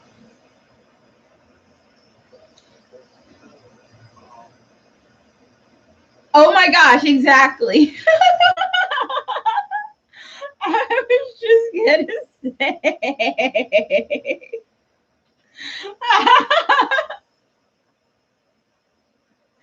I was gonna say, have you watched all the Alien movies? Because by the time I got my thing with the Alien movies was okay. I was glad I binged the Alien movies on here, and I was like, okay, I love the Alien movies insinuation that women can't have hair when they're handling business. I really want to make an action movie where a woman has just like a G.I. Jane like fucking stereotype that like you can't have a snap of hair if you're fucking handling business. I swear to fucking God, I'm gonna do a like the weave is gonna be like to here, okay, and then she's gonna like just kick ridiculous ass, and you're gonna be like, isn't that hair gonna get in the way? It isn't. It's gonna be like Tomb Raider, okay. At some point, she is gonna braid it up. There's gonna be sensible hairstyles at times. I'm not ridiculous, okay. There's gonna be different sensible hairstyles, but there are gonna be times when it's down because like there's where your hair works in your advantage. You know how many times you trap a man with your hair? You just like you walk in and you just do this with your hair, and like 18 different men are distracted by they're like, oh, did a bitch with extra long hair come in? And they all forgot what they were doing, and you're like, oh, now I can steal this important device because you had the extra long hair. See? The hair. I'm going to do a movie just to do the reverse of it. Because I was binging the Alien movies. And I was like, so in these movies, the more serious they get, the less hair she can have.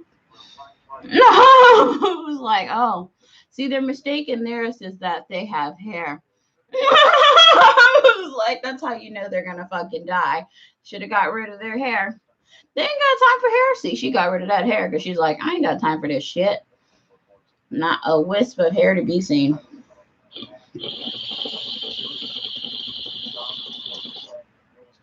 She taught that other little girl too. She was like, baby girl, get rid of your damn hair. Business to be done.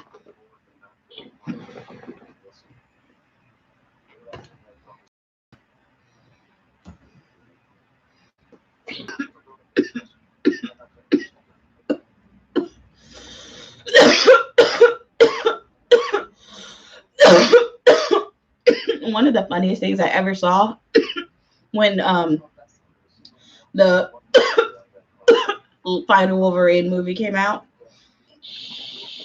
Jackman was so good in that movie. And Patrick Stewart. Both so good. I'm gonna play that this month too. All the Patrick Stewart greats.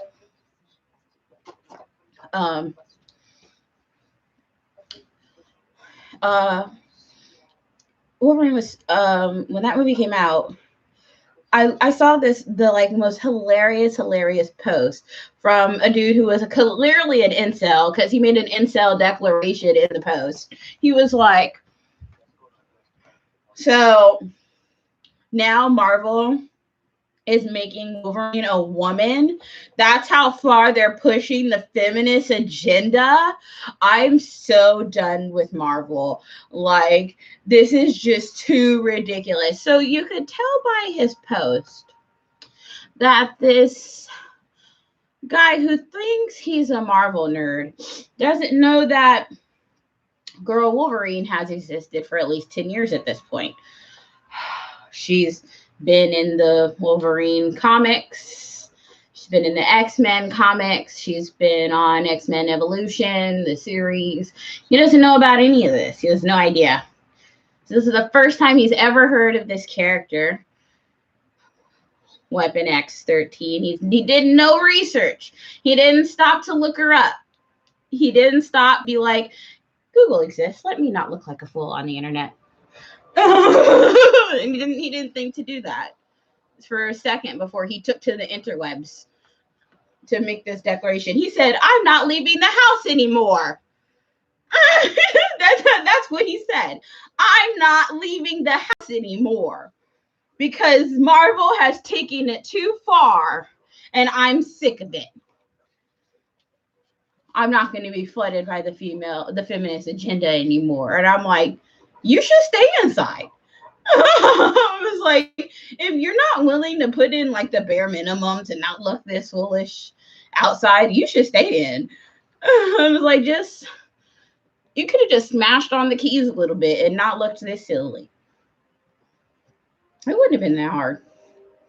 This was a kid's cartoon that existed in the early 2000s, or in the late 90s, early 2000s. Like, boop, boop, boop, boop. Like, this has been around. They created this character a long time ago. And then they expanded on her in the comic books. And he really thought like it just was created today to fuck with him.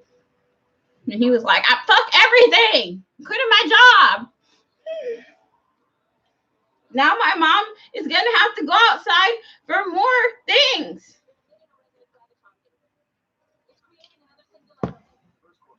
I'm not doing it. And that's not a downer on people who live with their mom.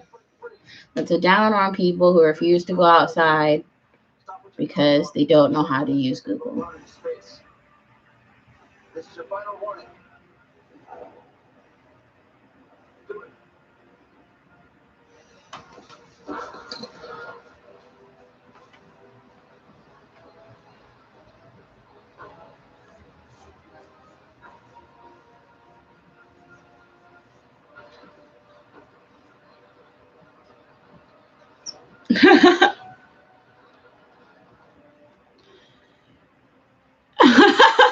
The things that people will get upset about. That seems like such a pedantic detail to get upset about.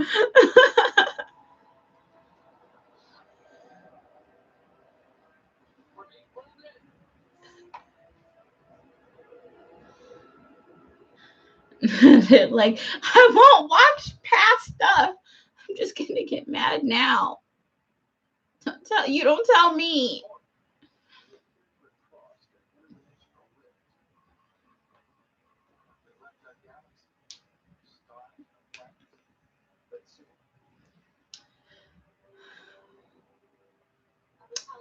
That is the times we live in.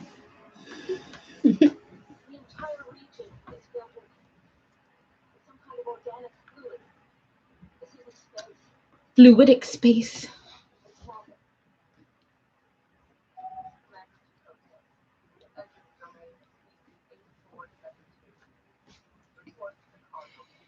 Yeah, once I watched Mad Max, I thought it was, oh, Mad Max, lots of weird disability stuff. Lots of people playing disabled characters who aren't disabled.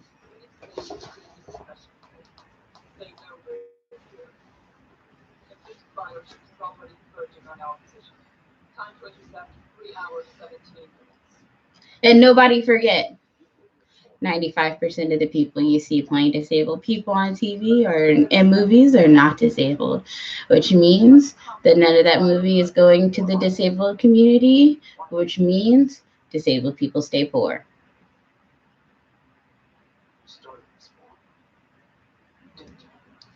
So are you really supporting the disability community?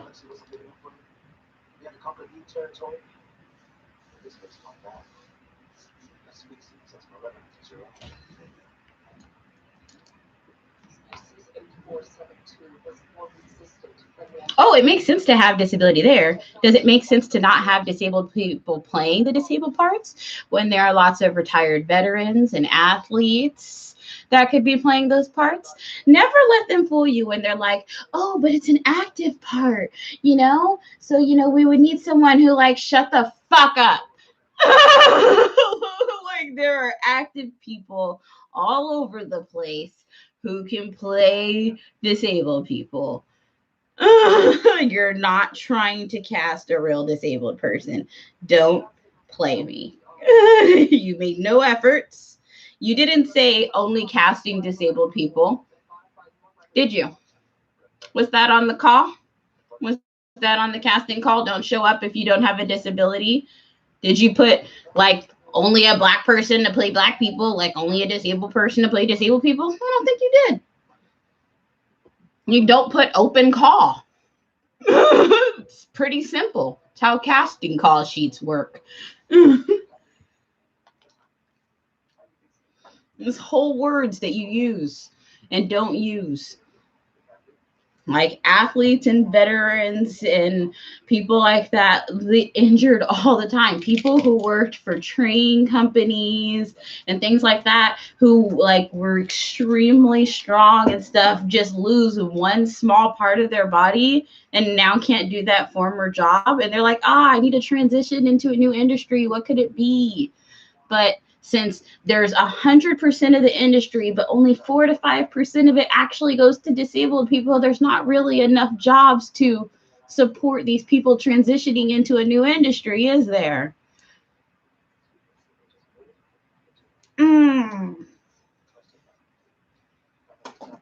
It's almost like there's no room for growth or opportunities for disabled people to do their own jobs or represent themselves in the industry.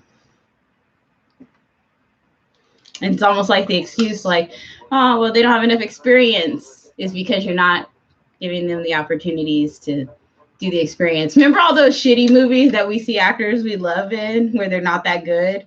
It's almost like those would be the roles where they're kind of shitty. But they don't get those opportunities because you guys take them. Just let them do it.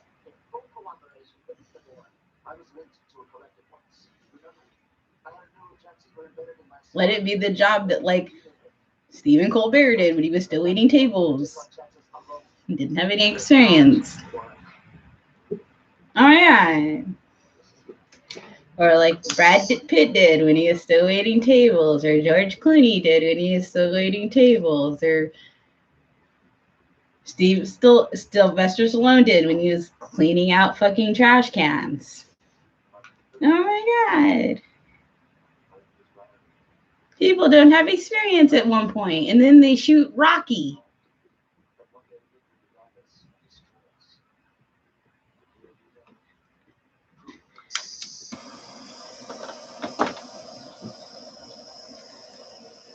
The only time they let people be like real disabled people is if it's going to be for like horror or to traumatize you. They're like, oh, American Horror Story, real disabled people.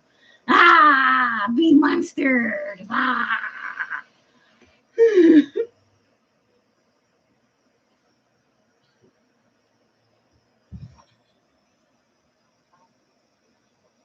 We want it to be impactful.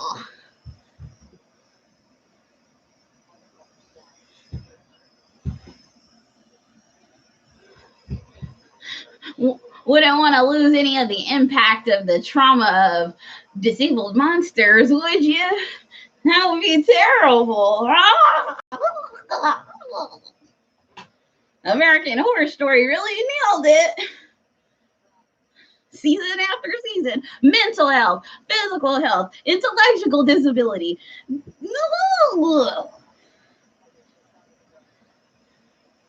Love American Horror Story.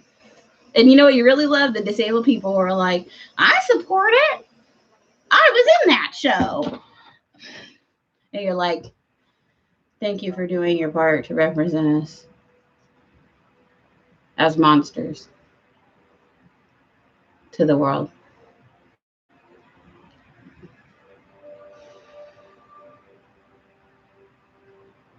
This in no way will help contribute to like the argument that we're mentally unstable or dangerous when you know mass shootings and shit happen.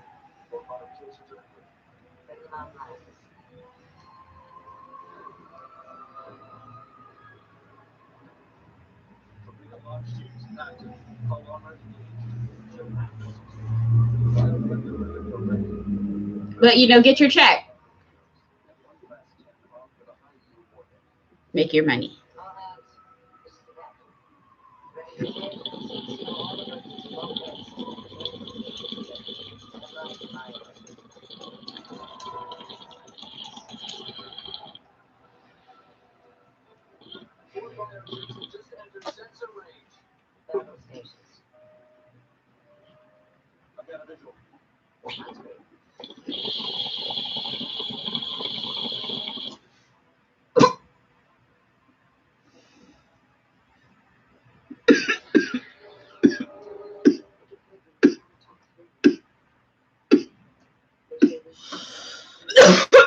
But if they cast real cancer patients in Mad Max, I don't know how I take it if some of the real cast died a few months later. Just being real. Okay, but if you cast cancer patients to play cancer patients, how can you do that respectfully without exploitation? Here's something to really think about. If you write about and make money off of the stories of cancer patients, how the fuck is that not exploitation? If no one with cancer is making any money, if no one with cancer is being paid, no one with cancer is being represented, no one with cancer is getting to tell their actual story, no one with cancer is there to say, you actually misrepresented me there.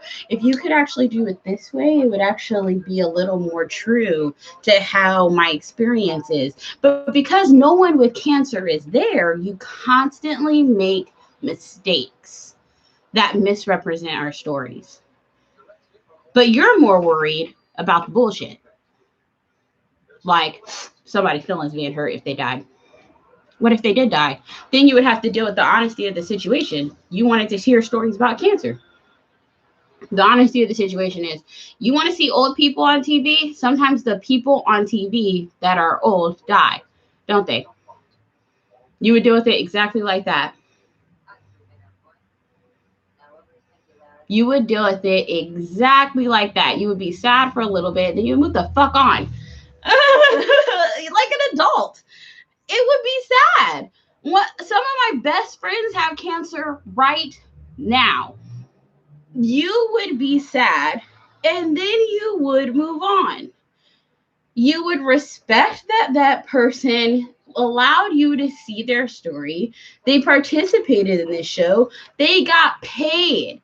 Their family was able to benefit from them being in this show. They were able to pay their medical bills and maybe not die in medical debt because they had a job. You know how expensive cancer treatment is? And how expensive was the medical shit? How much was the roughness, the expense? 13 bioships have been destroyed. The others are retreating. After getting full contact with the collective. What do they say?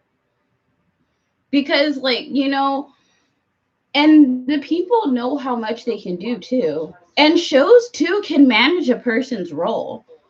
They can manage if the person is on a show less or not, just like they do with pregnancies and things like that.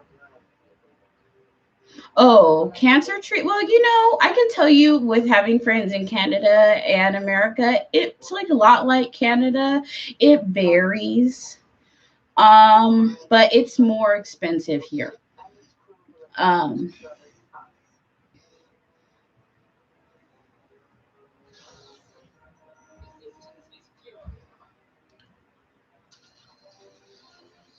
yeah, because I know I have some friends in Canada for who like their medical expenses can be pretty expensive. But like I know some people be like, I'm gonna go to Canada. But for a lot of people, they're like, that's not really feasible. But I have a friend with cancer right now who's thinking about going to Canada.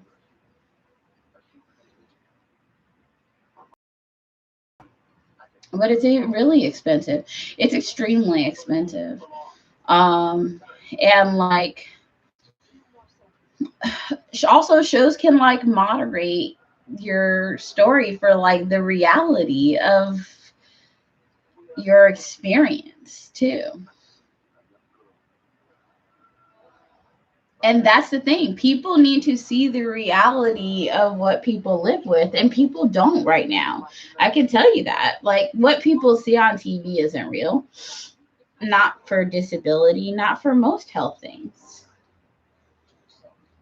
And maybe if the people no, and definitely if they cast people who really had the illnesses and disabilities, they would actually see the, you know, you know, maybe you would only see the person um every other episode. Maybe you would see them only in bed, but that would be real. Like realistically, they would probably only be in bed or on their way to go somewhere. If someone's really dealing with cancer, they're probably mostly in bed. Or they're like going to the couch in the living room or just sit at the kitchen table. They're chair to chair. A lot of people are chair to chair. That's the realness of their life. And shows don't portray that. They don't know how to because they don't think that way. And like I remember seeing that as a joke in a mockumentary, and I was like, that would be me. And I was like, because I've literally lived chair to chair before, where I only went from my bed to chairs for months. But only people who are really sick know that experience. Only a writer or a director who was actually disabled or really sick would know to do that. Never have the person standing for more than like 2 to 5 minutes.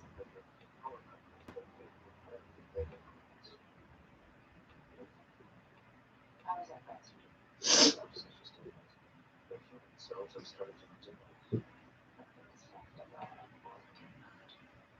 She can never be back to being right. Back to your work. Respond. We're responsible for what happens to her now. So it's assimilating into your Well, I'll tell you something. Do you know why Boys to Men broke up? nose. She might not want to say. We have something that Borg could never offer. I don't say. Disappearing donors is one of the most difficult things in the brain. And I respect the decision you made, even though I'm disagreeing. What's important is that in the end, we have kids.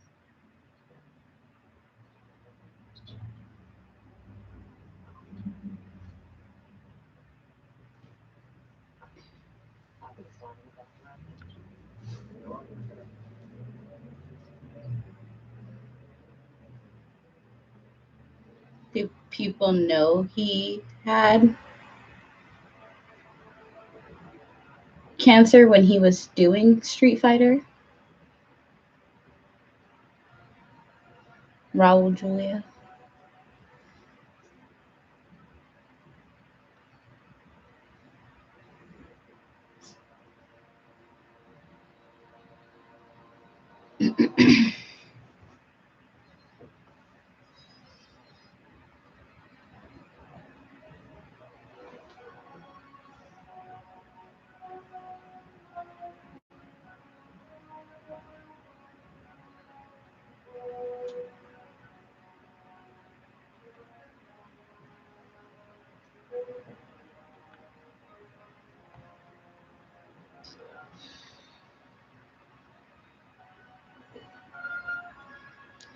Ah, well, so the director and cast knew Raul Julia had cancer, and he died before the movie was released. Interesting.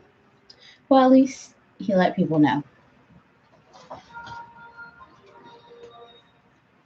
So, Boys to Men, you know,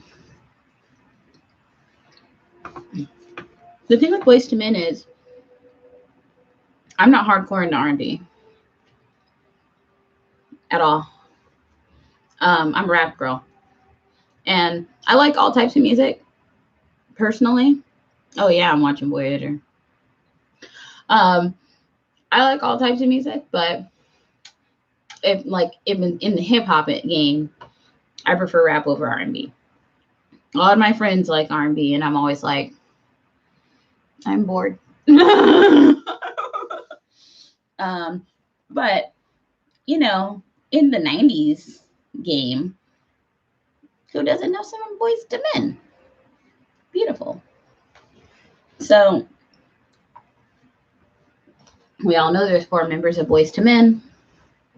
The Boys to Men. The reason that there are no longer 4 members of Boys to Men and there's just these 3 guys running around is because, well, come to find out, there's this lady, Ayanla Van Zant, Auntie Ayanla for the Black community. She has the series Ayanla Fix My Life on Oprah's channel or the Oxygen channel. It's on one of the old lady auntie channels. Women's networks, you know.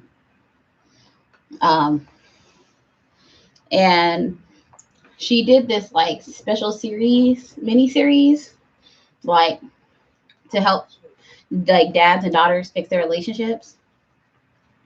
And one of the dads and daughters that came on was like the missing Boys to Men member and his daughter, right? And all the daughters are grown, to be clear. It's not like little girls. It's grown women, like in their 20s and stuff, and their dads. It's like the missing grown Boys to Men member and his daughter. And so he comes on with his daughter and stuff, and he starts working his life out with Ayanla. And one of the things he ends up talking about is how he left Boys to Men. And he ends up confessing that he has like, I actually need to look this up, this specific. If it, because my memory, I actually have a pseudo brain tumor condition that makes my memory messed up. He has a chronic illness, like lupus or Lyme disease or something, that causes like severe chronic pain and stuff, which led to him being unable to perform with Boys to Men regularly. And that's why he ended up leaving the group. It even started affecting his singing and stuff a little. But he never told the group that was why he left. He just told them he had to leave. He didn't tell them why. Just like, he didn't want to like seem weak by telling them he had a disability. So he just told them he had to leave and left. And they didn't know. And she was like, they don't know. And he was like, they'll be finding out right now.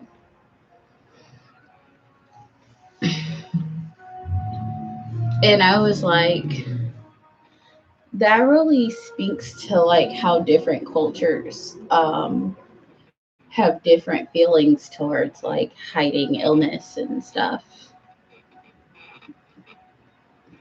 and how important it would be if the media and the public like helped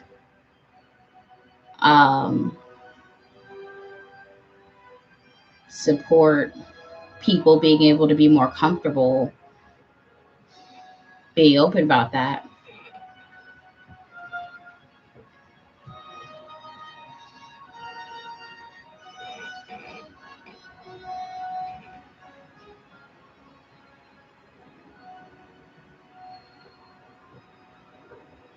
Ah, so that happened to Kathleen Hanna from Bikini Kill. She left and said it was because she was tired of making music, but it was actually because of Lyme disease. Yeah, see, a lot of celebrities have had a history of doing this. Oh, they do definitely misdiagnose people for years. Like they'll go, and that's the thing too. That's the thing too. You feel bad because, and that's the thing too, because I feel like it would still help people. And that's the thing too, that famous people really don't understand how much more it would help people if you as a famous person said, I'm just having medical bullshit for 5 years. I'm really extra tired and hurting. So I'm just too tired to go to work repeatedly, and my doctors can't figure out what's wrong. I know that fucking sounds like garbage, but I know something's wrong with me, and I'm not gonna stop until I figure out what's wrong with me. Celebrities should, if celebrities were public about that, like, they don't understand that there like are a million people who would stand up next to them and be like, me too, bitch. like you're not the only, like, they wouldn't be alone in that. Like they wouldn't be alone in that situation, but instead they like hide it.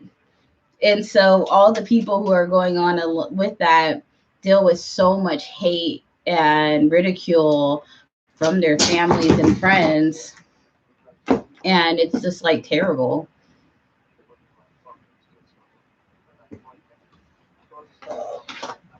Because you can have diagnosis, not have diagnosis, it's still terrible. Like, we're talking about like Andrew Yang's disability plan. Me and my friends, it's like supposed to be $1,000 a month is how much he wants, like the amount of money you get when you're on disability. That's $12,000 a year to live on. A human being. $12,000 a year. $12,000. $1,000 a month isn't rent, to be clear, in California. That's not a month's rent here. I don't even know where you can find an apartment for that cheap in Southern California. It's going to be really fucking hard. So first of all, I'm going to have to live in a very dangerous area with a roommate. Okay? Like, in a not safe area with a roommate just to have money for, like, food.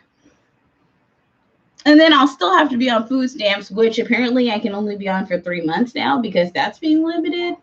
So my 3 months of food stamps and then back to not having that. But you're not allowed to work either if you're on disability. You're not allowed to save money if you're on disability. You can't even have like a burial plot. You can't have anything. You have to remain destitute. You can't have any like thing to your if you're on disability. Just that $12,000 a year. to take care of you.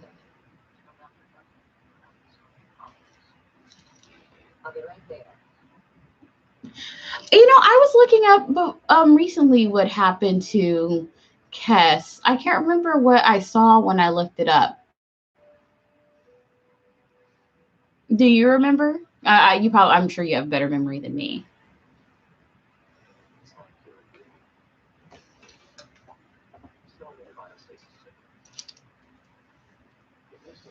Because I wanted to look up like why she ended up leaving the show.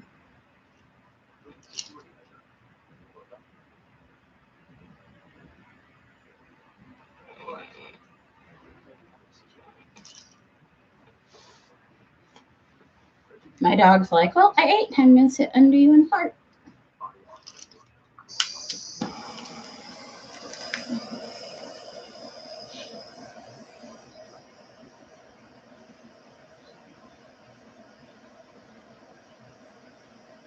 Oh.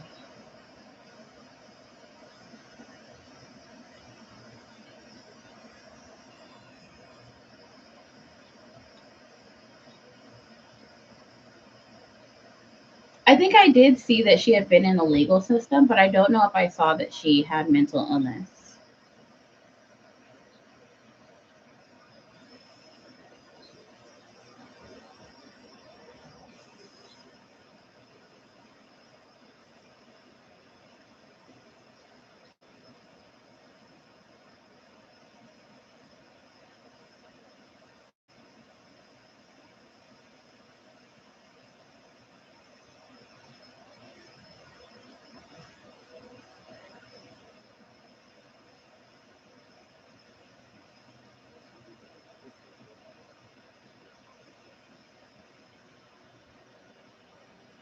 I wonder if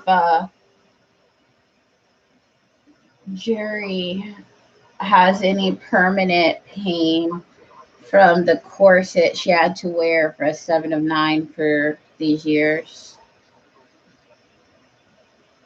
I know Michael Dorn had permanent back pain from the weight of the like warrior sash thing he had to wear, the Klingon battle sash thing. I don't remember what it's called. I call it a sash. I think it looks like sash. So that's what I'm going to call it. A battle sash.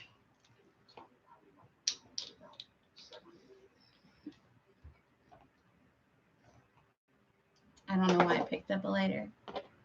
I meant to get that.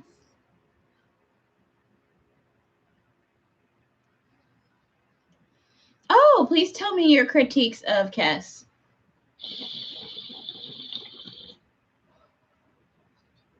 My roommate told me she read an article. No, she saw an interview where she said she burned the corset after the end of the show.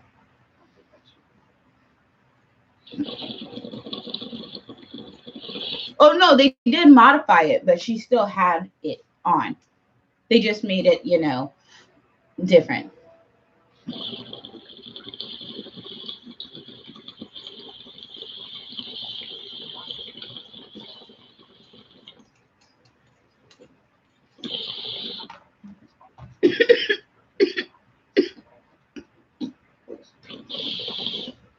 Softer, more malleable boning, but she was still wearing a corset for sure. So was T'Pol.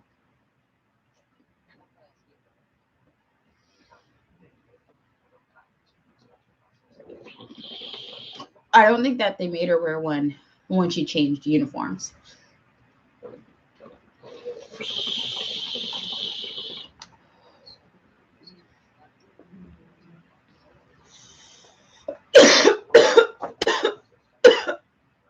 Maybe just body shapewear.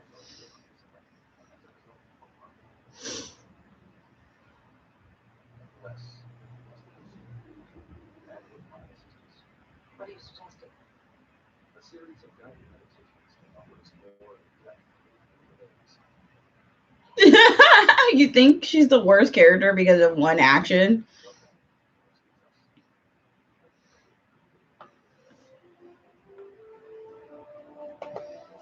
So an ultimate action doesn't define an entire character run.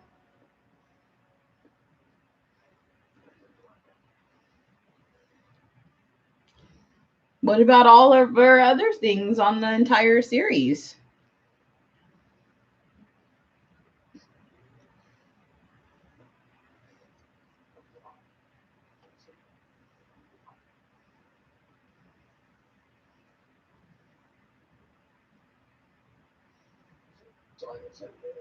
I mean, I'm open to a quality critique of the character. I can think of reasons that there are things that are wrong with their character, possibly, but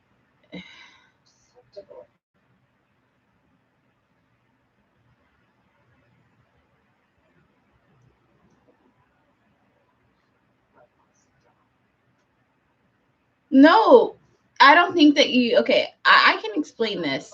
Actually, what's wrong? Um, because that's not what happened.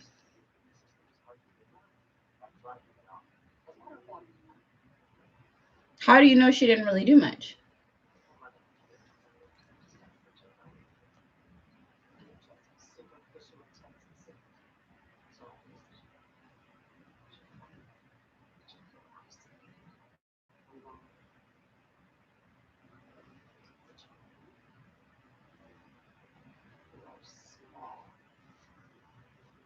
You cannot understand what it is to be Borg.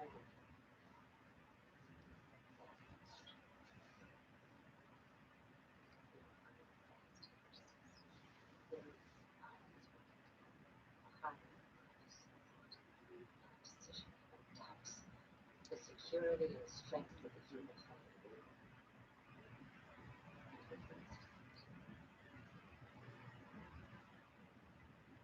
It's very small.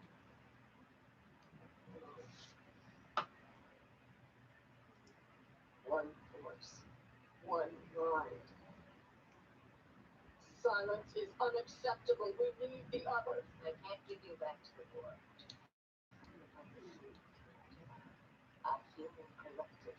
We may be individuals, but we live and work together. You can have some of the unity you require right here in the Voyager. Insufficient. It'll have to do. The fact is, this can only do this. The Borg modifications we made during vessel are disrupting our work drive. We need your help to do it.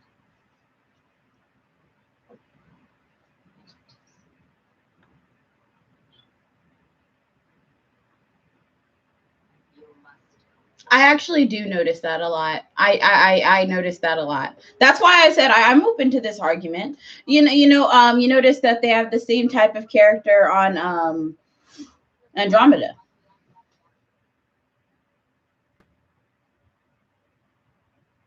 No, no. That's why I said I'm not objecting completely to your argument. I'm listening to your argument and then I will rebut. I'm just letting you fully form your argument before I argue with you.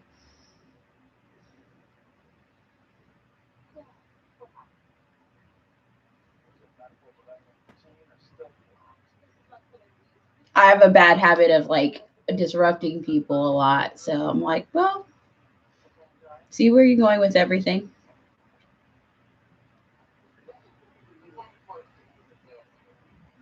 So I've asked you to help us with the Borg modifications. You are, of course, good. You also recall the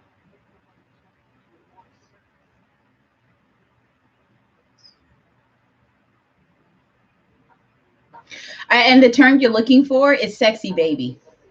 I love that term from 30 Rock. She's a sexy baby.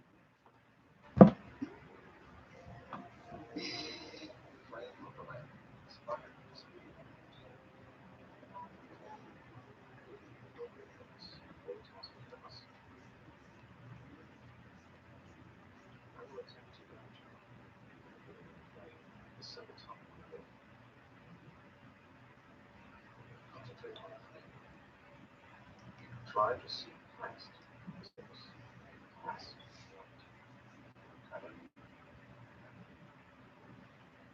I'm trying to think if they have a sexy baby on Defiance.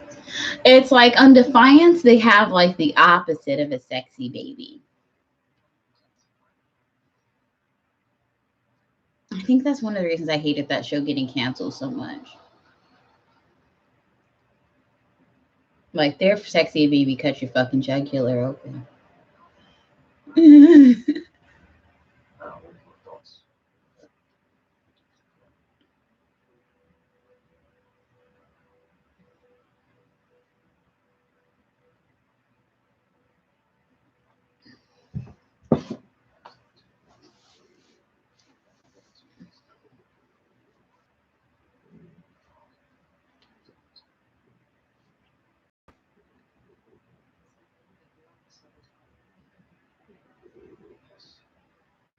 See, this is exactly what the fuck I was talking about.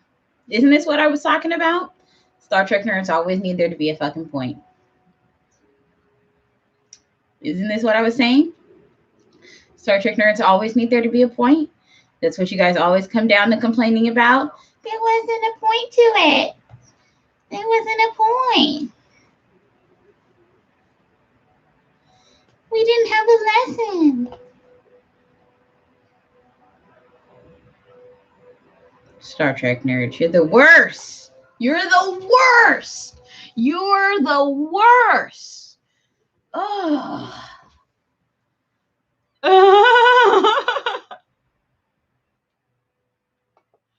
Okay, now to go back to the beginning of your argument.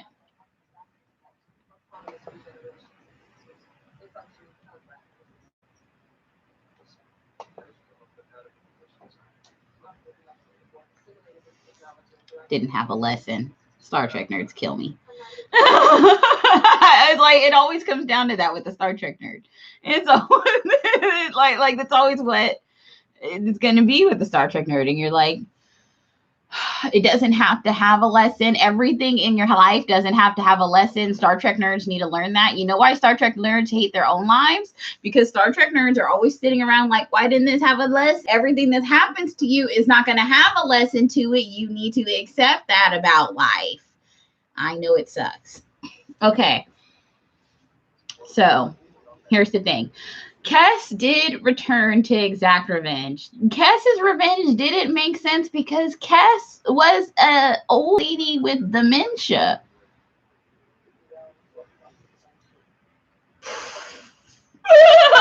Okay, like she wasn't. Like think it through, honey. She was a senior citizen. That remember, like she was a senior citizen on like the verge of senility, sundowning, if you will. Now her version of sundowning is like worse because one, she's got like omniscient level superpowers, but she's going in and out of what do you call it? Being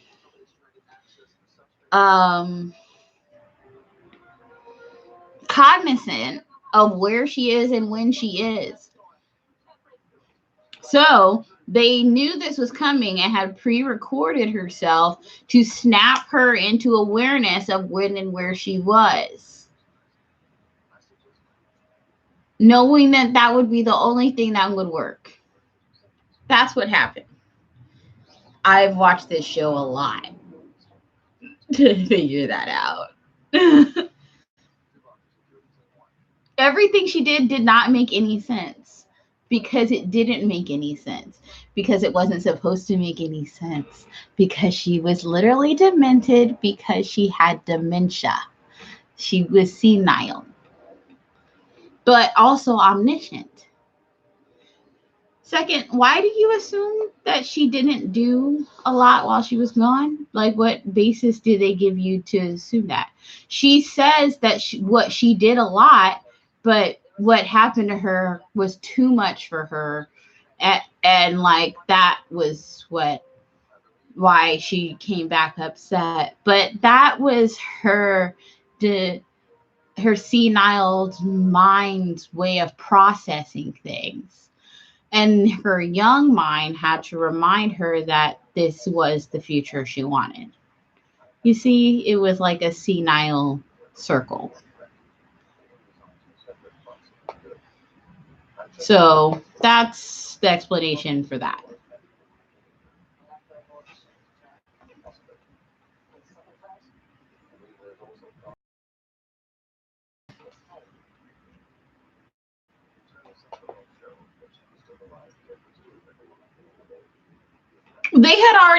They did explore the senility.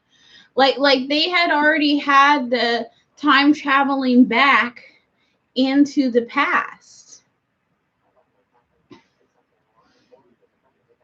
They had her time traveling back into her past, like time traveling into her forward, like age and stuff. Like they did explore it that way. Like the thing is that it was essentially like she was exploring her race's version of senility, but she didn't understand that because essentially it had never been explored within like her existence. Like no one of her race had experienced that level of senility that she'd known of.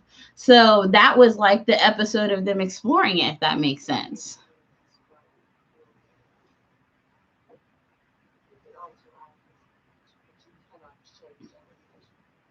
The episode where she's time traveling back through, that was the exploring it, where you see like her married to Harry and her having kids. That was exploring like Kess's race's version of senility. Like that you explore like Kess's whole race's version of different life experiences. Like that's what the way her race moves the show forward. You explore like her race, you explore telekinesis and her race's experiences through telekinesis in all different types of ways.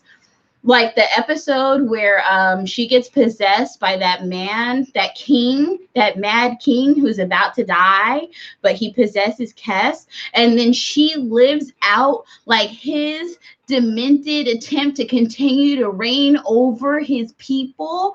And then she like tries to marry his son because she's also still Kess inside him, and Kess starts to like take over and fight so hard to become to like take over that she almost like tries to marry his son. Like that episode is insane. That episode digs so deep into like the parallels between Oedipal complexes and like telekinesis. And like that's something like only like the only two people on that ship that could have experienced that were like her and Tuvok.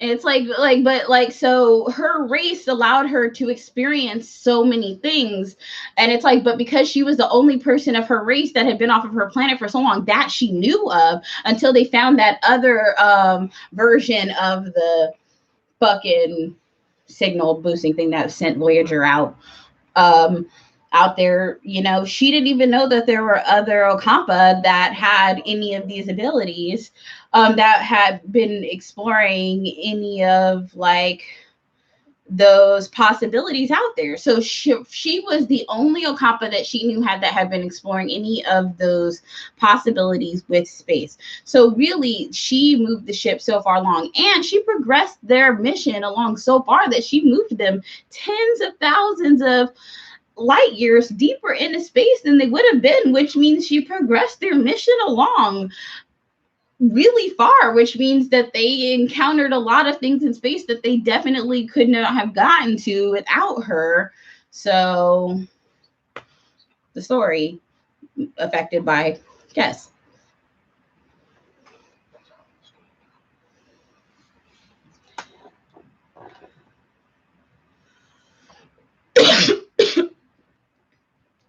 In fact, when you think of it, little things, tiny, tiny little things like them even finding the Borg kids, would they have not gotten deep enough into space to find the Borg kids if she hadn't knocked them along like just boop, a few extra tens, thousands of light years?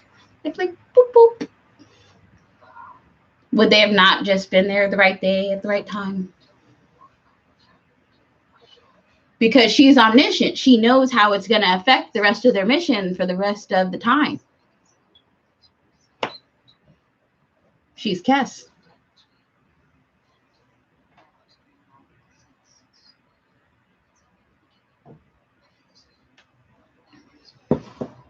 What did she do?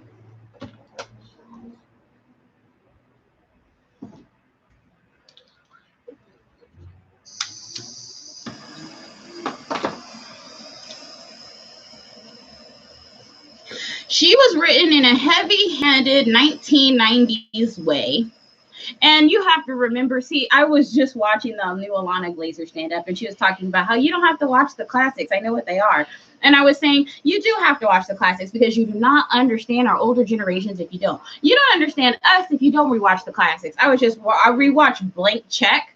Oh my God. Blank Check is horrific. Blank Check is a fucking nightmare. Rewatch Blank Check. Clutch your pearls. Put on a pair of pearls so you can clutch them. When that 11-year-old boy, and you know who's going to scare you? It's not the guard who's supposed to be paying attention and helping the 11-year-old boy, and he's basically helping this 11-year-old boy con his parents into thinking like he hasn't just like helps him con his parents and criminals and a bunch of people into thinking he's like a millionaire and blah blah blah. No, that's not the person who's terrifying. The terrifying person is like the CIA or FBI agent female who like is spending all her time with this 11-year-old boy, low-key dating this 11-year-old boy, literally goes on dates with this 11-year-old boy. At one point, kisses this 11-year-old boy dead ass on the mouth, like hugs him and picks him up, twirls with him through a water fountain. And you're like, what is happening to this 11-year-old boy?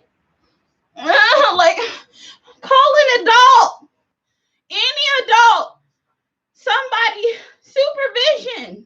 Why is she alone with him so often? At the end, she still like gives him a little inkling to hope that they might end up together. You're like, what the fuck is happening? He walks off like dreamily thinking about how maybe he's gonna end up with her one day. They blow out his birthday candles. He's looking at a picture of her taped up on his wall, like, I'm gonna get her. You're like, what?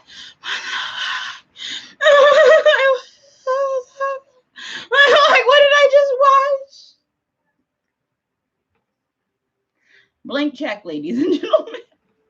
They spend like a day in his mansion playing with toys and shit, riding around in go-karts. You're like, what the fuck? You don't even understand yourself until you rewatch the classics. Okay? You do have to rewatch them because you don't understand your parents. You don't understand yourself. You don't understand anything until you rewatch the classics. So, of course, she's rewritten in a ham-fisted 90s way by people who wanted to try to write like a feminist-style sexy baby.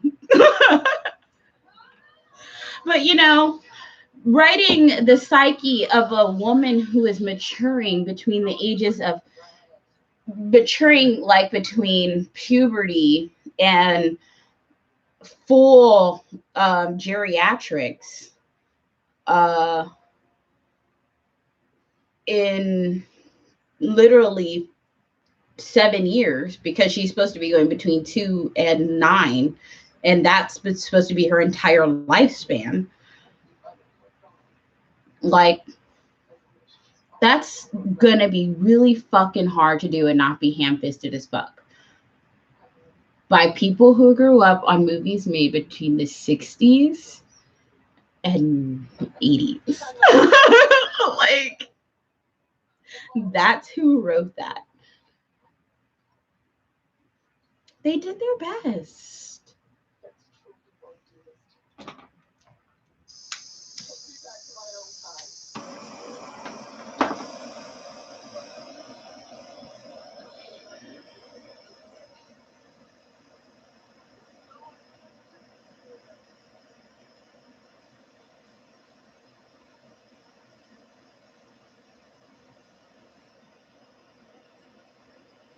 No, she definitely had dementia, had rage, but you know what it is? People who have dementia and Alzheimer's have rage unearned. One of the first signs is getting into fights and having rage in public and with people who haven't deserved it. You'll be like, Tia, how did you get in a fight in the grocery store? You're like you went there to get mangoes and potatoes and onions, and like you got into a fight with a lady, and you're like, I swear to God, she reached for my purse, and I seen that bitch before, and I wasn't gonna let it happen again. And you're like,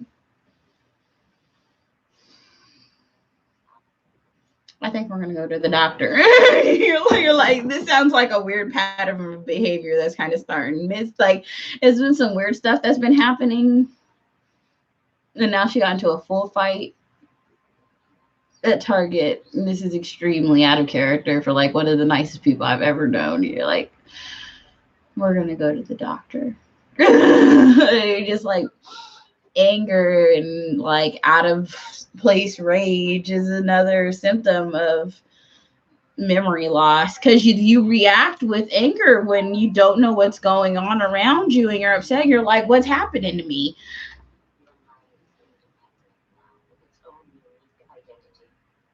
Forcing that identity upon me, it's not mine.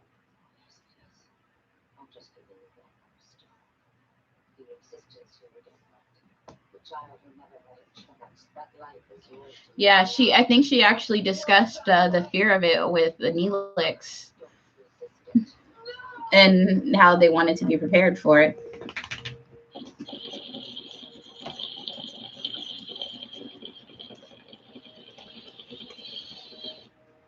You know, they get old and they get forgetful and see now. And for her, old is 8, 9.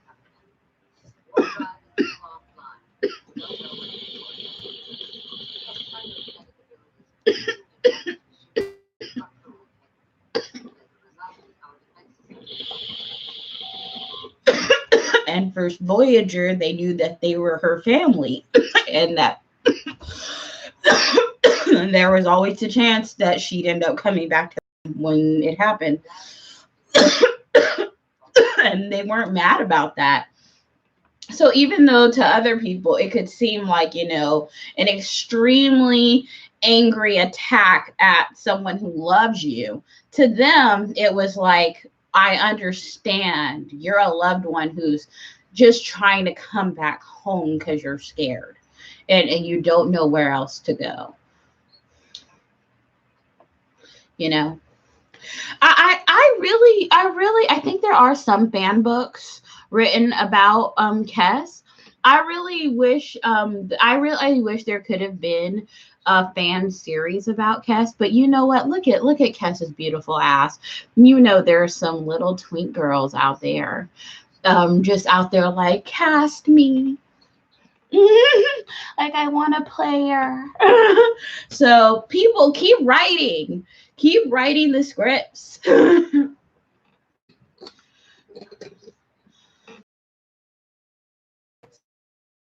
People should keep writing the Kes scripts and the Kes stories, because you know there are some beautiful actresses out there ready to play middle-aged Kes on her journeys, maybe her sexual awakening.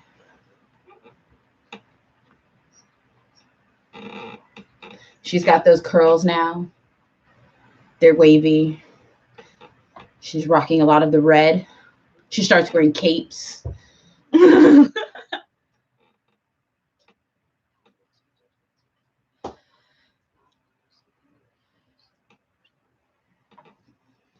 Oh, well, hit me up anytime. Subscribe so you can find me again later. It was great talking to you too. Yeah, I love talking to people who love talking about Trek. We have Trek Tuesdays every week too, so come back on Tuesday.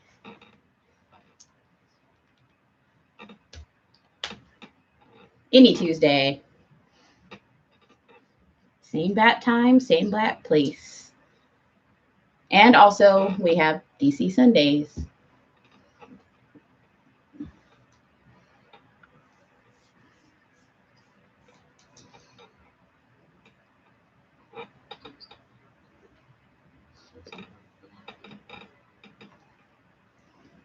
I know, I'm trying to remember my schedule now. Squishy go, squishy go. Come to here. There is something I want to know directly about X6. Got them? Yes.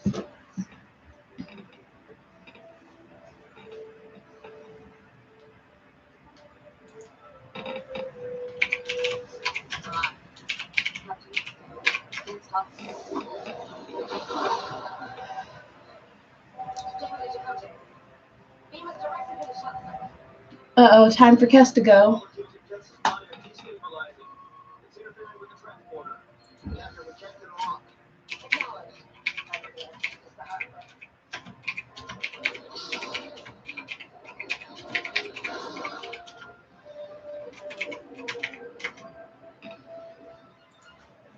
What's happening? The hull is destabilizing. The molecular bonds are breaking down. Gotta love a nice long Star Trek chat.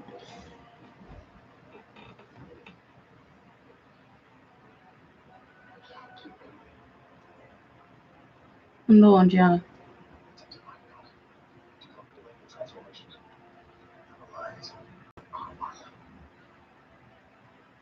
Our thoughts are one.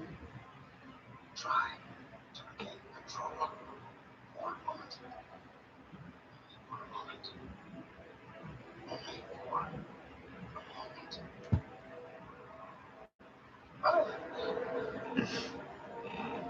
Must hurry. All creature decks 3, 4, and 5. Emergency containment fields. Gateway agreed. Gettin, board the shuttle. Initiate launch sequence. Acknowledged.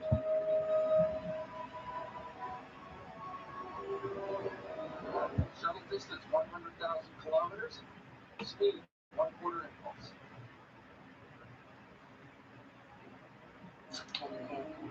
I've been trying. It's happening. It's happening to me. The atomic structure is completely destabilizing. Bye, Kes. I give it to you.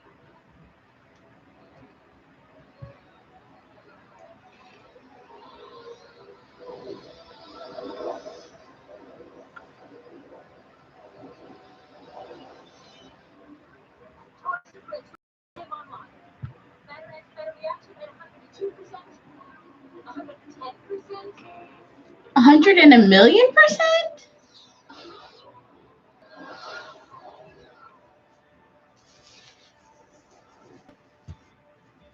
Drop item.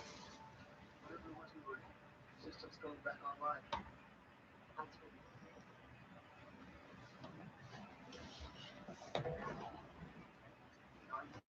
5,000 light years from where we just went. just the asset of the outcomes.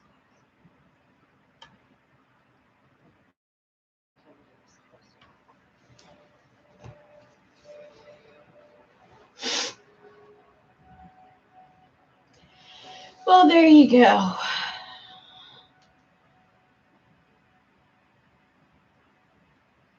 Told you. All about the kiss.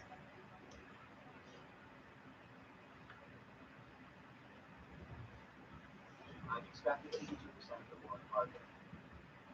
The remaining file will be planned on ship for like that. Sorry, it's on short notice. It's acceptable. Of course, it's hard to believe. Nevertheless, I managed to balance functionality and aesthetics. I'm also delivering stability for air molecules. That's why this is really difficult.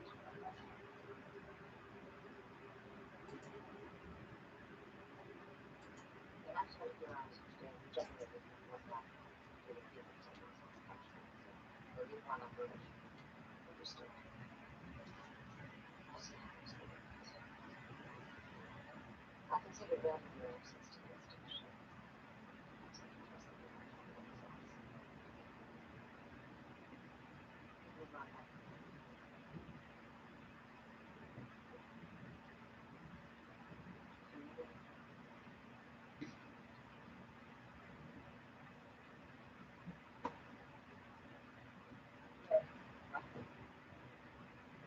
The child is gone.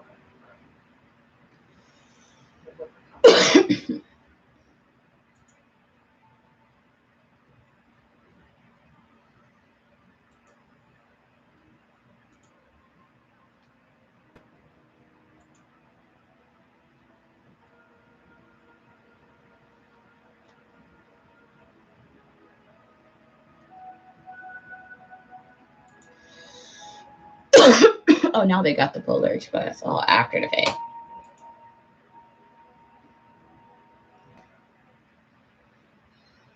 Ew, they got How to Eat Fried Green Worms as a movie. I gotta watch it because I loved the book as a kid, but ew.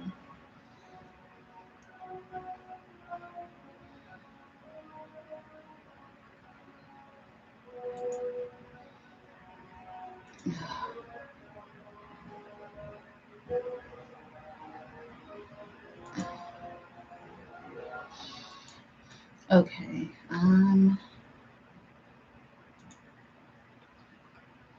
Gonna watch something fun.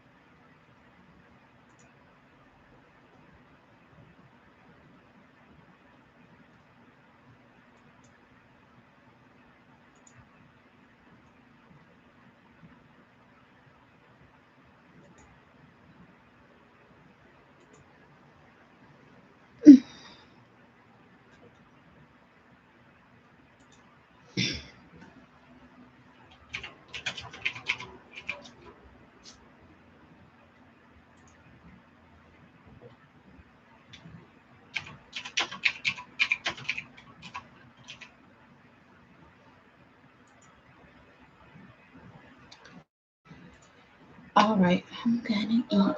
I'm gonna chill now and watch something fun and see y'all later. We're gonna watch On the Run Eating with Nori. Said we're at outside Martin Luther King's house to record, but we got kicked out because we did not have a permit. We are not professional.